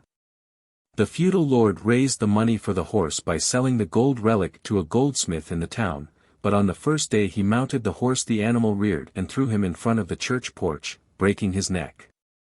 Meanwhile the goldsmith, hitherto wealthy and prosperous, was ruined by a series of inexplicable accidents, and fell into the power of a Jew money-lender living in the manor. Eventually the unfortunate goldsmith, faced with nothing but starvation, hanged himself on an apple tree. The gold cross with all his other goods, his house, shop, and tools, had long ago passed into the possession of the money-lender. Meanwhile, the son and heir of the feudal lord, shocked by the judgment on his blasphemous sire, had become a religious devotee in the dark and stern spirit of those times, and conceived it his duty to persecute all heresy and unbelief among his vassals. Thus the Jew, in his turn, who had been cynically tolerated by the father, was ruthlessly burnt by order of the son, so that he, in his turn, suffered for the possession of the relic. And after these 3 judgments, it was returned to the bishop's tomb, since when no eye has seen and no hand has touched it. Lady Diana Wales seemed to be more impressed than might have been expected. "It really gives one rather a shiver," she said, "to think that we are going to be the first, except the vicar." The pioneer with the big mustaches and the broken English did not descend after all by his favorite ladder, which indeed had only been used by some of the workmen conducting the excavation. For the clergyman led them round to a larger and more convenient entrance about 100 yards away, out of which he himself had just emerged from his investigations underground. Here the descent was by a fairly gradual slope with no difficulties save the increasing darkness. For they soon found themselves moving in single file down a tunnel as black as pitch, and it was some little time before they saw a glimmer of light ahead of them. Once during that silent march there was a sound like a catch in somebody's breath, it was impossible to say whose, and once there was an oath like a dull explosion, and it was in an unknown tongue. They came out in a circular chamber like a basilica in a ring of round arches, for that chapel had been built before the first pointed arch of the Gothic had pierced our civilization like a spear. A glimmer of greenish light between some of the pillars marked the place of the other opening into the world above, and gave a vague sense of being under the sea, which was intensified by one or two other incidental and perhaps fanciful resemblances. For the dog-tooth pattern of the Norman was faintly traceable round all the arches, giving them, above the cavernous darkness, something of the look of the mouths of monstrous sharks. And in the center the dark bulk of the tomb itself, with its lifted lid of stone, might almost have been the jaws of some such leviathan. Whether out of the sense of fitness or from the lack of more modern appliances, the clerical antiquary had arranged for the illumination of the chapel only by 4 tall candles in big wooden candlesticks standing on the floor. Of these only one was alight when they entered, casting a faint glimmer over the mighty architectural forms. When they had all assembled, the clergyman proceeded to light the 3 others, and the appearance and contents of the great sarcophagus came more clearly into view. All eyes went first to the face of the dead, preserved across all those ages in the lines of life by some secret Eastern process, it was said, inherited from heathen antiquity and unknown to the simple graveyards of our own island. The professor could hardly repress an exclamation of wonder, for, though the face was as pale as a mask of wax, it looked otherwise like a sleeping man, who had but that moment closed his eyes. The face was of the ascetic, perhaps even the fanatical type, with a high framework of bones. The figure was clad in a golden cope and gorgeous vestments, and high up on the breast, at the base of the throat, glittered the famous gold cross upon a short gold chain, or rather necklace. The stone coffin had been opened by lifting the lid of it at the head and propping it aloft upon 2 strong wooden shafts or poles, hitched above under the edge of the upper slab and wedged below into the corners of the coffin behind the head of the corpse. Less could therefore be seen of the feet or the lower part of the figure, but the candlelight shone full on the face, and in contrast with its tones of dead ivory the cross of gold seemed to stir and sparkle like a fire. Professor Smale's big forehead had carried a big furrow of reflection, or possibly of worry, ever since the clergyman had told the story of the curse. But feminine intuition, not untouched by feminine hysteria, understood the meaning of his brooding immobility better than did the men around him. In the silence of that candlelit cavern Lady Diana cried out suddenly, "Don't touch it, I tell you." But the man had already made one of his swift leonine movements, leaning forward over the body. The next instant they all darted, some forward and some backward, but all with a dreadful ducking motion as if the sky were falling. As the professor laid a finger on the gold cross, the wooden props, that bent very slightly in supporting the lifted lid of stone, seemed to jump and straighten themselves with a jerk. The lip of the stone slab slipped from its wooden perch. And in all their souls and stomachs came a sickening sense of down-rushing ruin, as if they had all been flung off a precipice. Smale had withdrawn his head swiftly, but not in time. And he lay senseless beside the coffin, in a red puddle of blood from scalp or skull. And the old stone coffin was once more closed as it had been for centuries. Save that 1 or 2 sticks or splinters stuck in the crevice, horribly suggestive of bones crunched by an ogre. The Leviathan had snapped its jaws of stone. Lady Diana was looking at the wreck with eyes that had an electric glare as of lunacy. Her red hair looked scarlet against the pallor of her face in the greenish twilight. Smith was looking at her, still with something dog-like in the turn of his head. But it was the expression of a dog who looks at a master whose catastrophe he can only partly understand. Tarrant and the foreigner had stiffened in their usual sullen attitudes, but their faces had turned the color of clay. The vicar seemed to have fainted. Father Brown was kneeling beside the fallen figure, trying to test its condition. Rather to the general surprise, the Byronic lounger, Paul Tarrant, came forward to help him. "He'd better be carried up into the air," he said. "I suppose there's just a chance for him." "He isn't dead," said Father Brown in a low voice, "but I think it's pretty bad. You aren't a doctor by any chance?" "No. But I've had to pick up a good many things in my time," said the other. "But never mind about me just now. My real profession would probably surprise you. I don't think so, replied Father Brown, with a slight smile. I thought of it about halfway through the voyage. You are a detective shadowing somebody. Well, the cross is safe from thieves now, anyhow. While they were speaking, Tarrant had lifted the frail figure of the fallen man with easy strength and dexterity, and was carefully carrying him towards the exit. He answered over his shoulder. Yes, the cross is safe enough. You mean that nobody else is, replied Brown. Are you thinking of the curse, too? Father Brown went about for the next hour or two under a burden of frowning perplexity that was something beyond the shock of the tragic accident. He assisted in carrying the victim to the little inn opposite the church, interviewed the doctor, who reported the injury as serious and threatening, though not certainly fatal, and carried the news to the little group of travelers who had gathered round the table in the inn parlor. But wherever he went, the cloud of mystification rested on him and seemed to grow darker the more deeply he pondered.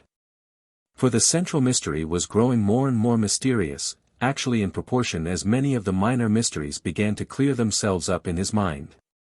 Exactly in proportion as the meaning of individual figures in that motley group began to explain itself, the thing that had happened grew more and more difficult to explain. Leonard Smith had come merely because Lady Diana had come. And Lady Diana had come merely because she chose. They were engaged in one of those floating society flirtations that are all the more silly for being semi-intellectual. But the lady's romanticism had a superstitious side to it. And she was pretty well prostrated by the terrible end of her adventure. Paul Tarrant was a private detective, possibly watching the flirtation, for some wife or husband. Possibly shadowing the foreign lecturer with the mustaches, who had much the air of an undesirable alien. But if he or anybody else had intended to steal the relic, the intention had been finally frustrated. And to all mortal appearance, what had frustrated it was either an incredible coincidence or the intervention of the ancient curse. As he stood in unusual perplexity in the middle of the village street, between the inn and the church, he felt a mild shock of surprise at seeing a recently familiar but rather unexpected figure advancing up the street. Mr. Boone, the journalist, looking very haggard in the sunshine, which showed up his shabby raiment like that of a scarecrow, had his dark and deep-set eyes, rather close together on either side of the long drooping nose, fixed on the priest. The latter looked twice before he realized that the heavy dark mustache hid something like a grin or at least a grim smile. "I thought you were going away," said Father Brown a little sharply. "I thought you left by that train 2 hours ago." "Well, you see I didn't," said Boone. "Why have you come back?" asked the priest almost sternly. "This is not the sort of little rural paradise for a journalist to leave in a hurry," replied the other. "Things happen too fast here to make it worthwhile to go back to a dull place like London. Besides, they can't keep me out of the affair, I mean this second affair. It was I that found the body, or at any rate the clothes. Quite suspicious conduct on my part, wasn't it? Perhaps you think I wanted to dress up in his clothes. Shouldn't I make a lovely parson?" And the lean and long-nosed mountebank suddenly made an extravagant gesture in the middle of the marketplace, stretching out his arms and spreading out his dark-gloved hands in a sort of burlesque benediction and saying, "Oh, my dear brethren and sisters, for I would embrace you all." "What on earth are you talking about?" cried Father Brown, and rapped the stones slightly with his stumpy umbrella, for he was a little less patient than usual. "Oh, you'll find out all about it if you ask that picnic party of yours at the inn," replied Boone scornfully. "That man Tarrant seems to suspect me merely because I found the clothes, though he only came up a minute too late to find them himself. But there are all sorts of mysteries in this business. The little man with the big mustaches may have more in him than meets the eye. For that matter, I don't see why you shouldn't have killed the poor fellow yourself." Father Brown did not seem in the least annoyed at the suggestion, but he seemed exceedingly bothered and bewildered by the remark. "Do you mean," he asked with simplicity, "that it was I who tried to kill Professor Smale?" "Not at all," said the other, waving his hand with the air of one making a handsome concession. "Plenty of dead people for you to choose among. Not limited to Professor Smale. Why, didn't you know somebody else had turned up, a good deal deader than Professor Smale? And I don't see why you shouldn't have done him in a quiet way. Religious differences, you know, lamentable disunion of Christendom. I suppose you've always wanted to get the English parishes back. I'm going back to the inn, said the priest quietly. You say the people there know what you mean, and perhaps they may be able to say it. In truth, just afterwards his private perplexities suffered a momentary dispersal at the news of a new calamity. The moment he entered the little parlour where the rest of the company were collected, something in their pale faces told him they were shaken by something yet more recent than the accident at the tomb. Even as he entered, Leonard Smith was saying, "Where is all this going to end?" "It will never end, I tell you," repeated Lady Diana, gazing into vacancy with glassy eyes. "It will never end till we all end. One after another the curse will take us, perhaps slowly, as the poor vicar said, but it will take us all as it has taken him." "What in the world has happened now?" asked Father Brown. There was a silence, and then Terence said in a voice that sounded a little hollow, "Mr. Walters, the vicar, has committed suicide. I suppose it was the shock unhinged him. But I fear there can be no doubt about it. We've just found his black hat and clothes on a rock jutting out from the shore. He seems to have jumped into the sea. I thought he looked as if it had knocked him half-witted, and perhaps we ought to have looked after him. But there was so much to look after." "You could have done nothing," said the lady. "Don't you see the thing is dealing doom in a sort of dreadful order? The professor touched the cross, and he went first. The vicar had opened the tomb, and he went second. We only entered the chapel, and we—" "Hold on," said Father Brown, in a sharp voice he very seldom used, "this has got to stop." He still wore a heavy though unconscious frown, but in his eyes was no longer the cloud of mystification, but a light of almost terrible understanding. "What a fool I am," he muttered. "I ought to have seen it long ago. The tale of the curse ought to have told me." "Do you mean to say," demanded Tarrant, "that we can really be killed now by something that happened in the 13th century? Father Brown shook his head and answered with quiet emphasis, "I won't discuss whether we can be killed by something that happened in the 13th century. But I'm jolly certain that we can't be killed by something that never happened in the 13th century, something that never happened at all." "Well," said Tarrant, "it's refreshing to find a priest so skeptical of the supernatural as all that." "Not at all," replied the priest calmly, "it's not the supernatural part one doubt. It's the natural part. I'm exactly in the position of the man who said, I can believe the impossible, but not the improbable." "That's what you call a paradox, isn't it?" asked the other. "It's what I call common sense, properly understood," replied Father Brown. "It really is more natural to believe a preternatural story, that deals with things we don't understand, than a natural story that contradicts things we do understand. Tell me that the great Mr. Gladstone, in his last hours, was haunted by the ghost of Parnell, and I will be agnostic about it. But tell me that Mr. Gladstone, when first presented to Queen Victoria, wore his hat in her drawing-room and slapped her on the back and offered her a cigar, and I am not agnostic at all. That is not impossible, it's only incredible. But I'm much more certain it didn't happen than that Parnell's ghost didn't appear, because it violates the laws of the world I do understand. So it is with that tale of the curse. It isn't the legend that I disbelieve, it's the history."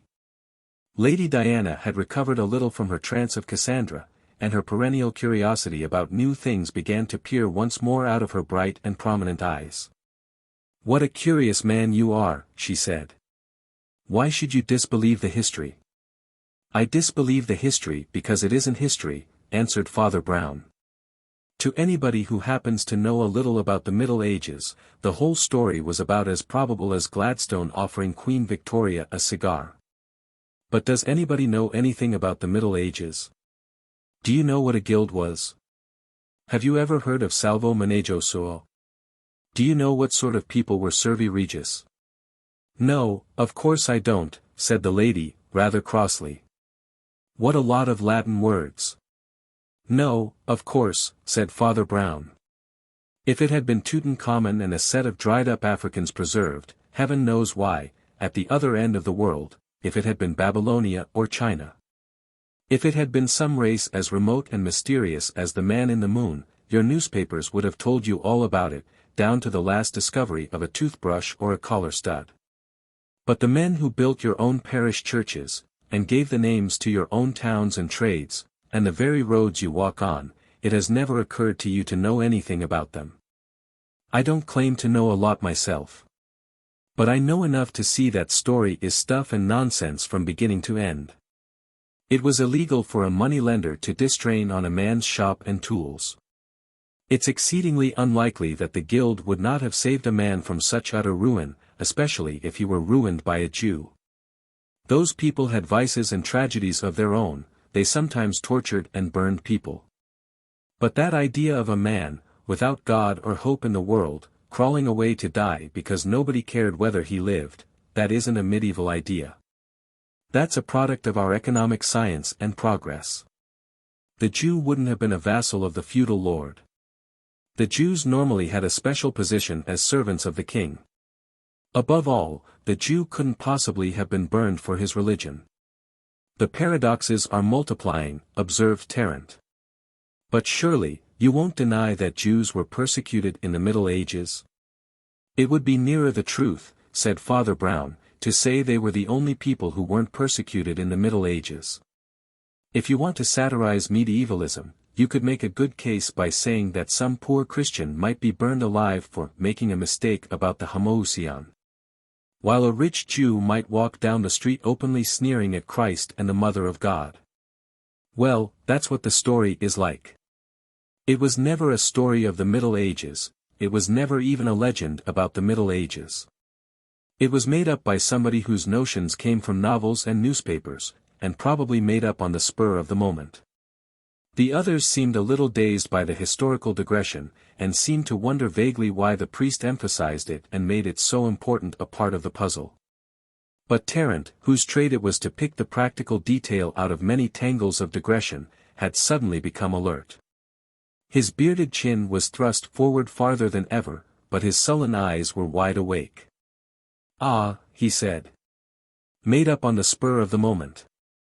"Perhaps that is an exaggeration," admitted Father Brown calmly. "I should rather say made up more casually and carelessly than the rest of an uncommonly careful plot." But the plotter did not think the details of medieval history would matter much to anybody. And his calculation in a general way was pretty nearly right, like most of his other calculations. Whose calculations? Who was right? Demanded the lady with a sudden passion of impatience. Who is this person you are talking about? Haven't we gone through enough, without your making our flesh creep with your he's and hims? I am talking about the murderer, said Father Brown. What murderer? She asked sharply. Do you mean that the poor professor was murdered? Well, said the staring Tarrant gruffly into his beard, we can't say, murdered, for we don't know he's killed. The murderer killed somebody else, who was not Professor Smale, said the priest gravely. Why, whom else could he kill? Asked the other. He killed the Reverend John Walters, the vicar of Dulham, replied Father Brown with precision. He only wanted to kill those two, because they both had got hold of relics of one rare pattern. The murderer was a sort of monomaniac on the point. It all sounds very strange, muttered Tarrant. Of course we can't swear that the vicar's really dead either. We haven't seen his body. Oh yes, you have, said Father Brown. There was a silence as sudden as the stroke of a gong. A silence in which that subconscious guesswork that was so active and accurate in the woman moved her almost to a shriek. That is exactly what you have seen, went on the priest. You have seen his body. You haven't seen him, the real living man, but you have seen his body all right. You have stared at it hard by the light of 4 great candles. And it was not tossing suicidally in the sea but lying in state like a prince of the church in a shrine built before the crusade. In plain words, said Tarrant, you actually ask us to believe that the embalmed body was really the corpse of a murdered man. Father Brown was silent for a moment. Then he said almost with an air of irrelevance, the first thing I noticed about it was the cross, or rather the string suspending the cross. Naturally, for most of you, it was only a string of beads and nothing else in particular. But, naturally also, it was rather more in my line than yours. You remember it lay close up to the chin, with only a few beads showing, as if the whole necklet were quite short. But the beads that showed were arranged in a special way, first one and then three, and so on. In fact, I knew at a glance that it was a rosary, an ordinary rosary with a cross at the end of it. But a rosary has at least 5 decades and additional beads as well, and I naturally wondered where all the rest of it was. It would go much more than once round the old man's neck. I couldn't understand it at the time. And it was only afterwards I guessed where the extra length had gone to. It was coiled round and round the foot of the wooden prop that was fixed in the corner of the coffin, holding up the lid. So that when poor Smale merely plucked at the cross it jerked the prop out of its place and the lid fell on his skull like a club of stone. "By George," said Tarrant, "I'm beginning to think there's something in what you say. This is a queer story if it's true." When I realized that, went on Father Brown, I could manage more or less to guess the rest. Remember, first of all, that there never was any responsible archaeological authority for anything more than investigation. Poor old Walters was an honest antiquary, who was engaged in opening the tomb to find out if there was any truth in the legend about embalmed bodies. The rest was all rumor, of the sort that often anticipates or exaggerates such finds. As a fact, he found the body had not been embalmed, but had fallen into dust long ago. Only while he was working there by the light of his lonely candle in that sunken chapel, the candlelight threw another shadow that was not his own. "Ah!" cried Lady Diana with a catch in her breath, "and I know what you mean now. You mean to tell us we have met the murderer, talked and joked with the murderer, let him tell us a romantic tale, and let him depart untouched." "Leaving his clerical disguise on a rock," assented Brown. "It is all dreadfully simple. This man got ahead of the professor in the race to the churchyard and chapel, possibly while the professor was talking to that lugubrious journalist. He came on the old clergyman beside the empty coffin and killed him. Then he dressed himself in the black clothes from the corpse, wrapped it in an old coat which had been among the real finds of the exploration, and put it in the coffin, arranging the rosary and the wooden support as I have described. Then, having thus set the trap for his second enemy, he went up into the daylight and greeted us all with the most amiable politeness of a country clergyman. He ran a considerable risk, objected Tarrant, of somebody knowing Walters by sight. I admit he was half mad, agreed Father Brown, and I think you will admit that the risk was worth taking, for he has got off, after all. I'll admit he was very lucky, growled Tarrant. And who the devil was he? As you say, he was very lucky, answered Father Brown, and not least in that respect. For that is the one thing we may never know. He frowned at the table for a moment and then went on, "This fellow has been hovering round and threatening for years, but the one thing he was careful of was to keep the secret of who he was, and he has kept it still. But if poor Smale recovers, as I think he will, it is pretty safe to say that you will hear more of it." "Why, what will Professor Smale do you think?" asked Lady Diana. "I should think the first thing he would do," said Tarrant, "would be to put the detectives on like dogs after this murdering devil. I should like to have a go at him myself." "Well," said Father Brown, smiling suddenly after his long fit of frowning perplexity, "I think I know the very first thing he ought to do." "And what is that?" asked Lady Diana with graceful eagerness. "He ought to apologize to all of you," said Father Brown. It was not upon this point, however, that Father Brown found himself talking to Professor Smale as he sat by the bedside during the slow convalescence of that eminent archaeologist. Nor, indeed, was it chiefly Father Brown who did the talking, for though the professor was limited to small doses of the stimulant of conversation, he concentrated most of it upon these interviews with his clerical friend. Father Brown had a talent for being silent in an encouraging way, and Smale was encouraged by it to talk about many strange things not always easy to talk about. Such as the morbid phases of recovery and the monstrous dreams that often accompany delirium. It is often rather an unbalancing business to recover slowly from a bad knock on the head. And when the head is as interesting a head as that of Professor Smale, even its disturbances and distortions are apt to be original and curious. His dreams were like bold and big designs rather out of drawing, as they can be seen in the strong but stiff archaic arts that he had studied. They were full of strange saints with square and triangular halos, of golden outstanding crowns and glories round dark and flattened faces, of eagles out of the east and the high headdresses of bearded men with their hair bound like women. Only, as he told his friend, there was one much simpler and less entangled type, that continually recurred to his imaginative memory. Again and again all these Byzantine patterns would fade away like the fading gold on which they were traced as upon fire. And nothing remained but the dark bare wall of rock on which the shining shape of the fish was traced as with a finger dipped in the phosphorescence of fishes. For that was the sign which he once looked up and saw, in the moment when he first heard round the corner of the dark passage the voice of his enemy. And at last, he said, I think I have seen a meaning in the picture and the voice. And one that I never understood before. Why should I worry because one madman among a million of sane men, leagued in a great society against him, chooses to brag of persecuting me or pursuing me to death? The man who drew in the dark catacomb the secret symbol of Christ was persecuted in a very different fashion. He was the solitary madman, the whole sane society was leagued together not to save but to slay him. I have sometimes fussed and fidgeted and wondered whether this or that man was my persecutor, whether it was Tarrant, whether it was Leonard Smith, whether it was any one of them. Suppose it had been all of them?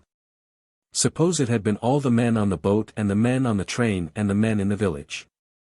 Suppose, so far as I was concerned, they were all murderers. I thought I had a right to be alarmed because I was creeping through the bowels of the earth in the dark and there was a man who would destroy me. What would it have been like, if the destroyer had been up in the daylight and had owned all the earth and commanded all the armies and the crowds? How if he had been able to stop all the earths or smoke me out of my hole, or kill me the moment I put my nose out in the daylight? What was it like to deal with murder on that scale? The world has forgotten these things, as until a little while ago it had forgotten war. Yes, said Father Brown, but the war came. The fish may be driven underground again, but it will come up into the daylight once more. As Saint Anthony of Padua humorously remarked, it is only fishes who survive the deluge. The dagger with wings. Father Brown, at one period of his life, found it difficult to hang his hat on a hat peg without repressing a slight shudder. The origin of this idiosyncrasy was indeed a mere detail in much more complicated events. But it was perhaps the only detail that remained to him in his busy life to remind him of the whole business. Its remote origin was to be found in the facts which led Dr. Boyne, the medical officer attached to the police force, to send for the priest on a particular frosty morning in December. Dr. Boyne was a big dark Irishman, one of those rather baffling Irishmen to be found all over the world, who will talk scientific skepticism, materialism, and cynicism at length and at large. But who never dream of referring anything touching the ritual of religion to anything except the traditional religion of their native land. It would be hard to say whether their creed is a very superficial varnish or a very fundamental substratum, but most probably it is both, with a mass of materialism in between. Anyhow, when he thought that matters of that sort might be involved, he asked Father Brown to call, though he made no pretense of preference for that aspect of them. I'm not sure I want you, you know, was his greeting. I'm not sure about anything yet. I'm hanged if I can make out whether it's a case for a doctor, or a policeman, or a priest. Well, said Father Brown with a smile, as I suppose you're both a policeman and a doctor, I seem to be rather in a minority. I admit you're what politicians call an instructed minority, replied the doctor. I mean, I know you've had to do a little in our line as well as your own.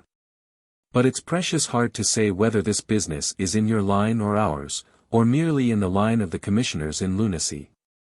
We've just had a message from a man living near here, in that White House on the hill, asking for protection against a murderous persecution.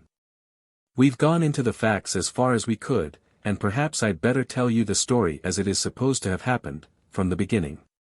It seems that a man named Aylmer, who was a wealthy landowner in the West Country, married rather late in life and had 3 sons, Philip, Stephen, and Arnold. But in his bachelor days, when he thought he would have no heir, he had adopted a boy whom he thought very brilliant and promising, who went by the name of John Strake. His origin seems to be vague. They say he was a foundling. Some say he was a gypsy. I think the last notion is mixed up with the fact that Aylmer in his old age dabbled in all sorts of dingy occultism, including palmistry and astrology, and his 3 sons say that Strake encouraged him in it. But they said a great many other things besides that. They said Strake was an amazing scoundrel, and especially an amazing liar, a genius in inventing lies on the spur of the moment, and telling them so as to deceive a detective. But that might very well be a natural prejudice, in the light of what happened. Perhaps you can more or less imagine what happened. The old man left practically everything to the adopted son, and when he died the 3 real sons disputed the will.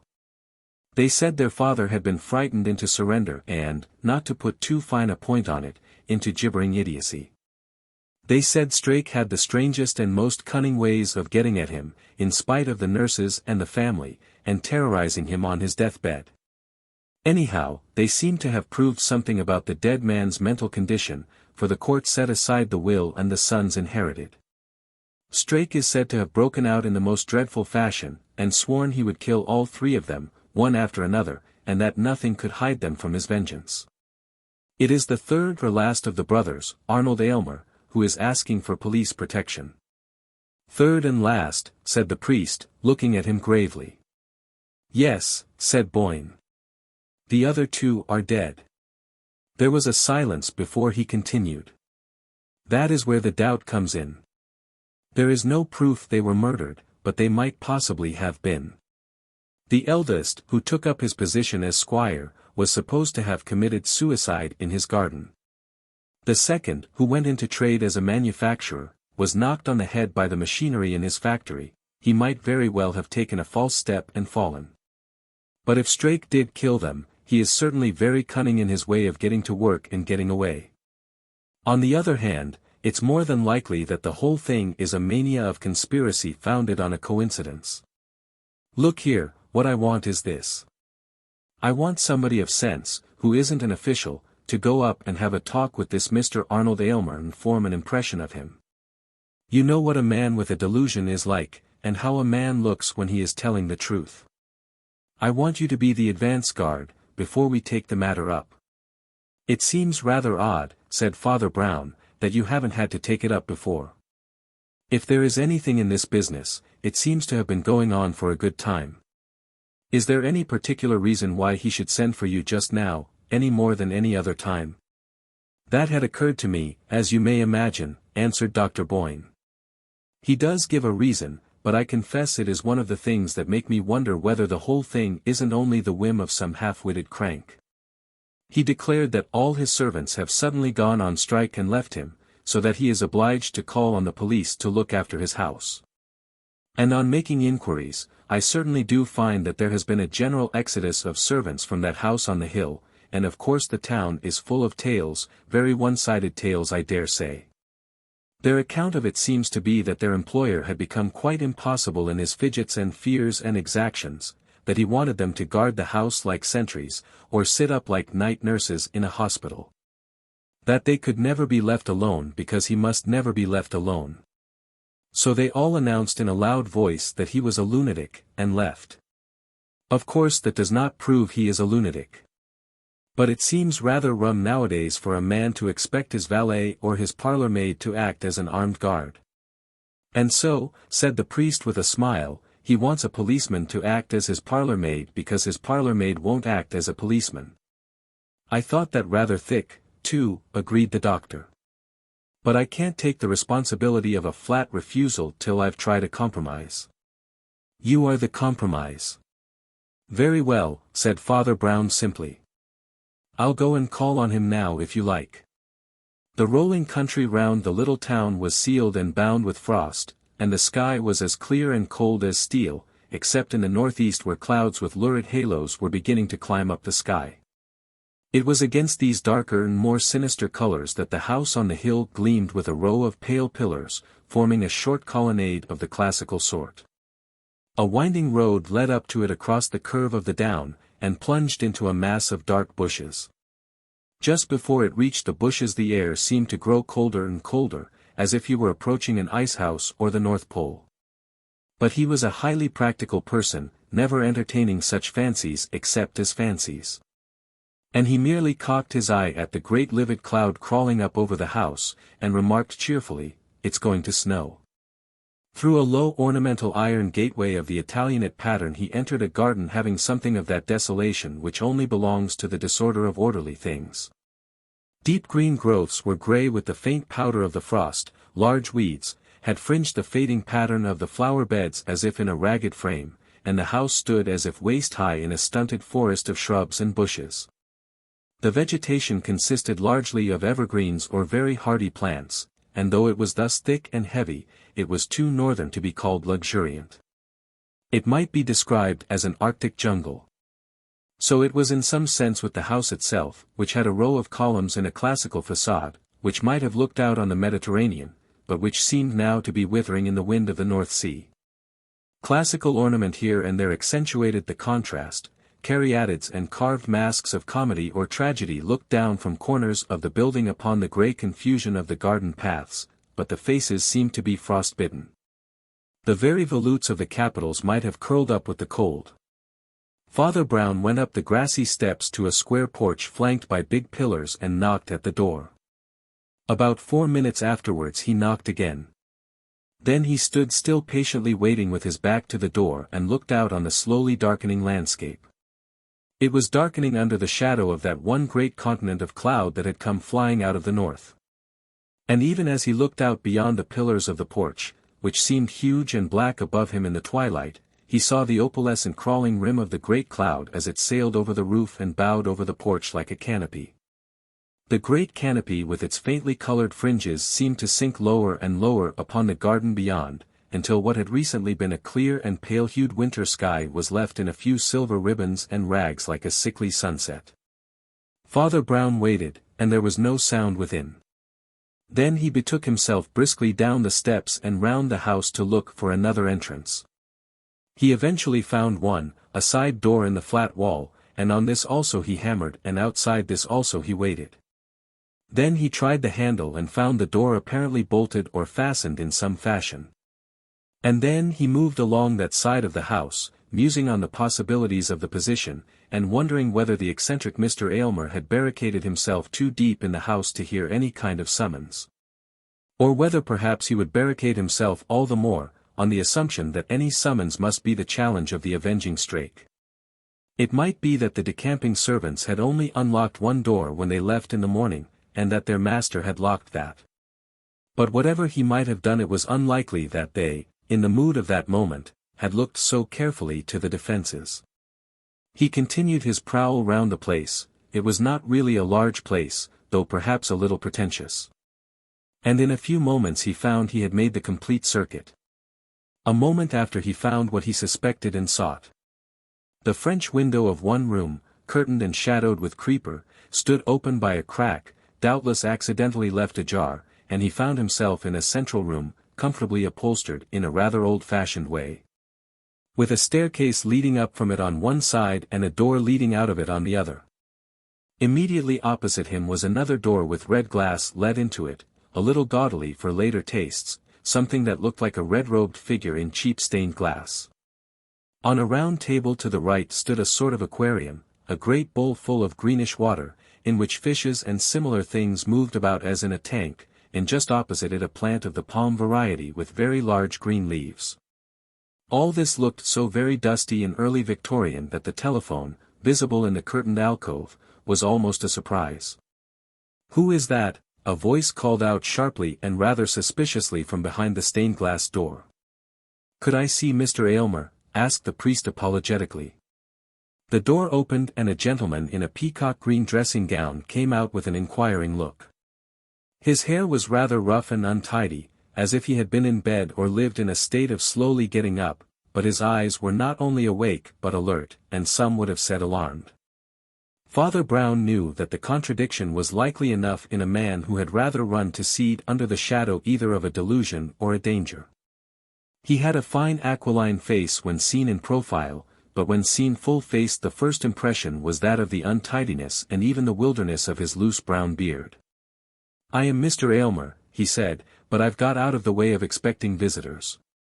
Something about Mr. Aylmer's unrestful eye prompted the priest to go straight to the point. If the man's persecution was only a monomania, he would be the less likely to resent it. "I was wondering," said Father Brown softly, "whether it is quite true that you never expect visitors." "You are right," replied his host steadily. "I always expect one visitor. And he may be the last." "I hope not," said Father Brown, "but at least I am relieved to infer that I do not look very like him." Mr. Aylmer shook himself with a sort of savage laugh. "You certainly do not," he said. "Mr. Aylmer," said Father Brown frankly, "I apologize for the liberty, but some friends of mine have told me about your trouble, and asked me to see if I could do anything for you. The truth is, I have some little experience in affairs like this." "There are no affairs like this," said Aylmer. "You mean," observed Father Brown, "that the tragedies in your unfortunate family were not normal deaths." "I mean they were not even normal murders," answered the other. "The man who is hounding us all to death is a hellhound, and his power is from hell." "All evil has one origin," said the priest gravely. "But how do you know they were not normal murders?" Aylmer answered with a gesture which offered his guest a chair, then he seated himself slowly in another, frowning, with his hands on his knees. But when he looked up his expression had grown milder and more thoughtful, and his voice was quite cordial and composed. "Sir," he said, "I don't want you to imagine that I'm in the least an unreasonable person. I have come to these conclusions by reason, because unfortunately reason really leads there. I have read a great deal on these subjects. For I was the only one who inherited my father's scholarship in somewhat obscure matters, and I have since inherited his library. But what I tell you does not rest on what I have read but on what I have seen." Father Brown nodded, and the other proceeded, as if picking his words, "In my elder brother's case I was not certain at first. There were no marks or footprints where he was found shot, and the pistol was left beside him. But he had just received a threatening letter certainly from our enemy, for it was marked with a sign like a winged dagger, which was one of his infernal cabalistic tricks. And a servant said she had seen something moving along the garden wall in the twilight that was much too large to be a cat. I leave it there. All I can say is that if the murderer came, he managed to leave no traces of his coming. But when my brother Stephen died it was different, and since then I have known. A machine was working in an open scaffolding under the factory tower. I scaled the platform a moment after he had fallen under the iron hammer that struck him. I did not see anything else strike him, but I saw what I saw. A great drift of factory smoke was rolling between me and the factory tower. But through a rift of it I saw on the top of it a dark human figure wrapped in what looked like a black cloak. Then the sulphurous smoke drove between us again, and when it cleared I looked up at the distant chimney. There was nobody there. I am a rational man, and I will ask all rational men how he had reached that dizzy unapproachable turret, and how he left it. He stared across at the priest with a sphinx-like challenge. Then after a silence he said abruptly, "My brother's brains were knocked out, but his body was not much damaged. And in his pocket we found one of those warning messages dated the day before and stamped with the flying dagger. I am sure," he went on gravely, "that the symbol of the winged dagger is not merely arbitrary or accidental. Nothing about that abominable man is accidental. He is all design, though it is indeed a most dark and intricate design. His mind is woven not only out of elaborate schemes but out of all sorts of secret languages and signs, and dumb signals and wordless pictures which are the names of nameless things. He is the worst sort of man that the world knows. He is the wicked mystic. Now, I don't pretend to penetrate all that is conveyed by this symbol. But it seems surely that it must have a relation to all that was most remarkable, or even incredible, in his movements as he had hovered round my unfortunate family. Is there no connection between the idea of a winged weapon and the mystery by which Philip was struck dead on his own lawn without the lightest touch of any footprint having disturbed the dust or grass? Is there no connection between the plumed poignard flying like a feathered arrow and that figure which hung on the far top of the toppling chimney, clad in a cloak for pinions? You mean, said Father Brown thoughtfully, that he is in a perpetual state of levitation. Simon Magus did it, replied Aylmer, and it was one of the commonest predictions of the Dark Ages that Antichrist would be able to fly. Anyhow, there was the flying dagger on the document, and whether or no it could fly, it could certainly strike. Did you notice what sort of paper it was on? Asked Father Brown. Common paper. The sphinx-like face broke abruptly into a harsh laugh. You can see what they're like, said Aylmer grimly, for I got one myself this morning. He was leaning back in his chair now, with his long legs thrust out from under the green dressing gown, which was a little short for him, and his bearded chin pillowed on his chest. Without moving otherwise, he thrust his hand deep in the dressing gown pocket and held out a fluttering scrap of paper at the end of a rigid arm. His whole attitude was suggestive of a sort of paralysis, that was both rigidity and collapse. But the next remark of the priest had a curious effect of rousing him. Father Brown was blinking in his short-sighted way at the paper presented to him. It was a singular sort of paper, rough without being common, as from an artist's sketchbook. And on it was drawn boldly in red ink a dagger decorated with wings like the rod of Hermes, with the written words, "Death comes the day after this, as it came to your brothers." Father Brown tossed the paper on the floor and sat bolt upright in his chair. "You mustn't let that sort of stuff stupefy you," he said sharply. "These devils always try to make us helpless by making us hopeless." Rather to his surprise, an awakening wave went over the prostrate figure, which sprang from its chair as if startled out of a dream. You're right," cried Aylmer with a rather uncanny animation. "And the devils shall find that I'm not so hopeless after all, nor so helpless either. Perhaps I have more hope and better help than you fancy." He stood with his hands in his pockets, frowning down at the priest, who had a momentary doubt, during that strange silence, about whether the man's long peril had not touched his brain. But when he spoke it was quite soberly. "I believe my unfortunate brothers failed because they used the wrong weapons. Philip carried a revolver, and that was how his death came to be called suicide. Stephen had police protection, but he also had a sense of what made him ridiculous. And he could not allow a policeman to climb up a ladder after him to a scaffolding where he stood only a moment. They were both scoffers, reacting into skepticism from the strange mysticism of my father's last days. But I always knew there was more in my father than they understood. It is true that by studying magic he fell at last under the blight of black magic, the black magic of this scoundrel Strake. But my brothers were wrong about the antidote. The antidote to black magic is not brute materialism or worldly wisdom. The antidote to black magic is white magic." "It rather depends," said Father Brown, "what you mean by white magic." "I mean silver magic," said the other, in a low voice, like one speaking of a secret revelation. Then after a silence he said, "Do you know what I mean by silver magic?" "Excuse me a moment." He turned and opened the central door with the red glass and went into a passage beyond it. The house had less depth than Brown had supposed. Instead of the door opening into interior rooms, the corridor it revealed ended in another door on the garden. The door of one room was on one side of the passage. Doubtless, the priest told himself, the proprietor's bedroom whence he had rushed out in his dressing gown. There was nothing else on that side but an ordinary hat stand with the ordinary dingy cluster of old hats and overcoats. But on the other side was something more interesting, a very dark old oak sideboard laid out with some old silver, and overhung by a trophy or ornament of old weapons. It was by that Arnold Aylmer halted, looking up at a long antiquated pistol with a bell-shaped mouth. The door at the end of the passage was barely open, and through the crack came a streak of white daylight. The priest had very quick instincts about natural things, and something in the unusual brilliancy of that white line told him what had happened outside. It was indeed what he had prophesied when he was approaching the house.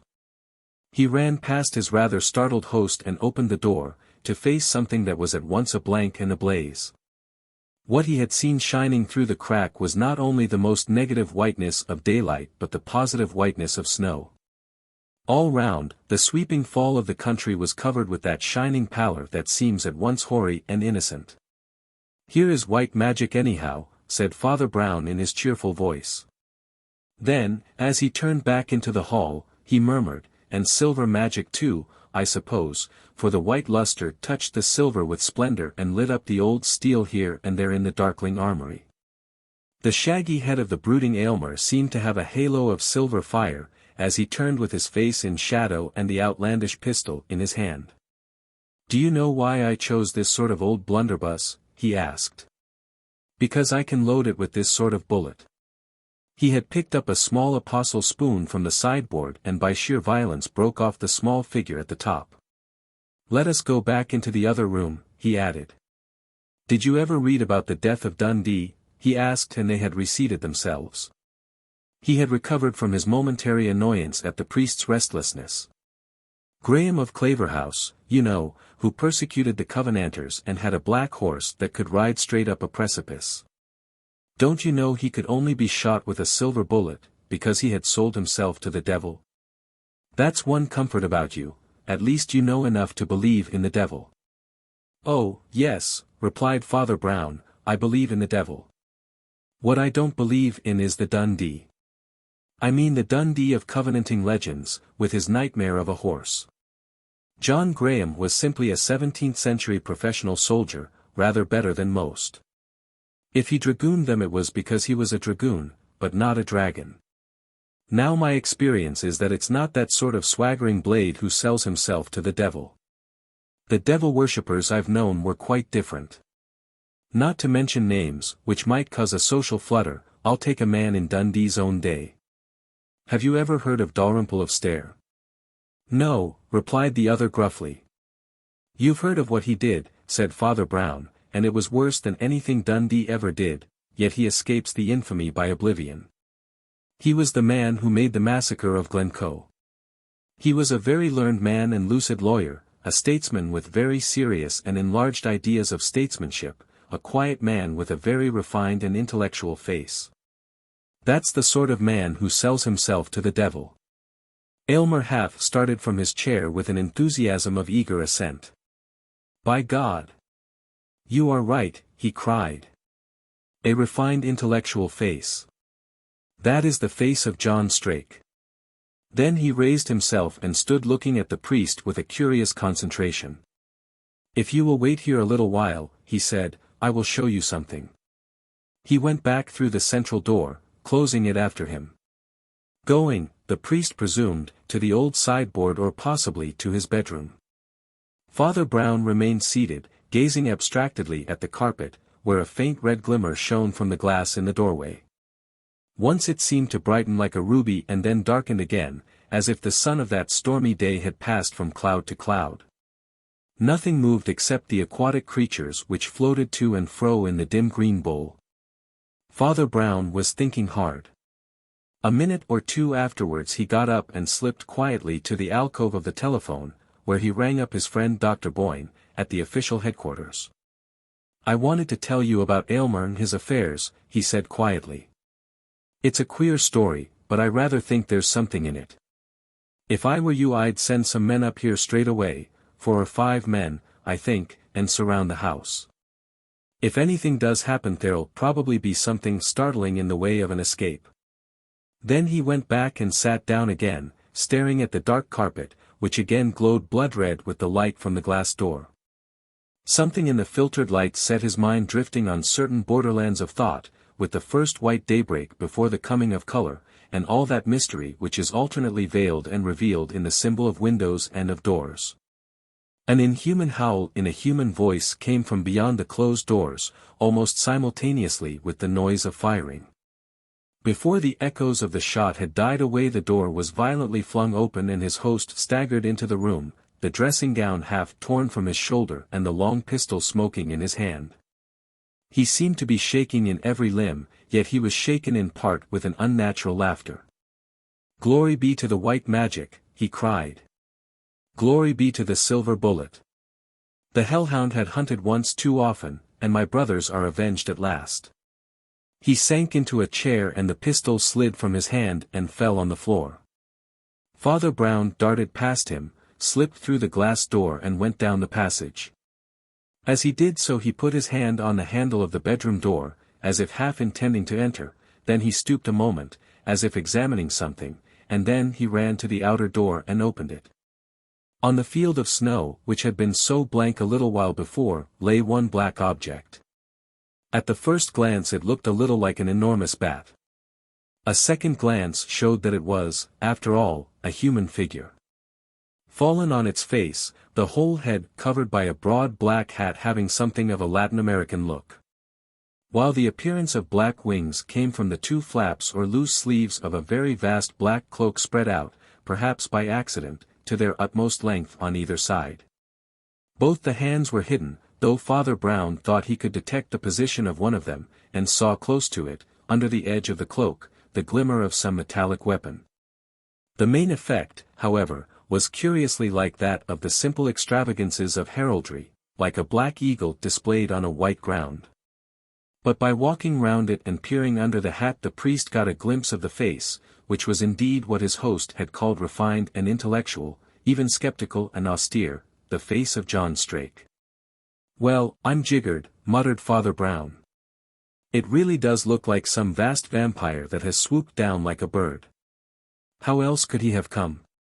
Came a voice from the doorway, and Father Brown looked up to see Aylmer once more standing there. "Couldn't he have walked?" replied Father Brown evasively. Aylmer stretched out his arm and swept the white landscape with a gesture. "Look at the snow," he said in a deep voice that had a sort of roll and thrill in it. "Is not the snow unspotted, pure as the white magic you yourself called it? Is there a speck on it for miles, save that one foul black blot that has fallen there? There are no footprints, but a few of yours and mine, there are none approaching the house from anywhere." Then he looked at the little priest for a moment with a concentrated and curious expression, and said, "I will tell you something else. That cloak he flies with is too long to walk with. He was not a very tall man, and it would trail behind him like a royal train. Stretch it out over his body, if you like, and see." "What happened to you both?" asked Father Brown abruptly. "It was too swift to describe," answered Aylmer. "I had looked out of the door and was turning back when there came a kind of rushing of wind all around me, as if I were being buffeted by a wheel revolving in mid-air. I spun round somehow and fired blindly. And then I saw nothing but what you see now. But I am morally certain that you wouldn't see it if I had not had a silver shot in my gun. It would have been a different body lying there in the snow." "By the way," remarked Father Brown, "shall we leave it lying there in the snow? Or would you like it taken into your room? I suppose that's your bedroom in the passage." "No, no," replied Aylmer hastily, "we must leave it here till the police have seen it. Besides, I've had as much of such things as I can stand for the moment. Whatever else happens, I'm going to have a drink. After that, they can hang me if they like." Inside the central apartment, between the palm plant and the bowl of fishes, Aylmer tumbled into a chair. He had nearly knocked the bowl over as he lurched into the room, but he had managed to find the decanter of brandy after plunging his hand rather blindly into several cupboards and corners. He did not at any time look like a methodical person, but at this moment his distraction must have been extreme. He drank with a long gulp and began to talk rather feverishly, as if to fill up a silence. "I see you are still doubtful," he said, "though you have seen the thing with your own eyes. Believe me, there was something more behind the quarrel between the spirit of Strake and the spirit of the house of Aylmer. Besides, you have no business to be an unbeliever. You ought to stand for all the things these stupid people call superstitions. Come now, don't you think there's a lot in those old wives' tales about luck and charms and so on, silver bullets included? What do you say about them as a Catholic?" "I say I'm an agnostic," replied Father Brown, smiling. "Nonsense," said Aylmer impatiently. "It's your business to believe things." "Well, I do believe some things, of course," conceded Father Brown, and therefore, of course, I don't believe other things. Aylmer was leaning forward, and looking at him with a strange intensity that was almost like that of a mesmerist.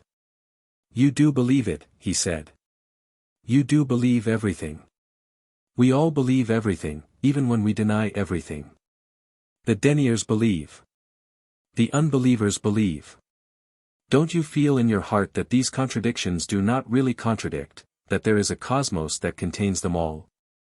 The soul goes round upon a wheel of stars and all things return. Perhaps Drake and I have striven in many shapes, beast against beast and bird against bird, and perhaps we shall strive forever. But since we seek and need each other, even that eternal hatred is an eternal love. Good and evil go round in a wheel that is one thing and not many. Do you not realize in your heart, do you not believe behind all your beliefs, that there is but one reality and we are its shadows? And that all things are but aspects of one thing, a center where men melt into man and man into God? No, said Father Brown.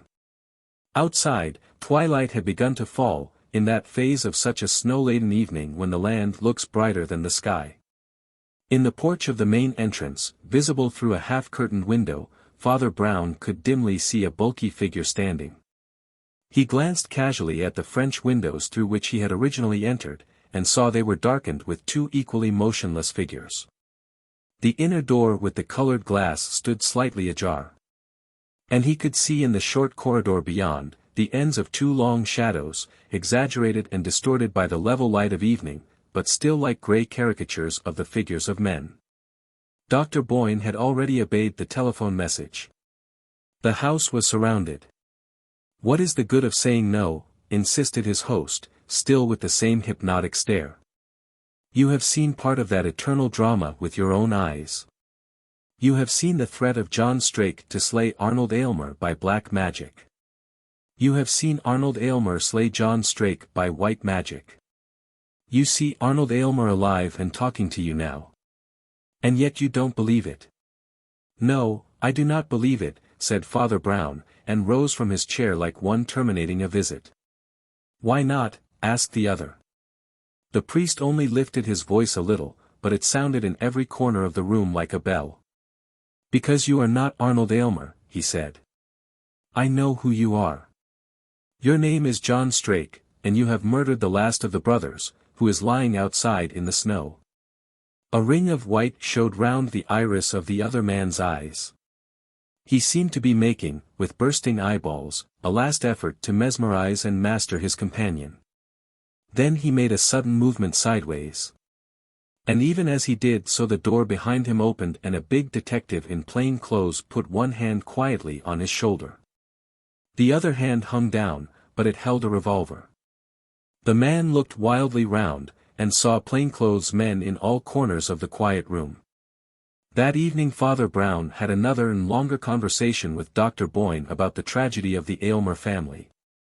By that time there was no longer any doubt of the central fact of the case, for John Strake had confessed his identity and even confessed his crimes, only it would be truer to say that he boasted of his victories. Compared to the fact that he had rounded off his life's work with the last Aylmer lying dead, everything else, including existence itself, seemed to be indifferent to him. The man is a sort of monomaniac, said Father Brown. He is not interested in any other matter, not even in any other murder. I owe him something for that, for I had to comfort myself with the reflection a good many times this afternoon. As has doubtless occurred to you, instead of weaving all that wild but ingenious romance about winged vampires and silver bullets, he might have put an ordinary leaden bullet into me, and walked out of the house. I assure you it occurred quite frequently to me. I wonder why he didn't, observed Boyne. I don't understand it, but I don't understand anything yet. How on earth did you discover it, and what in the world did you discover?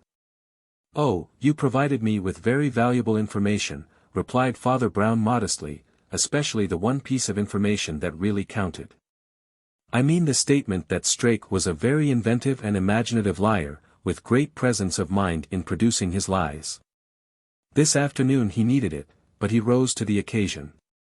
Perhaps his only mistake was in choosing a preternatural story. He had the notion that because I am a clergyman I should believe anything. Many people have little notions of that kind. But I can't make head or tail of it, said the doctor. You must really begin at the beginning. The beginning of it was a dressing gown, said Father Brown simply. It was the one really good disguise I've ever known. When you meet a man in a house with a dressing gown on, you assume quite automatically that he's in his own house. I assumed it myself, but afterwards queer little things began to happen.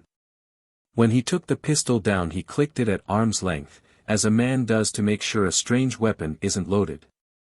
Of course he would know whether the pistols in his own hall were loaded or not. I didn't like the way he looked for the brandy, or the way he nearly barged into the bowl of fishes.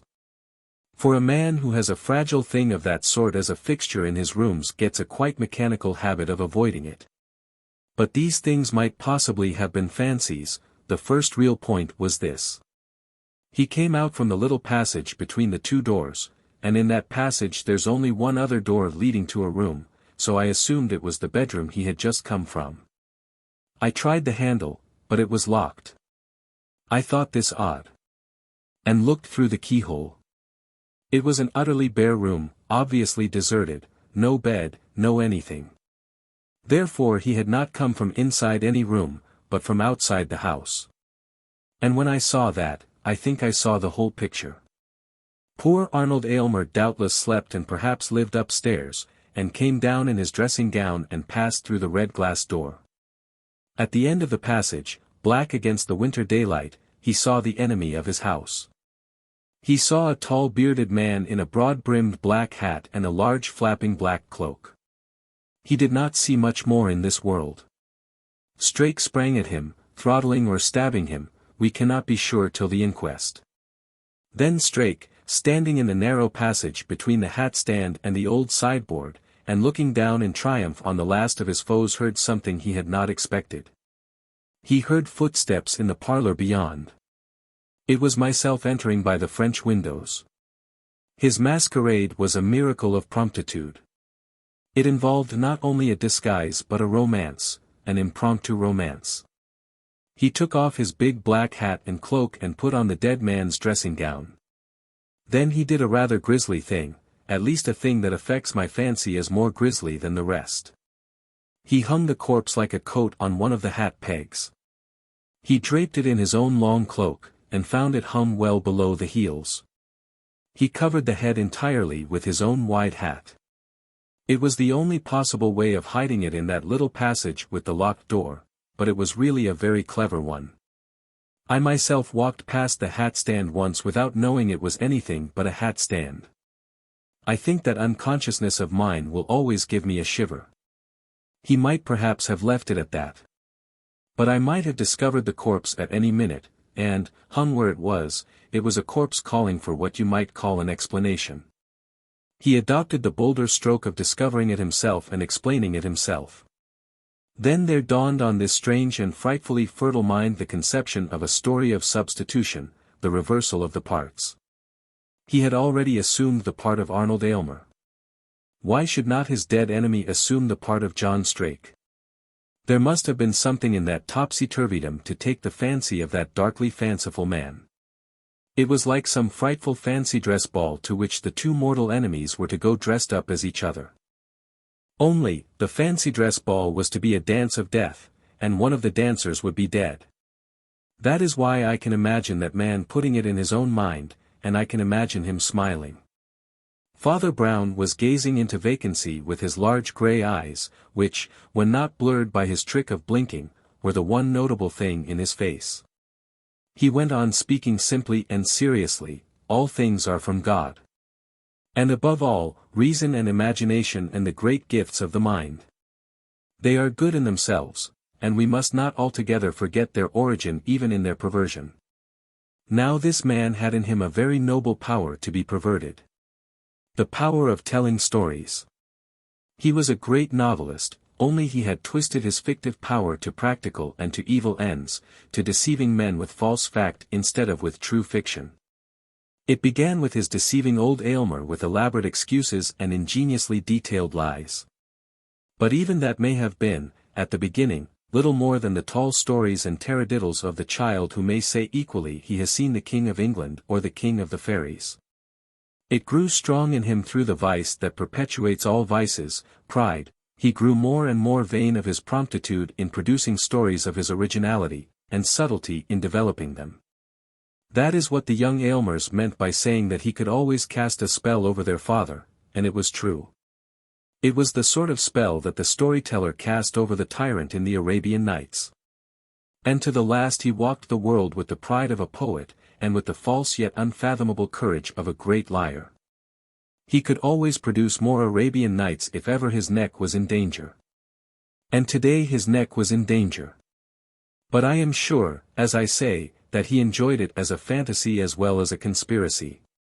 He set about the task of telling the true story the wrong way round, of treating the dead man as living and the live man as dead.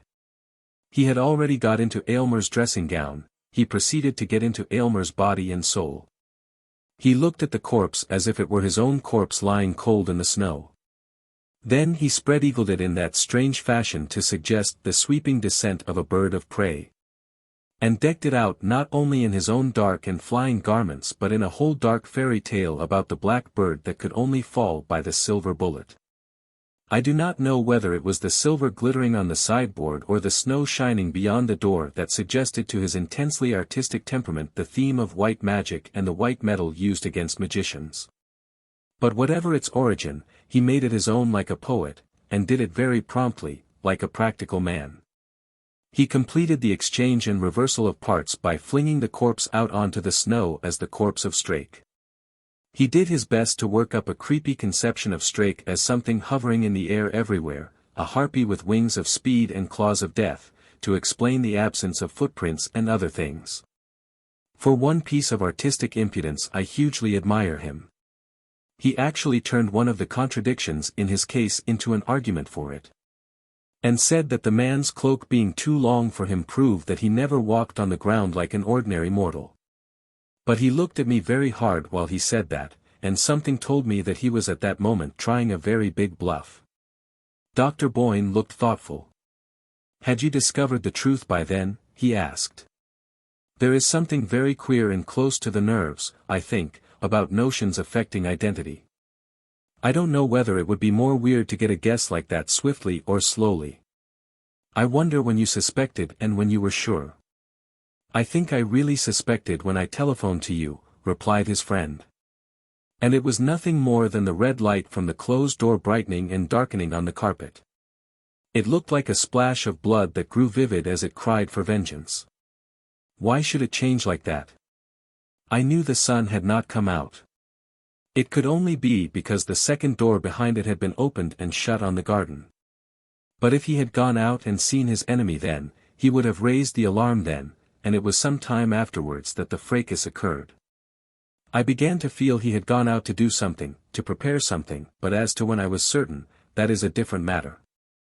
I knew that right at the end he was trying to hypnotize me, to master me by the black art of eyes like talismans and a voice like an incantation.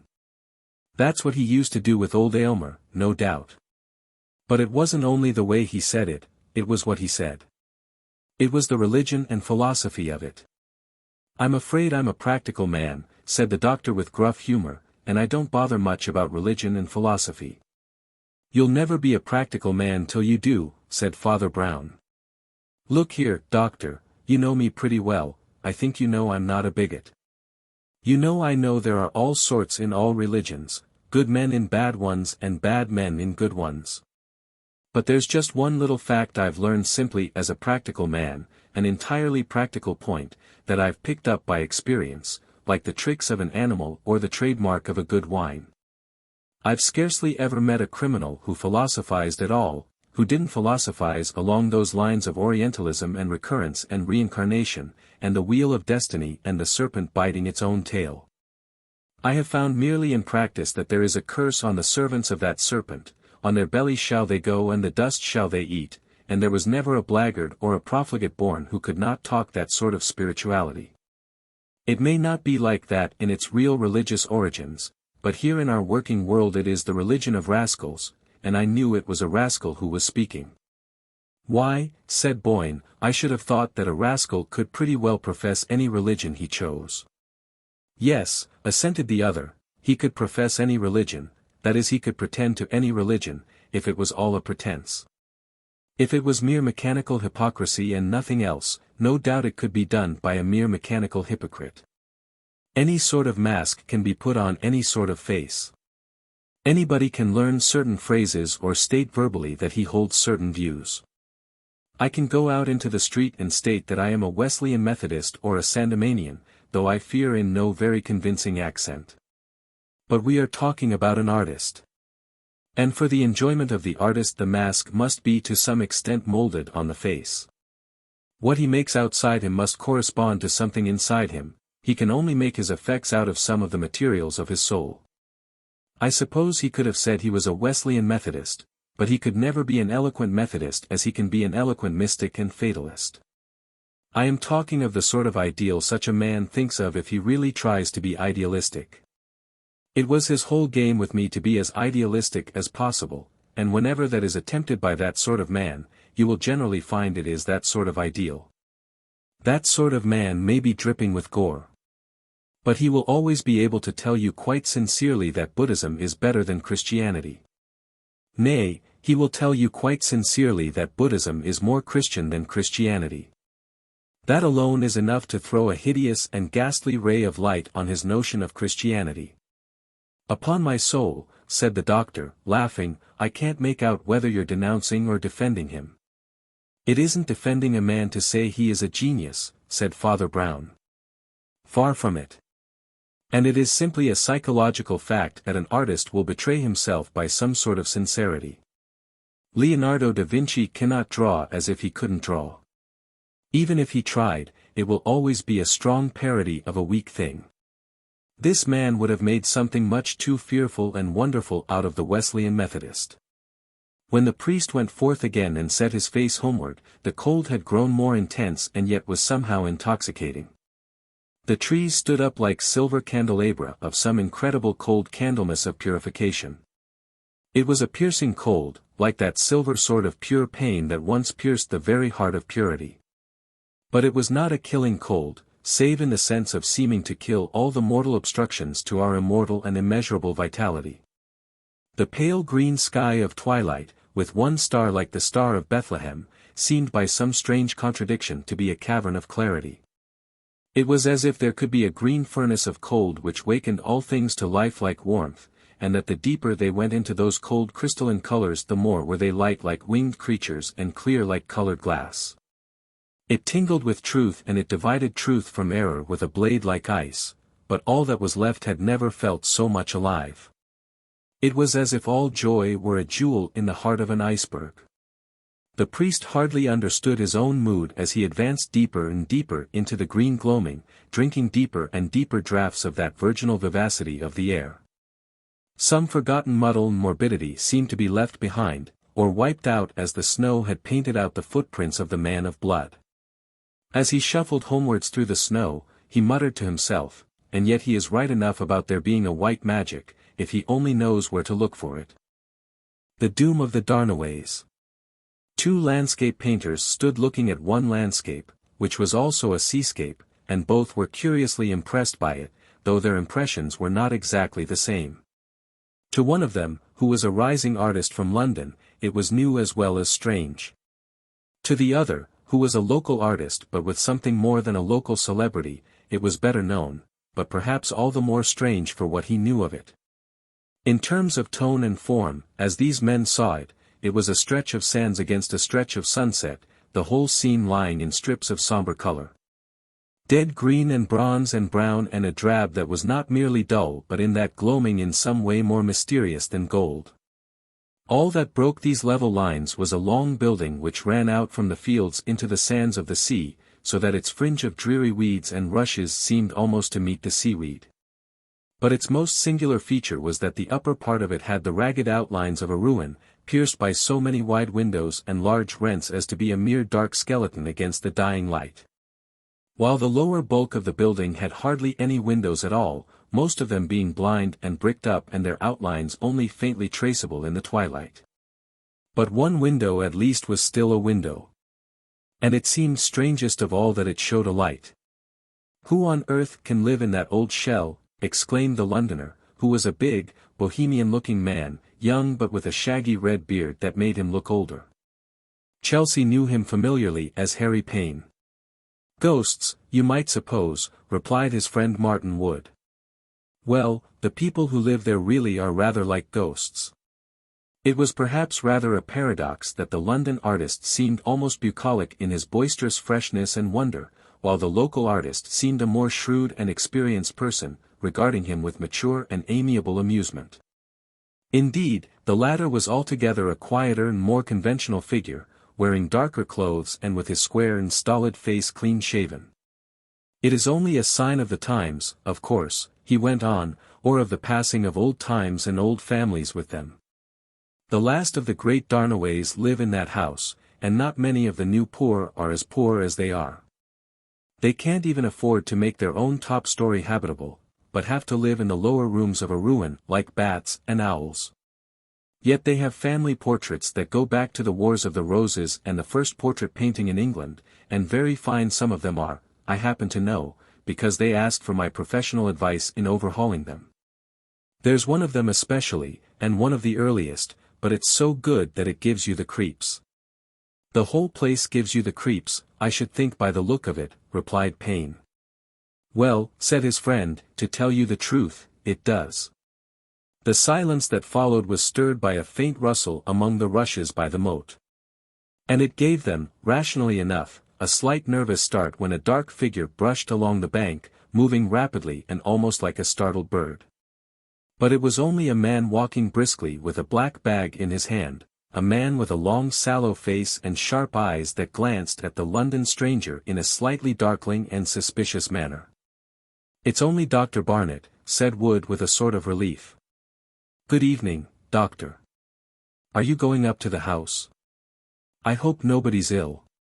"Everybody's always ill in a place like that," growled the doctor, "only sometimes they're too ill to know it. The very air of the place is a blight and a pestilence. I don't envy the young man from Australia." "And who," asked Payne abruptly and rather absently, "may the young man from Australia be?" "Ah," snorted the doctor. "Hasn't your friend told you about him? As a matter of fact, I believe he is arriving today. Quite a romance in the old style of melodrama, the heir back from the colonies to his ruined castle, all complete even down to an old family compact for his marrying the lady watching in the ivied tower. Queer old stuff, isn't it? But it really happens sometimes. He's even got a little money, which is the only bright spot there ever was in this business." "What does Miss Darnaway herself, in her ivied tower, think of the business?" asked Martin Wood dryly. "What she thinks of everything else by this time," replied the doctor. "They don't think in this weedy old den of superstitions, they only dream and drift. I think she accepts the family contract and the colonial husband as part of the doom of the Darnaways, don't you know? I really think that if he turned out to be a humpbacked Negro with one eye and a homicidal mania, she would only think it added a finishing touch and fitted in with the twilight scenery." "You're not giving my friend from London a very lively picture of my friends in the country," said Wood, laughing. "I had intended taking him there to call. No artist ought to miss those Darnaway portraits if he gets the chance. But perhaps I'd better postpone it if they're in the middle of the Australian invasion." "Oh, do go in and see them, for the Lord's sake," said Dr. Barnett warmly. "Anything that will brighten their blighted lives will make my task easier. It will need a good many colonial cousins to cheer things up, I should think, and the more the merrier. Come, I'll take you in myself." As they drew nearer to the house, it was seen to be isolated like an island in a moat of brackish water which they crossed by a bridge. On the other side spread a fairly wide stony floor or embankment with great cracks across it, in which little tufts of weed and thorn sprouted here and there. This rock platform looked large and bare in the grey twilight, and Payne could hardly have believed that such a corner of space could have contained so much of the soul of a wilderness. This platform only jutted out on one side, like a giant doorstep, and beyond it was the door, a very low-browed Tudor archway standing open, but dark like a cave. When the brisk doctor led them inside without ceremony, Payne had, as it were, another shock of depression. He could have expected to find himself mounting to a very ruinous tower, by very narrow winding staircases. But in this case the first steps into the house were actually steps downwards. They went down several short and broken stairways into large twilight rooms which, but for their lines of dark pictures and dusty bookshelves, might have been the traditional dungeons beneath the castle moat.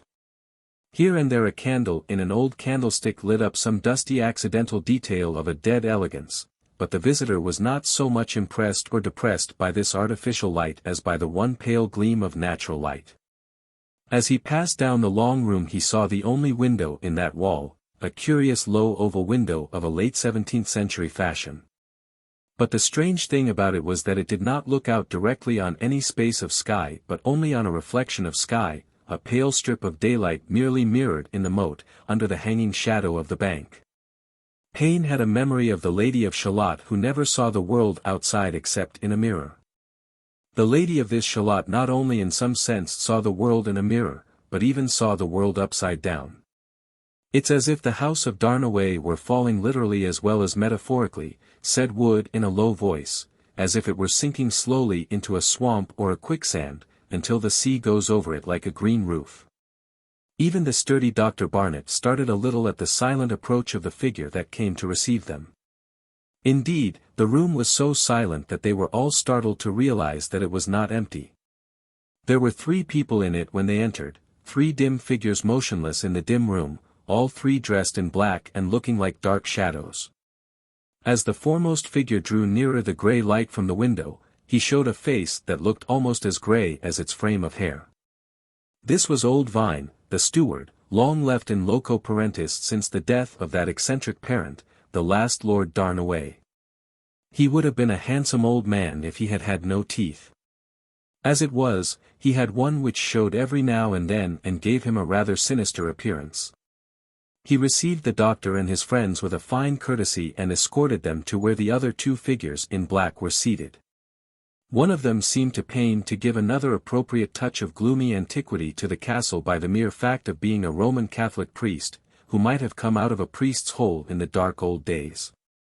Payne could imagine him muttering prayers or telling beads, or tolling bells or doing a number of indistinct and melancholy things in that melancholy place.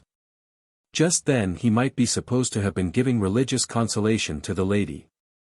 But it could hardly be supposed that the consolation was very consoling, or at any rate that it was very cheering. For the rest, the priest was personally insignificant enough, with plain and rather expressionless features. But the lady was a very different matter. Her face was very far from being plain or insignificant, it stood out from the darkness of her dress and hair and background with a pallor that was almost awful, but a beauty that was almost awfully alive. Payne looked at it as long as he dared, and he was to look at it a good deal longer before he died. Wood merely exchanged with his friends such pleasant and polite phrases as would lead up to his purpose of revisiting the portraits. He apologized for calling on the day which he heard was to be one of family welcome, but he was soon convinced that the family was rather mildly relieved to have visitors to distract them or break the shock. He did not hesitate, therefore, to lead Payne through the central reception room into the library beyond, where hung the portrait, for there was one which he was especially bent on showing, not only as a picture but almost as a puzzle. The little priest trudged along with them. He seemed to know something about old pictures as well as about old prayers.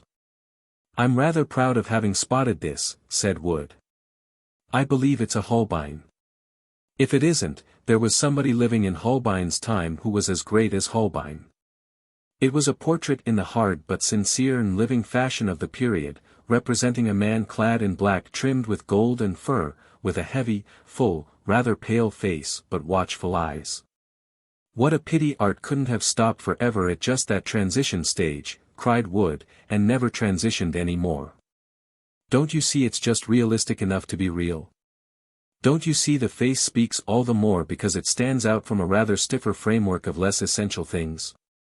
And the eyes are even more real than the face. On my soul, I think the eyes are too real for the face.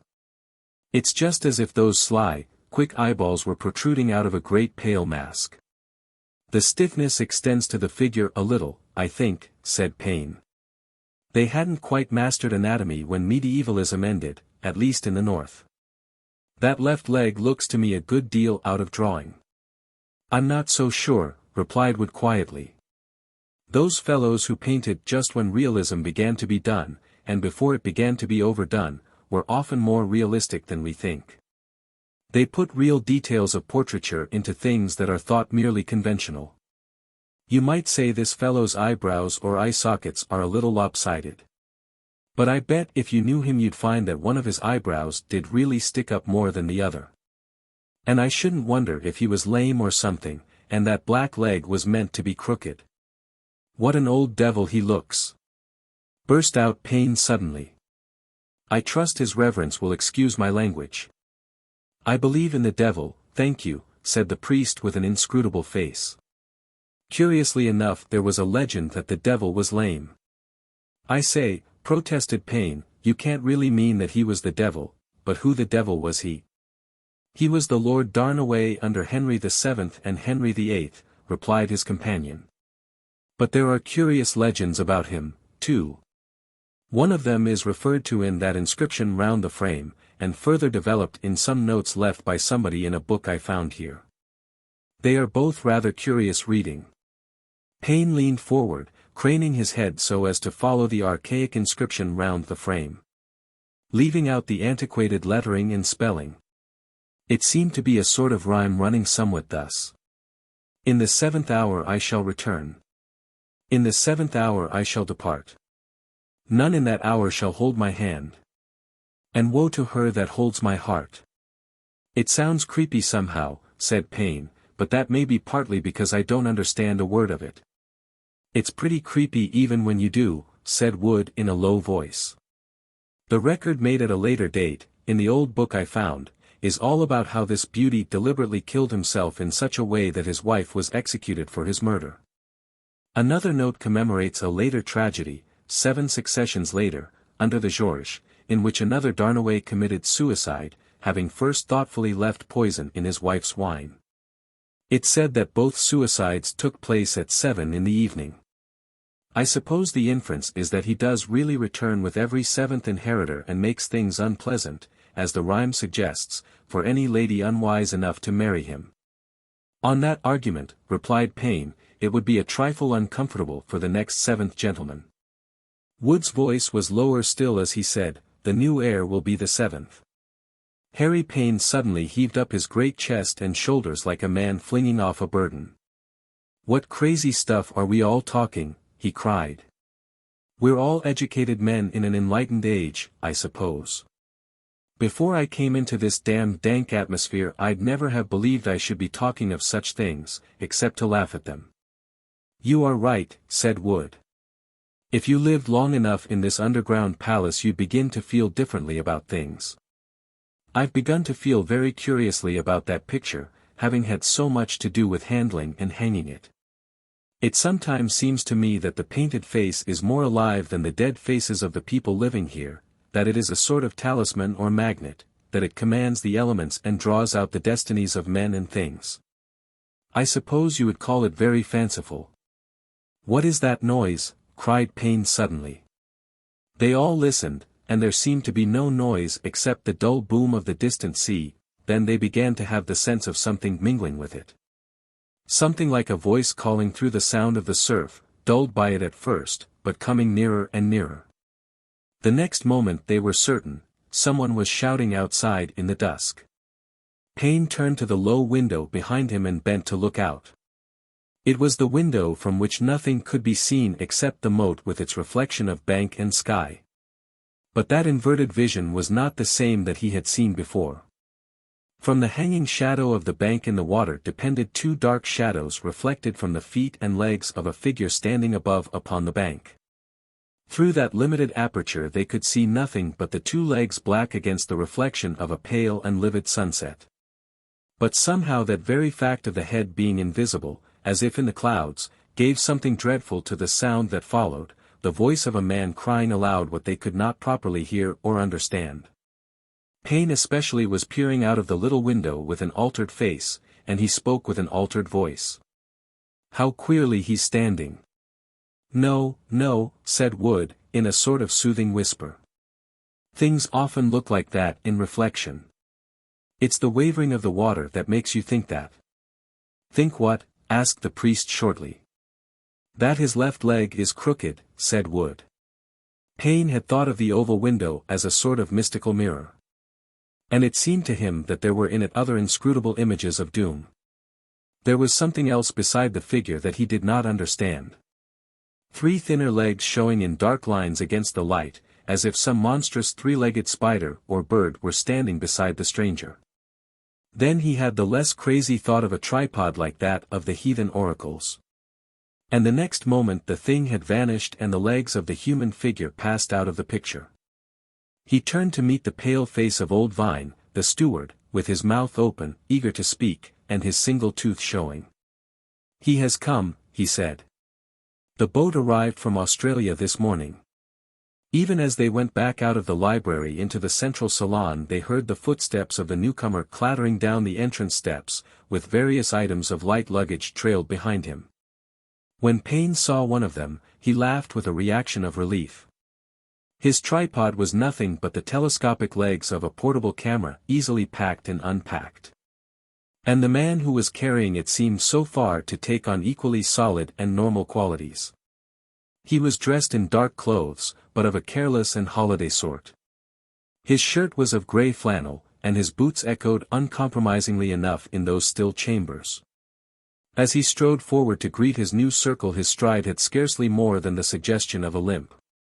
But Payne and his companions were looking at his face, and could scarcely take their eyes from it.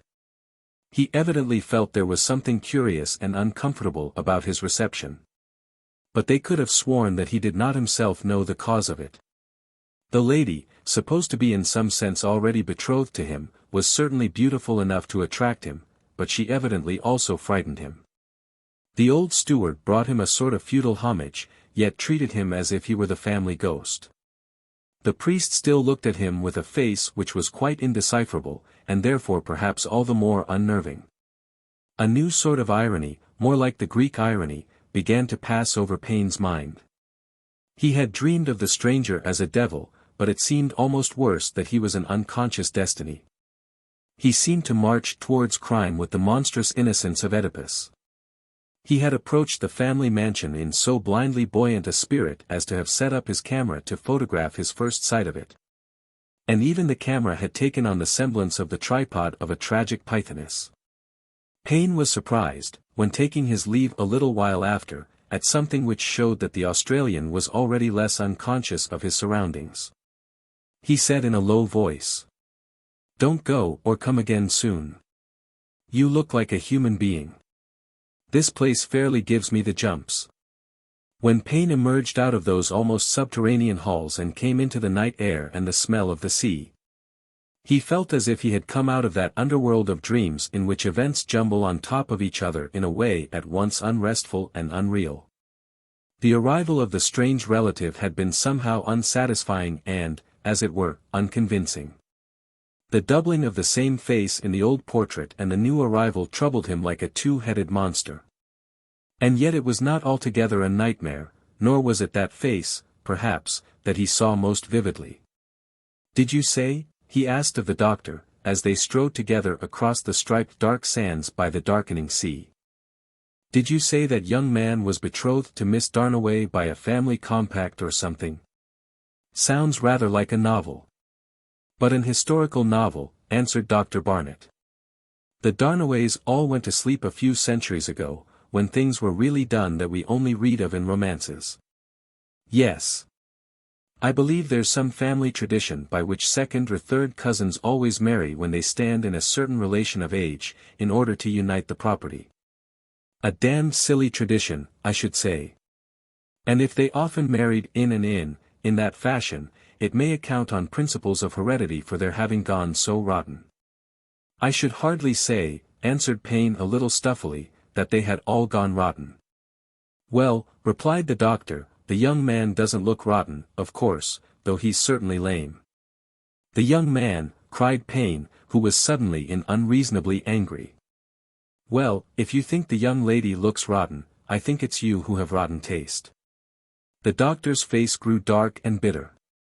"I fancy I know more about it than you do," he snapped. They completed the walk in silence, each feeling that he had been irrationally rude and had suffered equally irrational rudeness. And Payne was left to brood alone on the matter, for his friend Wood had remained behind to attend to some of his business in connection with the pictures. Payne took very full advantage of the invitation extended by the colonial cousin, who wanted somebody to cheer him up. During the next few weeks he saw a good deal of the dark interior of the Darnaway home. Though it might be said that he did not confine himself entirely to cheering up the colonial cousin. The lady's melancholy was of longer standing and perhaps needed more lifting. Anyhow, he showed a laborious readiness to lift it. He was not without a conscience, however, and the situation made him doubtful and uncomfortable. Weeks went by and nobody could discover from the demeanor of the new Darnaway whether he considered himself engaged according to the old compact or no. He went mooning about the dark galleries and stood staring vacantly at the dark and sinister picture. The shades of that prison house were certainly beginning to close on him, and there was little of his Australian assurance left. But Payne could discover nothing upon the point that concerned him most. Once he attempted to confide in his friend Martin Wood, as he was pottering about in his capacity of picture hanger, but even out of him he got very little satisfaction. "It seems to me you can't butt in," said Wood shortly, "because of the engagement." "Of course I shan't butt in if there is an engagement," retorted his friend, "but is there?" "I haven't said a word to her of course. But I've seen enough of her to be pretty certain she doesn't think there is, even if she thinks there may be." "He doesn't say there is, or even hint that there ought to be. It seems to me this shilly-shallying is rather unfair on everybody." "Especially on you, I suppose," said Wood a little harshly. "But if you ask me, I'll tell you what I think he's afraid." "Afraid of being refused?" asked Payne. "No, afraid of being accepted," answered the other. "Don't bite my head off, I don't mean afraid of the lady. I mean afraid of the picture." "Afraid of the picture," repeated Payne. "I mean afraid of the curse," said Wood. "Don't you remember the rhyme about the Darnaway doom falling on him and her?" "Yes, but look here," cried Payne, "even the Darnaway doom can't have it both ways. You tell me first that I mustn't have my own way because of the compact, and then that the compact mustn't have its own way because of the curse. But if the curse can destroy the compact, why should she be tied to the compact? If they're frightened of marrying each other, they're free to marry anybody else, and there's an end of it. Why should I suffer for the observance of something they don't propose to observe? It seems to me your position is very unreasonable." "Of course it's all a tangle," said Wood rather crossly, and went on hammering at the frame of a canvas. Suddenly, one morning, the new air broke his long and baffling silence. He did it in a curious fashion, a little crude, as was his way, but with an obvious anxiety to do the right thing. He asked frankly for advice, not of this or that individual as Payne had done, but collectively as of a crowd. When he did speak he threw himself on the whole company like a statesman going to the country. He called it a showdown. Fortunately the lady was not included in this large gesture, and Payne shuddered when he thought of her feelings. But the Australian was quite honest. He thought the natural thing was to ask for help and for information, calling a sort of family council at which he put his cards on the table. It might be said that he flung down his cards on the table, for he did it with a rather desperate air, like one who had been harassed for days and nights by the increasing pressure of a problem. In that short time the shadows of that place of low windows and sinking pavements had curiously changed him, and increased a certain resemblance that crept through all their memories. The 5 men, including the doctor, were sitting round a table. And Payne was idly reflecting that his own light tweeds and red hair must be the only colors in the room, for the priest and the steward were in black, and Wood and Darnaway habitually wore dark grey suits that looked almost like black. Perhaps this incongruity had been what the young man had meant by calling him a human being. At that moment the young man himself turned abruptly in his chair and began to talk. A moment after the dazed artist knew that he was talking about the most tremendous thing in the world. "Is there anything in it?" he was saying. That is what I've come to asking myself till I'm nearly crazy. I'd never have believed I should come to thinking of such things, but I think of the portrait and the rhyme and the coincidences or whatever you call them, and I go cold. Is there anything in it? Is there any doom of the Darnaways or only a damned queer accident? Have I got a right to marry, or shall I bring something big and black out of the sky, that I know nothing about, on myself and somebody else? His rolling eye had roamed round the table and rested on the plain face of the priest, to whom he now seemed to be speaking. Pain-submerged practicality rose in protest against the problem of superstition being brought before that supremely superstitious tribunal. He was sitting next to Darnaway and struck in before the priest could answer. "Well, the coincidences are curious, I admit," he said, rather forcing a note of cheerfulness, "but surely and then he stopped as if he had been struck by lightning. For Darnaway had turned his head sharply over his shoulder at the interruption, and with the movement. His left eyebrow jerked up far above its fellow and for an instant the face of the portrait glared at him with a ghastly exaggeration of exactitude. The rest saw it, and all had the air of having been dazzled by an instant of light. The old steward gave a hollow groan. "It is no good," he said hoarsely, "we are dealing with something too terrible." "Yes," assented the priest in a low voice, "we are dealing with something terrible, with the most terrible thing I know, and the name of it is nonsense." "What did you say?" said Darnaway, still looking towards him. "I said nonsense," repeated the priest. "I have not said anything in particular up to now, for it was none of my business, I was only taking temporary duty in the neighborhood and Miss Darnaway wanted to see me. But since you're asking me personally and point blank, why, it's easy enough to answer. Of course there's no doom of the Darnaways to prevent your marrying anybody you have any decent reason for marrying. A man isn't fated to fall into the smallest venial sin, let alone into crimes like suicide and murder. You can't be made to do wicked things against your will because your name is Darnaway, any more than I can because my name is Brown. The doom of the Browns," he added with relish, "the weird of the Browns would sound even better." "And you of all people," repeated the Australian, staring, "tell me to think like that about it." "I tell you to think about something else," replied the priest cheerfully. "What has become of the rising art of photography? How is the camera getting on? I know it's rather dark downstairs, but those hollow arches on the floor above could easily be turned into a first-rate photographic studio. A few workmen could fit it out with a glass roof in no time." "Really," protested Martin Wood, "I do think you should be the last man in the world to tinker about with those beautiful Gothic arches, which are about the best work your own religion has ever done in the world. I should have thought you'd have had some feeling for that sort of art, but I can't see why you should be so uncommonly keen on photography."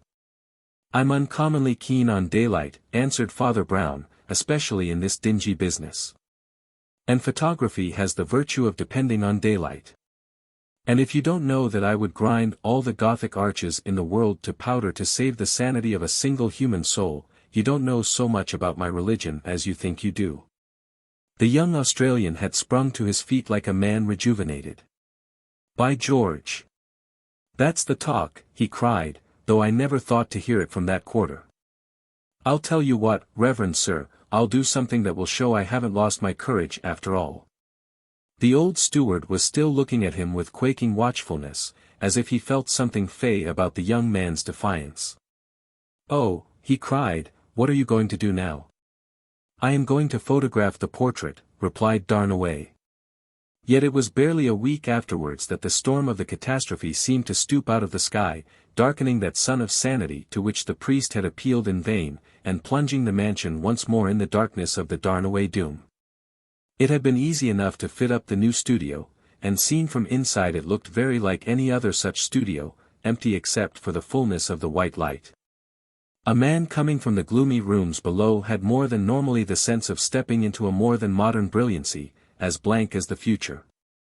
At the suggestion of Wood, who knew the castle well and had got over his first aesthetic grumblings, a small room remaining intact in the upper ruins was easily turned into a dark room, into which Darnaway went out of the white daylight to grope by the crimson gleams of a red lamp. Wood said, laughing, that the red lamp had reconciled him to the vandalism, as that bloodshot darkness was as romantic as an alchemist's cave. Darnaway had risen at daybreak on the day that he meant to photograph the mysterious portrait, and had it carried up from the library by the single corkscrew staircase that connected the 2 floors. There he had set it up in the wide white daylight on a sort of easel and planted his photographic tripod in front of it. He said he was anxious to send a reproduction of it to a great antiquary who had written on the antiquities of the house. But the others knew that this was an excuse covering much deeper things. It was, if not exactly a spiritual duel between Darnaway and the demoniac picture, at least a duel between Darnaway and his own doubts. He wanted to bring the daylight of photography face to face with that dark masterpiece of painting, and to see whether the sunshine of the new art would not drive out the shadows of the old. Perhaps this was why he preferred to do it by himself, even if some of the details seemed to take longer and involve more than normal delay.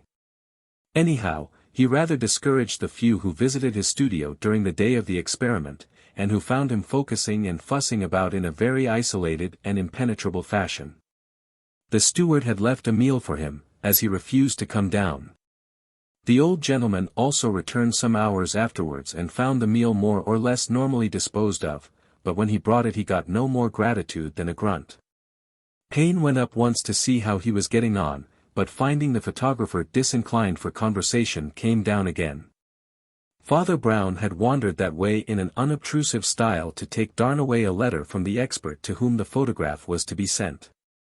But he left the letter on a tray, and whatever he thought of that great glasshouse full of daylight and devotion to a hobby, a world he had himself in some sense created, he kept it to himself and came down. He had reason to remember very soon that he was the last to come down the solitary staircase connecting the floors, leaving a lonely man and an empty room behind him. The others were standing in the salon that led into the library, just under the great black ebony clock that looked like a titanic coffin. "How was Darnaway getting on?" asked Payne, a little later, "when you last went up?" The priest passed a hand over his forehead. "Don't tell me I'm getting psychic," he said with a sad smile. "I believe I'm quite dazzled with daylight up in that room and couldn't see things straight. Honestly, I felt for a flash as if there were something uncanny about Darnaway's figure standing before that portrait."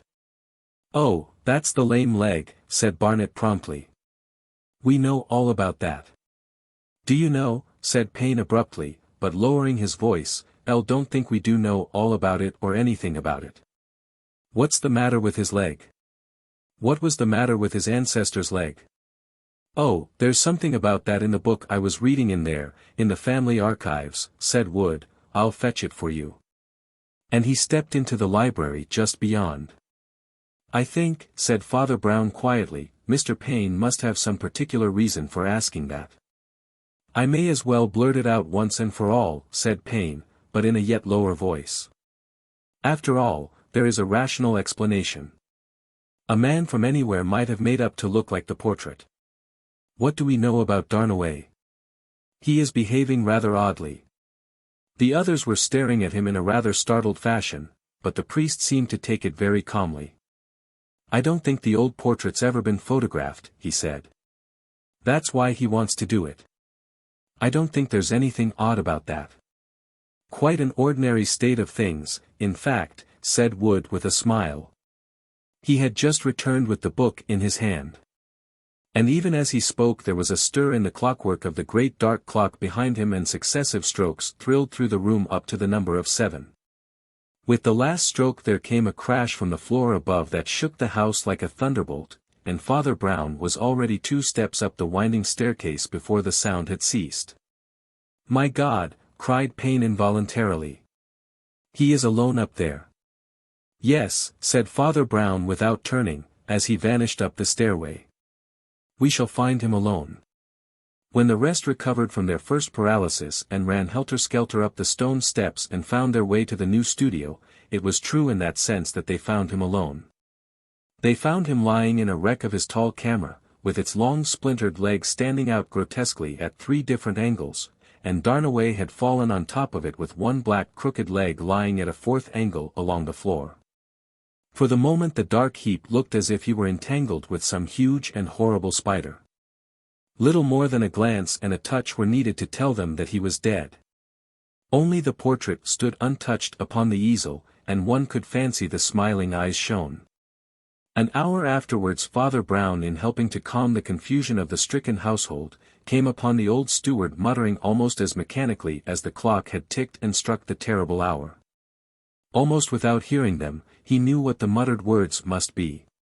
"In the 7th hour I shall return. In the 7th hour I shall depart." As he was about to say something soothing, the old man seemed suddenly to start awake and stiffen into anger, his mutterings changed to a fierce cry. "You," he cried, "you and your daylight. Even you won't say now there is no doom for the Darnaways." "My opinion about that is unchanged," said Father Brown mildly. Then after a pause he added, "I hope you will observe poor Darnaway's last wish, and see the photograph is sent off." "The photograph," cried the doctor sharply. "What's the good of that?" "As a matter of fact, it's rather curious, but there isn't any photograph. It seems he never took it after all, after pottering about all day." Father Brown swung round sharply. "Then take it yourselves," he said. "Poor Darnaway was perfectly right. It's most important that the photograph should be taken." As all the visitors, the doctor, the priest, and the two artists trailed away in a black and dismal procession across the brown and yellow sands, they were at first more or less silent, rather as if they had been stunned. And certainly there had been something like a crack of thunder in a clear sky about the fulfillment of that forgotten superstition at the very time when they had most forgotten it. When the doctor and the priest had both filled their minds with rationalism as the photographer had filled his rooms with daylight. They might be as rationalistic as they liked. But in broad daylight the 7th heir had returned, and in broad daylight at the 7th hour he had perished. "I'm afraid everybody will always believe in the Darnaway superstition now," said Martin Wood. "I know one who won't," said the doctor sharply. "Why should I indulge in superstition because somebody else indulges in suicide?" "You think poor Mr. Darnaway committed suicide?" asked the priest. "I'm sure he committed suicide," replied the doctor. "It is possible," agreed the other. "He was quite alone up there, and he had a whole drugstore of poisons in the dark room. Besides, it's just the sort of thing that Darnaways do." "You don't think there's anything in the fulfillment of the family curse?" "Yes," said the doctor, "I believe in one family curse, and that is the family constitution. I told you it was heredity, and they are all half mad. If you stagnate and breed in and brood in your own swamp like that, you're bound to degenerate whether you like it or not. The laws of heredity can't be dodged, the truths of science can't be denied. The minds of the Darnaways are falling to pieces, as their blighted old sticks and stones are falling to pieces, eaten away by the sea and the salt air. Suicide, of course he committed suicide, I dare say all the rest will commit suicide. Perhaps the best thing they could do." As the man of science spoke there sprang suddenly and with startling clearness into Payne's memory the face of the daughter of the Darnaways, a tragic mask pale against an unfathomable blackness, but itself of a blinding and more than mortal beauty. He opened his mouth to speak and found himself speechless. "I see," said Father Brown to the doctor, "so you do believe in the superstition after all." "What do you mean, believe in the superstition?" "I believe in the suicide as a matter of scientific necessity." "Well," replied the priest, "I don't see a pin to choose between your scientific superstition and the other magical superstition. They both seem to end in turning people into paralytics, who can't move their own legs or arms or save their own lives or souls. The rhyme said it was the doom of the Darnaways to be killed, and the scientific textbook says it is the doom of the Darnaways to kill themselves. Both ways they seem to be slaves." "But I thought you said you believed in rational views of these things," said Dr. Barnett. "Don't you believe in heredity?" "I said I believed in daylight," replied the priest in a loud and clear voice, "and I won't choose between two tunnels of subterranean superstition that both end in the dark. And the proof of it is this, that you are all entirely in the dark about what really happened in that house." "Do you mean about the suicide?" asked Payne. "I mean about the murder," said Father Brown. And his voice, though only slightly lifted to a louder note, seemed somehow to resound over the whole shore. It was murder, but murder is of the will, which God made free. What the other said at the moment in answer to it Payne never knew. For the word had a rather curious effect on him, stirring him like the blast of a trumpet and yet bringing him to a halt. He stood still in the middle of the sandy waste and let the others go on in front of him. He felt the blood crawling through all his veins and the sensation that is called the hair standing on end, and yet he felt a new and unnatural happiness. A psychological process too quick and too complicated for himself to follow had already reached a conclusion that he could not analyze, but the conclusion was one of relief. After standing still for a moment he turned and went back slowly across the sands to the house of the Darnaways. He crossed the moat with a stride that shook the bridge, descended the stairs and traversed the long rooms with a resounding tread, till he came to the place where Adelaide Darnaway sat haloed with the low light of the oval window. Almost like some forgotten saint left behind in the land of death. She looked up, and an expression of wonder made her face yet more wonderful. "What is it?" she said. "Why have you come back?" "I have come for the sleeping beauty," he said in a tone that had the resonance of a laugh. "This old house went to sleep long ago, as the doctor said, but it is silly for you to pretend to be old. Come up into the daylight and hear the truth. I have brought you a word, it is a terrible word, but it breaks the spell of your captivity." She did not understand a word he said, but something made her rise and let him lead her down the long hall and up the stairs and out under the evening sky. The ruins of a dead garden stretched towards the sea, and an old fountain with the figure of a Triton, green with rust, remained poised there, pouring nothing out of a dried horn into an empty basin. He had often seen that desolate outline against the evening sky as he passed, and it had seemed to him a type of fallen fortunes in more ways than one. Before long, doubtless, those hollow fonts would be filled, but it would be with the pale green bitter waters of the sea and the flowers would be drowned and strangled in seaweed. So, he had told himself, the daughter of the Darnaways might indeed be wedded, but she would be wedded to death and a doom as deaf and ruthless as the sea. But now he laid a hand on the bronze Triton that was like the hand of a giant, and shook it as if he meant to hurl it over like an idol or an evil god of the garden. "What do you mean?" she asked steadily. "What is this word that will set us free?" "The word is murder," he said, "and the freedom it brings is as fresh as the flowers of spring. No, I do not mean I have murdered anybody. But the fact that anybody can be murdered is itself good news, after the evil dreams you have been living in. Don't you understand? In that dream of yours everything that happened to you came from inside you. The doom of the Darnaways was stored up in the Darnaways, it unfolded itself like a horrible flower. There was no escape even by happy accident. It was all inevitable, whether it was Vine and his old wives' tales, or Barnet and his new-fangled heredity. But this man who died was not the victim of a magic curse or an inherited madness. He was murdered. And for us that murder is simply an accident, yes, requiescat in pace, but a happy accident. It is a ray of daylight, because it comes from outside." She suddenly smiled. "Yes, I believe I understand. I suppose you are talking like a lunatic, but I understand. But who murdered him?" "I do not know," he answered calmly, "but Father Brown knows. And as Father Brown says, murder is at least done by the will, free as that wind from the sea. Father Brown is a wonderful person," she said after a pause. "He was the only person who ever brightened my existence in any way at all until—" "Until what?" asked Payne, and made a movement almost impetuous, leaning towards her and thrusting away the bronze monster so that it seemed to rock on its pedestal. "Well, until you did," she said and smiled again. So was the sleeping palace awakened, and it is no part of this story to describe the stages of its awakening, though much of it had come to pass before the dark of that evening had fallen upon the shore. As Harry Payne strode homewards once more, across those dark sands that he had crossed in so many moods, he was at the highest turn of happiness that is given in this mortal life, and the whole Red Sea within him was at the top of its tide.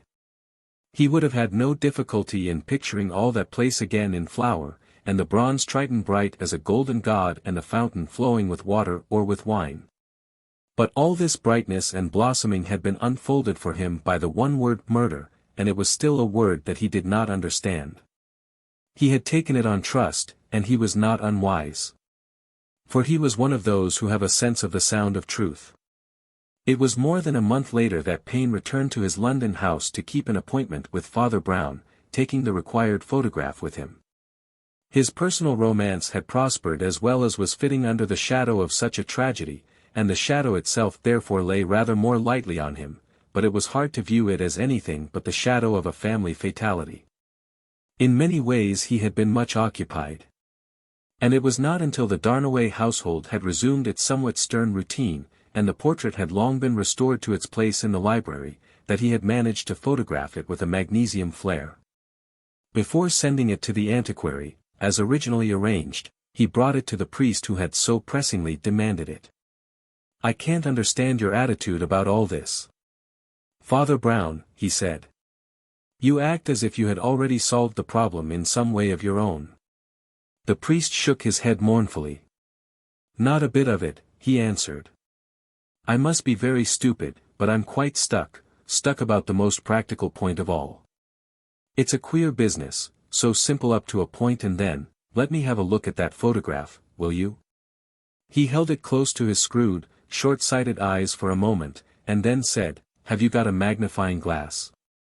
Payne produced one, and the priest looked through it intently for some time and then said, "Look at the title of that book at the edge of the bookshelf beside the frame. It's The History of Pope Joan. Now, I wonder, yes, by George. And the one above is something or other of Iceland.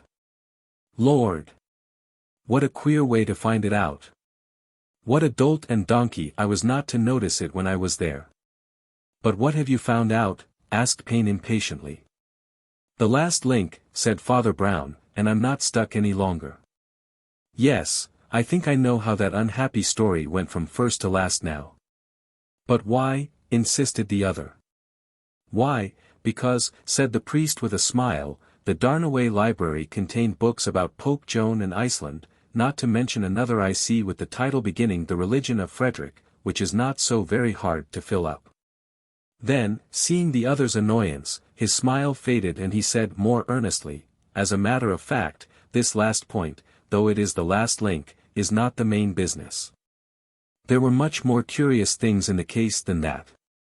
One of them is rather a curiosity of evidence. Let me begin by saying something that may surprise you. Darnaway did not die at 7 o'clock that evening. He had been already dead for a whole day." "Surprise is rather a mild word," said Payne grimly, "since you and I both saw him walking about afterwards." "No, we did not," replied Father Brown quietly. "I think we both saw him, or thought we saw him, fussing about with the focusing of his camera. Wasn't his head under that black cloak when you passed through the room?" "It was when I did. And that's why I felt there was something queer about the room and the figure. It wasn't that the leg was crooked, but rather that it wasn't crooked. It was dressed in the same sort of dark clothes. But if you see what you believe to be one man standing in the way that another man stands, you will think he's in a strange and strained attitude." "Do you really mean," cried Payne with something like a shudder, "that it was some unknown man?" "It was the murderer," said Father Brown. "He had already killed Darnaway at daybreak and hid the corpse and himself in the dark room, an excellent hiding place, because nobody normally goes into it or can see much if he does. But he let it fall out on the floor at 7 o'clock, of course, that the whole thing might be explained by the curse." "But I don't understand," observed Payne. "Why didn't he kill him at 7 o'clock then, instead of loading himself with a corpse for 14 hours? "Let me ask you another question," said the priest. "Why was there no photograph taken?" "Because the murderer made sure of killing him when he first got up, and before he could take it. It was essential to the murderer to prevent that photograph reaching the expert on the Darnaway antiquities." There was a sudden silence for a moment, and then the priest went on in a lower tone, "Don't you see how simple it is? Why, you yourself saw one side of the possibility, but it's simpler even than you thought. You said a man might be faked to resemble an old picture. Surely it's simpler that a picture should be faked to resemble a man. In plain words, it's true in a rather special way that there was no doom of the Darnaways. There was no old picture. There was no old rhyme, there was no legend of a man who caused his wife's death. But there was a very wicked and a very clever man who was willing to cause another man's death in order to rob him of his promised wife. The priest suddenly gave Payne a sad smile, as if in reassurance. For the moment I believe you thought I meant you, he said, but you were not the only person who haunted that house for sentimental reasons. You know the man, or rather you think you do. But there were depths in the man called Martin Wood, artist and antiquary, which none of his mere artistic acquaintances were likely to guess. Remember that he was called in to criticize and catalogue the pictures, in an aristocratic dustbin of that sort that practically means simply to tell the Darnaways what art treasures they had got. They would not be surprised at things turning up they had never noticed before. It had to be done well, and it was. Perhaps he was right when he said that if it wasn't Holbein it was somebody of the same genius. I feel rather stunned, said Payne, and there are 20 things I don't see yet. How did he know what Darnaway looked like? How did he actually kill him? The doctors seem rather puzzled at present. I saw a photograph the lady had which the Australian sent on before him, said the priest, and there are several ways in which he could have learned things when the new air was once recognized. We may not know these details. But they are not difficulties. You remember he used to help in the dark room. It seems to me an ideal place, say, to prick a man with a poison pin, with the poisons all handy. No, I say these were not difficulties. The difficulty that stumped me was how Wood could be in two places at once. How could he take the corpse from the dark room and prop it against the camera so that it would fall in a few seconds, without coming downstairs, when he was in the library looking out a book? And I was such a fool that I never looked at the books in the library, and it was only in this photograph, by very undeserved good luck, that I saw the simple fact of a book about Pope Joan.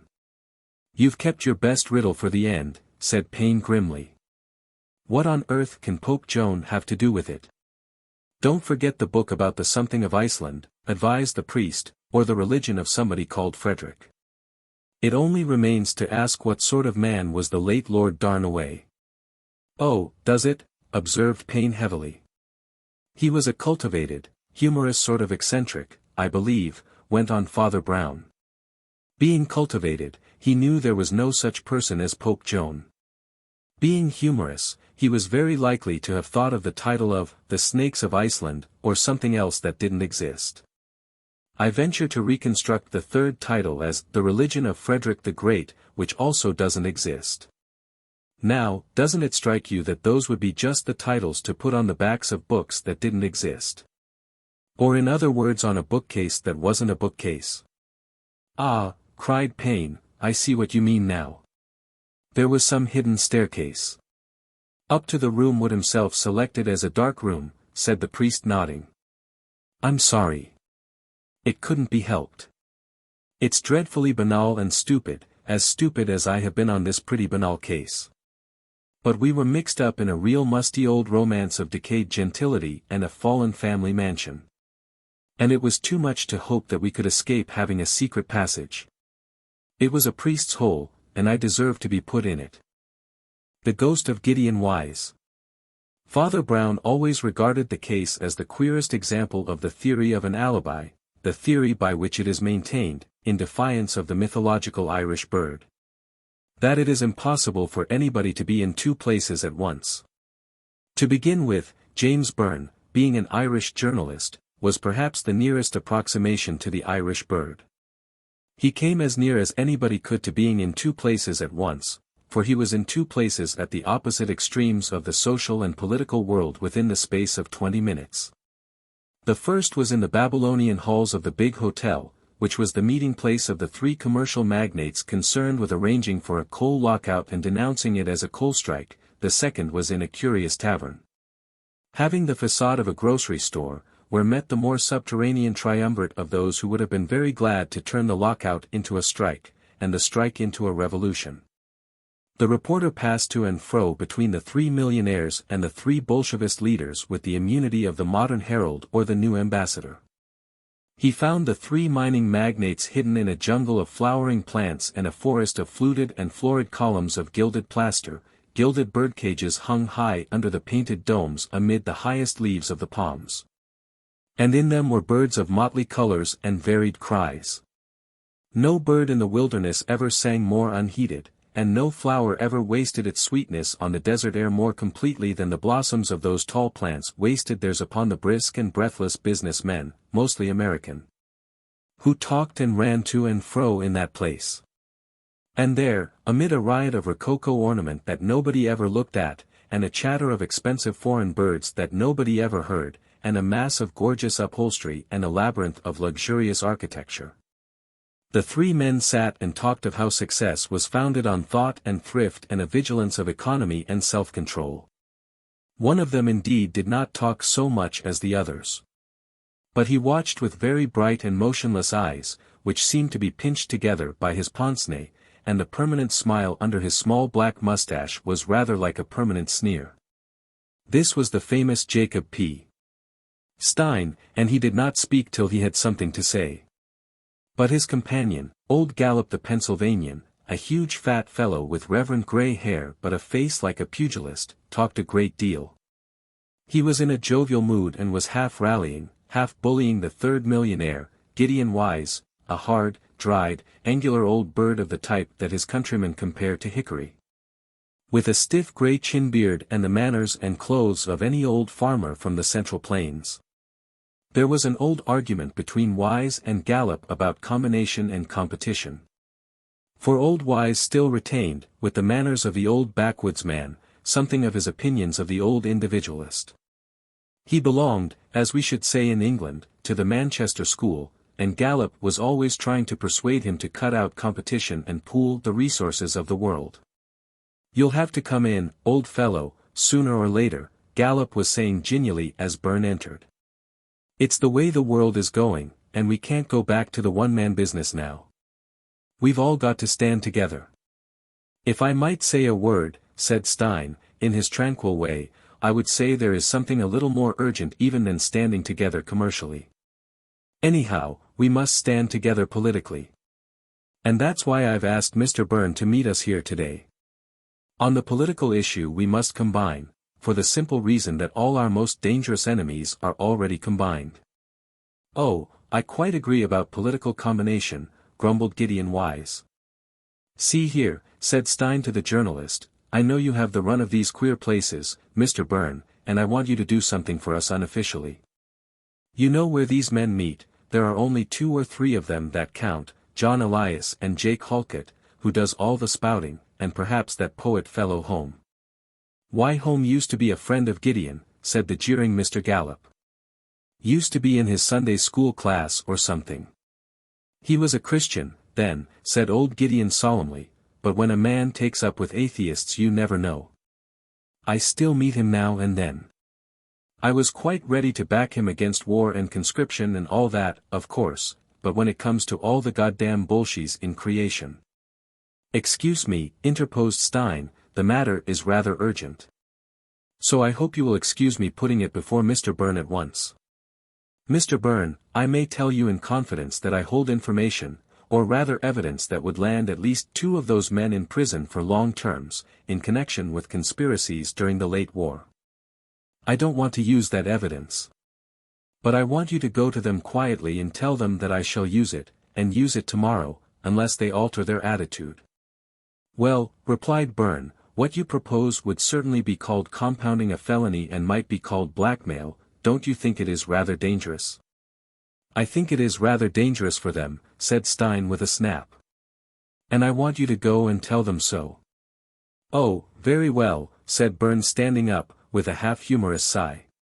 "It's all in the day's work, but if I get into trouble, I warn you I shall try to drag you into it." "You will try, boy," said old Gallop with a hearty laugh. "For so much still lingers of that great dream of Jefferson and, the thing that men have called democracy that in his country, while the rich rule like tyrants, the poor do not talk like slaves. But there is candor between the oppressor and the oppressed. The meeting place of the revolutionists was a queer, bare, whitewashed place, on the walls of which were one or two distorted uncouth sketches in black and white, in the style of something that was supposed to be proletarian art. Of which not one proletarian in a million could have made head or tail. Perhaps the one point in common to the two council chambers was that both violated the American Constitution by the display of strong drink. Cocktails of various colors had stood before the three millionaires. Halkett, the most violent of the Bolshevists, thought it only appropriate to drink vodka. He was a long, hulking fellow with a menacing stoop, and his very profile was aggressive like a dog's, the nose and lips thrust out together, the latter carrying a ragged red mustache and the whole curling outwards with perpetual scorn. John Elias was a dark watchful man in spectacles, with a black pointed beard, and he had learnt in many European cafes a taste for absinthe. The journalist's first and last feeling was how very like each other, after all, were John Elias and Jacob P. Stein. They were so like in face and mind and manner, that the millionaire might have disappeared down a trapdoor in the Babylon Hotel and come up again in the stronghold of the Bolshevists. The third man also had a curious taste in drinks, and his drink was symbolic of him. For what stood in front of the poet-home was a glass of milk, and its very mildness seemed in that setting to have something sinister about it. As if its opaque and colorless color were of some leprous paste more poisonous than the dead sick green of absinthe. Yet in truth the mildness was so far genuine enough, for Henry Home came to the camp of revolution along a very different road and from very different origins from those of Jake, the common tub-thumper, and Elias, the cosmopolitan wire-puller. He had had what is called a careful upbringing, had gone to chapel in his childhood, and carried through life a teetotalism which he could not shake off when he cast away such trifles as Christianity and marriage. He had fair hair and a fine face that might have looked like Shelley, if he had not weakened the chin with a little foreign fringe of beard. Somehow the beard made him look more like a woman, it was as if those few golden hairs were all he could do. When the journalist entered, the notorious Jake was talking, as he generally was. Home had uttered some casual and conventional phrase about, heaven forbid, something or other, and this was quite enough to set Jake off with a torrent of profanity. Heaven forbid. And that's about all it bally well does do, he said. Heaven never does anything but forbid this, that and the other. Forbids us to strike, and forbids us to fight, and forbids us to shoot the damned usurers and bloodsuckers where they sit. Why doesn't heaven forbid them something for a bit? Why don't the damned priests and parsons stand up and tell the truth about those brutes for a change? Why doesn't their precious God? Elias allowed a gentle sigh, as of faint fatigue, to escape him. Priests, he said, belonged, as Marx has shown, to the feudal stage of economic development and are therefore no longer really any part of the problem. The part once played by the priest is now played by the capitalist expert and... Yes, interrupted the journalist, with his grim and ironic implacability, and it's about time you knew that some of them are jolly expert in playing it. And without moving his own eyes from the bright but dead eyes of Elias, he told him of the threat of Stein. I was prepared for something of that sort, said the smiling Elias without moving, I may say quite prepared. Dirty dogs! Exploded Jake. If a poor man said a thing like that he'd go to penal servitude. But I reckon they'll go somewhere worse before they guess. If they don't go to hell, I don't know where the hell they'll go to. Home made a movement of protest, perhaps not so much at what the man was saying as at what he was going to say, and Elias cut the speech short with cold exactitude. It is quite unnecessary for us, he said, looking at Burns steadily through his spectacles, to bandy threats with the other side. It is quite sufficient that their threats are quite ineffective so far as we are concerned. We also have made all our own arrangements, and some of them will not appear until they appear in motion. So far as we are concerned, an immediate rupture and an extreme trial of strength will be quite according to plan. As he spoke in a quite quiet and dignified fashion, something in his motionless yellow face and his great goggles started a faint fear creeping up the journalist's spine. Halkett's savage face might seem to have a snarl in its very silhouette when seen sideways. But when seen face to face, the smoldering rage in his eyes had also something of anxiety, as if the ethical and economic riddle were after all a little too much for him, and Holmes seemed even more hanging on wires of worry and self-criticism. But about this third man with the goggles, who spoke so sensibly and simply, there was something uncanny. It was like a dead man talking at the table. As Byrne went out with his message of defiance, and passed along the very narrow passage beside the grocery store, he found the end of it blocked by a strange though strangely familiar figure, short and sturdy, and looking rather quaint when seen in dark outline with its round head and wide hat. "Father Brown," cried the astonished journalist. "I think you must have come into the wrong door. You're not likely to be in this little conspiracy." "Mine is a rather older conspiracy," replied Father Brown smiling, "but it is quite a widespread conspiracy." "Well," replied Byrne, "you can't imagine any of the people here being within 1,000 miles of your concern." "It is not always easy to tell," replied the priest equably, "but as a matter of fact, there is one person here who's within an inch of it." He disappeared into the dark entrance and the journalist went on his way very much puzzled. He was still more puzzled by a small incident that happened to him as he turned into the hotel to make his report to his capitalist clients. The bower of blossoms and bird cages in which those crabbed old gentlemen were embosomed was approached by a flight of marble steps, flanked by gilded nymphs and tritons. Down these steps ran an active young man with black hair, a snub nose, and a flower in his buttonhole, who seized him and drew him aside before he could ascend the stair. "I say," whispered the young man, "I'm Potter, old Gid's secretary, you know. Now, between ourselves, there is a sort of a thunderbolt being forged, isn't there, now?" "I came to the conclusion," replied Byrne cautiously, "that the Cyclops had something on the anvil. But always remember that the Cyclops is a giant, but he has only one eye. I think Bolshevism is." While he was speaking, the secretary listened with a face that had a certain almost Mongolian immobility, despite the liveliness of his legs and his attire. But when Byrne said the word Bolshevism, the young man's sharp eyes shifted and he said quickly, "What has that? Oh yes, that sort of thunderbolt. So sorry, my mistake. So easy to say anvil when you mean icebox." With which the extraordinary young man disappeared down the steps and Byrne continued to mount them, more and more mystification clouding his mind. He found the group of three augmented to four by the presence of a hatchet-faced person with very thin straw-colored hair and a monocle, who appeared to be a sort of advisor to old Gallop, possibly his solicitor. Though he was not definitely so called. His name was Nares, and the questions which he directed towards Byrne referred chiefly, for some reason or other, to the number of those probably enrolled in the revolutionary organization. Of this, as Byrne knew little, he said less. And the four men eventually rose from their seats, the last word being with the man who had been most silent. "Thank you, Mr. Byrne," said Stein, folding up his eyeglasses. "It only remains to say that everything is ready. On that point I quite agree with Mr. Elias.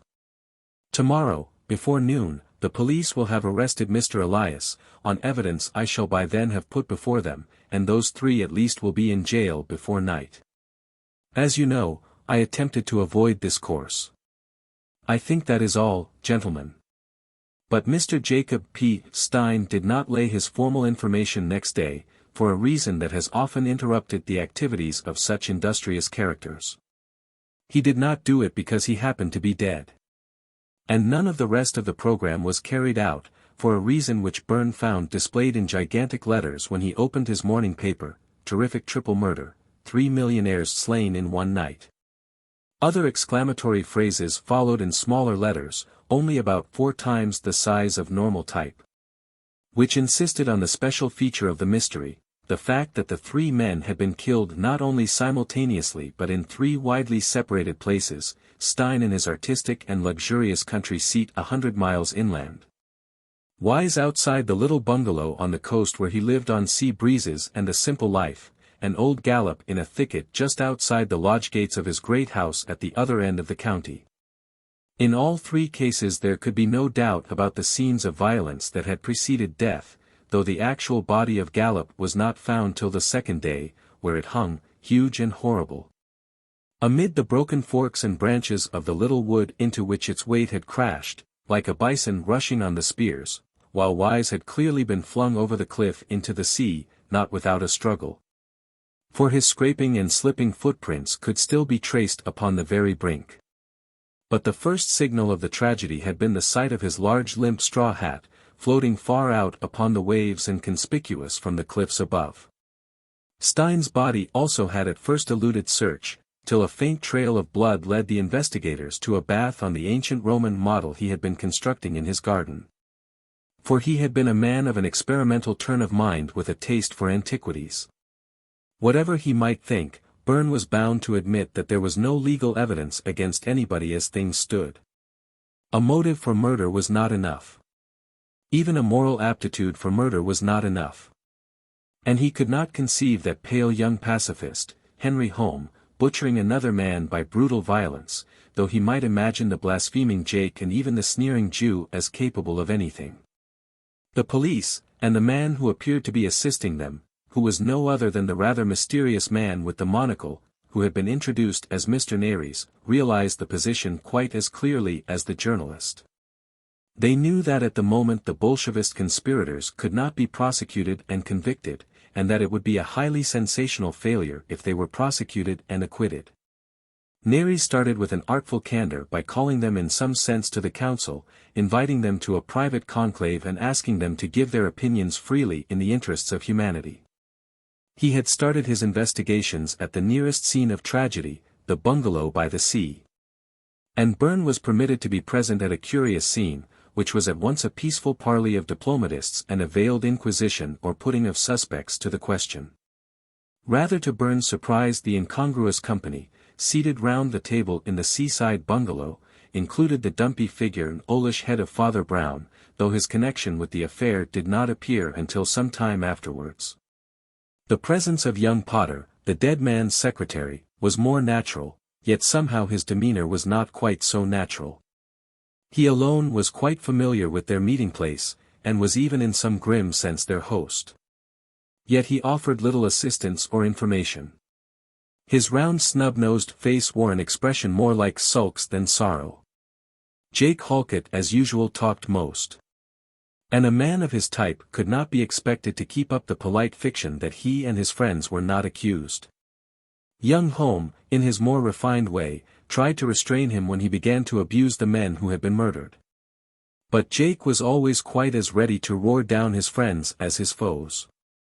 In a spout of blasphemies he relieved his soul of a very unofficial obituary notice of the late Gideon Wise. Elias sat quite still and apparently indifferent behind those spectacles that masked his eyes. "It would be useless, I suppose," said Nares coldly, "to tell you that your remarks are indecent. It may affect you more if I tell you they are imprudent. You practically admit that you hated the dead man. Going to put me in quod for that, are you?" jeered the demagogue. "All right. Only you'll have to build a prison for 1,000,000 men if you're going to jail all the poor people who had reason to hate Gid Wise. And you know it's God truth as well as I do." Nares was silent. And nobody spoke until Elias interposed with his clear though faintly lisping drawl. "This appears to me to be a highly unprofitable discussion on both sides," he said. "You have summoned us here either to ask us for information or to subject us to cross-examination. If you trust us, we tell you we have no information. If you distrust us, you must tell us of what we are accused, or have the politeness to keep the fact to yourselves. Nobody has been able to suggest the faintest trace of evidence connecting any one of us with these tragedies any more than with the murder of Julius Caesar. You dare not arrest us, and you will not believe us. What is the good of our remaining here?" And he rose, calmly buttoning his coat, his friends following his example. As they went towards the door, young Home turned back and faced the investigators for a moment with his pale fanatical face. "I wish to say," he said, "that I went to a filthy jail during the whole war because I would not consent to kill a man." With that they passed out, and the members of the group remaining looked grimly at each other. "I hardly think," said Father Brown, "that we remain entirely victorious, in spite of the retreat." "I don't mind anything," said Nares, except being bully-ragged by that blasphemous blackguard Halkett. Home is a gentleman, anyhow. But whatever they say, I am dead certain they know, they are in it, or most of them are. They almost admitted it. They taunted us with not being able to prove we're right, much more than with being wrong. What do you think, Father Brown? The person addressed looked across at Nares with a gaze almost disconcertingly mild and meditative. It is quite true, he said, that I have formed an idea that one particular person knows more than he has told us. But I think it would be well if I did not mention his name just yet. Nares' eyeglass dropped from his eye, and he looked up sharply. This is unofficial so far, he said. I suppose you know that at a later stage if you withhold information, your position may be serious. My position is simple, replied the priest. I am here to look after the legitimate interests of my friend Halkett. I think it will be in his interest, under the circumstances, if I tell you I think he will before long sever his connection with this organization, and cease to be a socialist in that sense. I have every reason to believe he will probably end as a Catholic. Halkett, exploded the other incredulously. Why he curses priests from morning till night. I don't think you quite understand that kind of man, said Father Brown mildly. He curses priests for failing, in his opinion, to defy the whole world for justice. Why should he expect them to defy the whole world for justice, unless he had already begun to assume they were, what they are? But we haven't met here to discuss the psychology of conversion. I only mention this because it may simplify your task, perhaps narrow your search. If it is true, it would jolly well narrow it to that narrow-faced rascal Elias, and I shouldn't wonder, for a more creepy, cold-blooded, sneering devil I never saw. Father Brown sighed. He always reminded me of poor Stein, he said, in fact I think he was some relation. Oh, I say, began Nares, when his protest was cut short by the door being flung open, revealing once more the long loose figure and pale face of young Home. But it seemed as if he had not merely his natural, but a new and unnatural pallor. Hullo, cried Nares, putting up his single eyeglass, why have you come back again? Home crossed the room rather shakily without a word and sat down heavily in a chair. Then he said, as in a sort of daze, I missed the others. I lost my way. I thought I'd better come back. The remains of evening refreshments were on the table, and Henry Home, that lifelong prohibitionist, poured himself out a wineglassful of liqueur brandy and drank it at a gulp. You seem upset, said Father Brown. Home had put his hands to his forehead and spoke as from under the shadow of it. He seemed to be speaking to the priest only, in a low voice. I may as well tell you. I have seen a ghost. A ghost, repeated Nares in astonishment. Whose ghost? The ghost of Gideon Wise, the master of this house, answered Home more firmly, standing over the abyss into which he fell. Oh, nonsense, said Nares, no sensible person believes in ghosts. That is hardly exact, said Father Brown, smiling a little. There is really quite as good evidence for many ghosts as there is for most crimes. Well, it's my business to run after the criminals, said Nares rather roughly, and I will leave other people to run away from the ghosts. If anybody at this time of day chooses to be frightened of ghosts it's his affair. I didn't say I was frightened of them, though I dare say I might be, said Father Brown. Nobody knows till he tries. I said I believed in them, at any rate, enough to want to hear more about this one. What, exactly, did you see, Mr. Home? It was over there on the brink of those crumbling cliffs. You know there is a sort of gap or crevice just about the spot where he was thrown over. The others had gone on ahead, and I was crossing the moor towards the path along the cliff. I often went that way, for I liked seeing the high seas dash up against the crags. I thought little of it tonight, beyond wondering that the sea should be so rough on this sort of clear moonlight night. I could see the pale crests of spray appear and disappear as the great waves leapt up at the headland. Thrice I saw the momentary flash of foam in the moonlight and then I saw something inscrutable. The fourth flash of the silver foam seemed to be fixed in the sky. It did not fall, I waited with insane intensity for it to fall. I fancied I was mad, and that time had been for me mysteriously arrested or prolonged. Then I drew nearer, and then I think I screamed aloud. For that suspended spray, like unfallen snowflakes, had fitted together into a face and a figure, white as the shining leper in a legend, and terrible as the fixed lightning. And it was Gideon Wise, you say? Holmes nodded without speech. There was a silence broken abruptly by Nares rising to his feet, so abruptly indeed that he knocked a chair over. "Oh, this is all nonsense," he said, "but we'd better go out and see." "I won't go," said Holmes with sudden violence. "I'll never walk by that path again." "I think we must all walk by that path tonight," said the priest gravely. "Though I will never deny it has been a perilous path, to more people than one." "I will not." "God, how you all goad me," cried Holmes, and his eyes began to roll in a strange fashion. He had risen with the rest, but he made no motion towards the door. "Mr. Holmes," said Nares firmly, "I am a police officer, and this house, though you may not know it, is surrounded by the police. I have tried to investigate in a friendly fashion, but I must investigate everything, even anything so silly as a ghost. I must ask you to take me to the spot you speak of."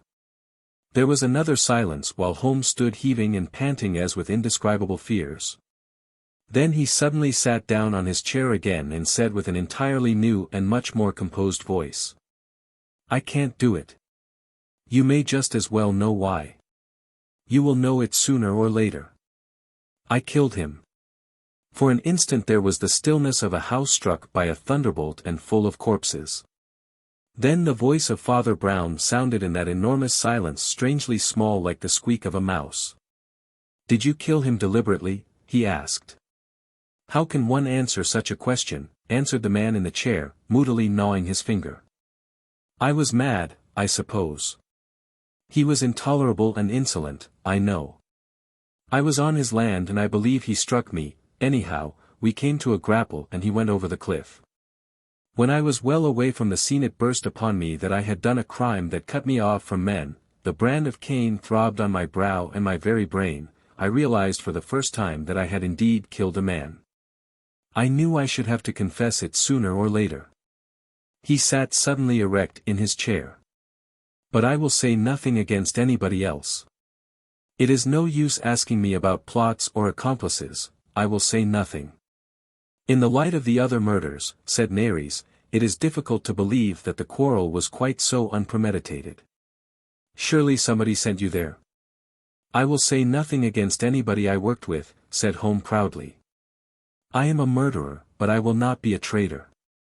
Nares stepped between the man and the door and called out in an official fashion to someone outside. "We will all go to the place, anyhow," he said in a low voice to the secretary. "But this man must go in custody." The company generally felt that to go spook hunting on a sea cliff was a very silly anticlimax after the confession of the murderer. But Nares, though the most skeptical and scornful of all, thought it his duty to leave no stone unturned, as one might say, no gravestone unturned. For, after all, that crumbling cliff was the only gravestone over the watery grave of poor Gideon Wise. Nares locked the door, being the last out of the house, and followed the rest across the moor to the cliff, when he was astonished to see young Potter, the secretary, coming back quickly towards them. His face in the moonlight looking white as a moon. "By God, sir," he said, speaking for the first time that night, "there really is something there. It's just like him." "Why, you're raving," gasped the detective. "Everybody's raving. Do you think I don't know him when I see him?" cried the secretary with singular bitterness. "I have reason to." "Perhaps," said the detective sharply, "you are one of those who had reason to hate him, as Halkett said." "Perhaps," said the secretary. "Anyhow, I know him, and I tell you I can see him standing there stark and staring under this hellish moon." And he pointed towards the crack in the cliffs, where they could already see something that might have been a moonbeam or a streak of foam, but which was already beginning to look a little more solid. They had crept 100 yards nearer, and it was still motionless, but it looked like a statue in silver. Nares himself looked a little pale and seemed to stand debating what to do. Potter was frankly as much frightened as Home himself. And even Byrne, who was a hardened reporter, was rather reluctant to go any nearer if he could help it. He could not help considering it a little quaint, therefore, that the only man who did not seem to be frightened of a ghost was the man who had said openly that he might be. For Father Brown was advancing as steadily, at his stumping pace, as if he were going to consult a notice board. "It don't seem to bother you much," said Byrne to the priest, "and yet I thought you were the only one who believed in spooks." "If it comes to that," replied Father Brown, "I thought you were one who didn't believe in them. But believing in ghosts is one thing, and believing in a ghost is quite another." Byrne looked rather ashamed of himself, and glanced almost covertly at the crumbling headlands in the cold moonlight which were the haunts of the vision or delusion. "I didn't believe in it till I saw it," he said. "And I did believe in it till I saw it," said Father Brown. The journalist stared after him as he went stumping across the great waste ground that rose towards the cloven headland like the sloping side of a hill cut in two. Under the discoloring moon the grass looked like long grey hair all combed one way by the wind, and seeming to point towards the place where the breaking cliff showed pale gleams of chalk in the grey-green turf. And where stood the pale figure or shining shade that none could yet understand. As yet that pale figure dominated a desolate landscape that was empty except for the black square back and businesslike figure of the priest advancing alone towards it. Then the prisoner Home broke suddenly from his captors with a piercing cry and ran ahead of the priest, falling on his knees before the spectre. "I have confessed," they heard him crying. "Why have you come to tell them I killed you?" "I have come to tell them you did not," said the ghost, and stretched forth a hand to him. Then the kneeling man sprang up with quite a new kind of scream, and they knew it was the hand of flesh. "It was the most remarkable escape from death in recent records," said the experienced detective and the no less experienced journalist. Yet, in a sense, it had been very simple after all. Flakes and shards of the cliff were continually falling away, and some had caught in the gigantic crevice, so as to form what was really a ledge or pocket in what was supposed to be a sheer drop through darkness to the sea. The old man, who was a very tough and wiry old man, had fallen on this lower shoulder of rock and had passed a pretty terrible 24 hours in trying to climb back by crags that constantly collapsed under him. But at length formed by their very ruins a sort of stairway of escape. This might be the explanation of Holmes' optical illusion about a white wave that appeared and disappeared, and finally came to stay. But anyhow there was Gideon Wise, solid in bone and sinew, with his white hair and white dusty country clothes and harsh country features, which were, however, a great deal less harsh than usual. Perhaps it is good for millionaires to spend 24 hours on a ledge of rock within a foot of eternity. Anyhow, he not only disclaimed all malice against the criminal, but gave an account of the matter which considerably modified the crime. He declared that Home had not thrown him over at all, that the continually breaking ground had given way under him, and that Home had even made some movement as of attempted rescue. "On that providential bit of rock down there," he said solemnly, "I promised the Lord to forgive my enemies, and the Lord would think it mighty mean if I didn't forgive a little accident like that." Home had to depart under police supervision, of course, but the detective did not disguise from himself that the prisoner's detention would probably be short and his punishment, if any, trifling. It is not every murderer who can put the murdered man in the witness box to give him a testimonial. "It's a strange case," said Byrne, as the detective and the others hastened along the cliff path towards the town. "It is," said Father Brown. "It's no business of ours, but I wish you'd stop with me and talk it over." There was a silence and then Byrne complied by saying suddenly, "I suppose you were thinking of Home already, when you said somebody wasn't telling all he knew." "When I said that," replied his friend, "I was thinking of the exceedingly silent Mr. Potter, the secretary of the no longer late or, shall we say, lamented Mr. Gideon Wise." "Well, the only time Potter ever spoke to me I thought he was a lunatic," said Byrne, staring, "but I never thought of his being a criminal. He said something about it all having to do with an icebox." "Yes, I thought he knew something about it," said Father Brown reflectively. "I never said he had anything to do with it." I suppose Old Wise really is strong enough to have climbed out of that chasm. What do you mean? Asked the astonished reporter. Why, of course he got out of that chasm, for there he is. The priest did not answer the question but asked abruptly, what do you think of home? Well, one can't call him a criminal exactly, answered Byrne. He never was at all like any criminal I ever knew, and I've had some experience, and, of course, Nares has had much more. I don't think we ever quite believed him a criminal. And I never believed in him in another capacity, said the priest quietly. You may know more about criminals. But there's one class of people I probably do know more about than you do, or even Nares for that matter. I've known quite a lot of them, and I know their little ways. Another class of people, repeated Byrne, mystified. Why, what class do you know about? Penitents, said Father Brown. I don't quite understand, objected Byrne. Do you mean you don't believe in his crime? I don't believe in his confession, said Father Brown. I've heard a good many confessions, and there was never a genuine one like that. It was romantic, it was all out of books. Look how he talked about having the brand of Cain. That's out of books. It's not what anyone would feel who had in his own person done a thing hitherto horrible to him. Suppose you were an honest clerk or shopboy shocked to feel that for the first time you'd stolen money. Would you immediately reflect that your action was the same as that of Barabbas? Suppose you'd killed a child in some ghastly anger. Would you go back through history, till you could identify your action with that of an Idumean potentate named Herod? Believe me, our own crimes are far too hideously private and prosaic to make our first thoughts turn towards historical parallels, however apparent. And why did he go out of his way to say he would not give his colleagues away? Even in saying so, he was giving them away. Nobody had asked him so far to give away anything or anybody. No, I don't think he was genuine, and I wouldn't give him absolution. A nice state of things, if people started getting absolved for what they hadn't done.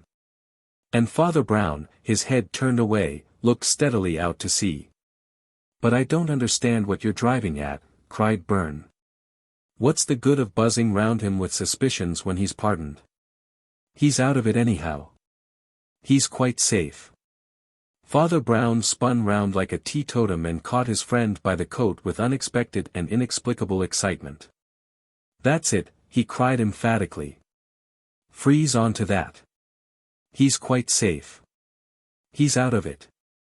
That's why he's the key of the whole puzzle. Oh, help, said Byrne feebly. I mean, persisted the little priest, he's in it because he's out of it. That's the whole explanation. And a very lucid explanation too, said the journalist with feeling. They stood looking out to sea for a time in silence, and then Father Brown said cheerfully, and so we come back to the icebox. Where you have all gone wrong from the first in this business is where a good many of the papers and the public men do go wrong. It's because you assume that there is nothing whatever in the modern world to fight about except Bolshevism. This story has nothing whatever to do with Bolshevism, except perhaps as a blind. I don't see how that can be, remonstrated Byrne. Here you have the 3 millionaires in that one business murdered.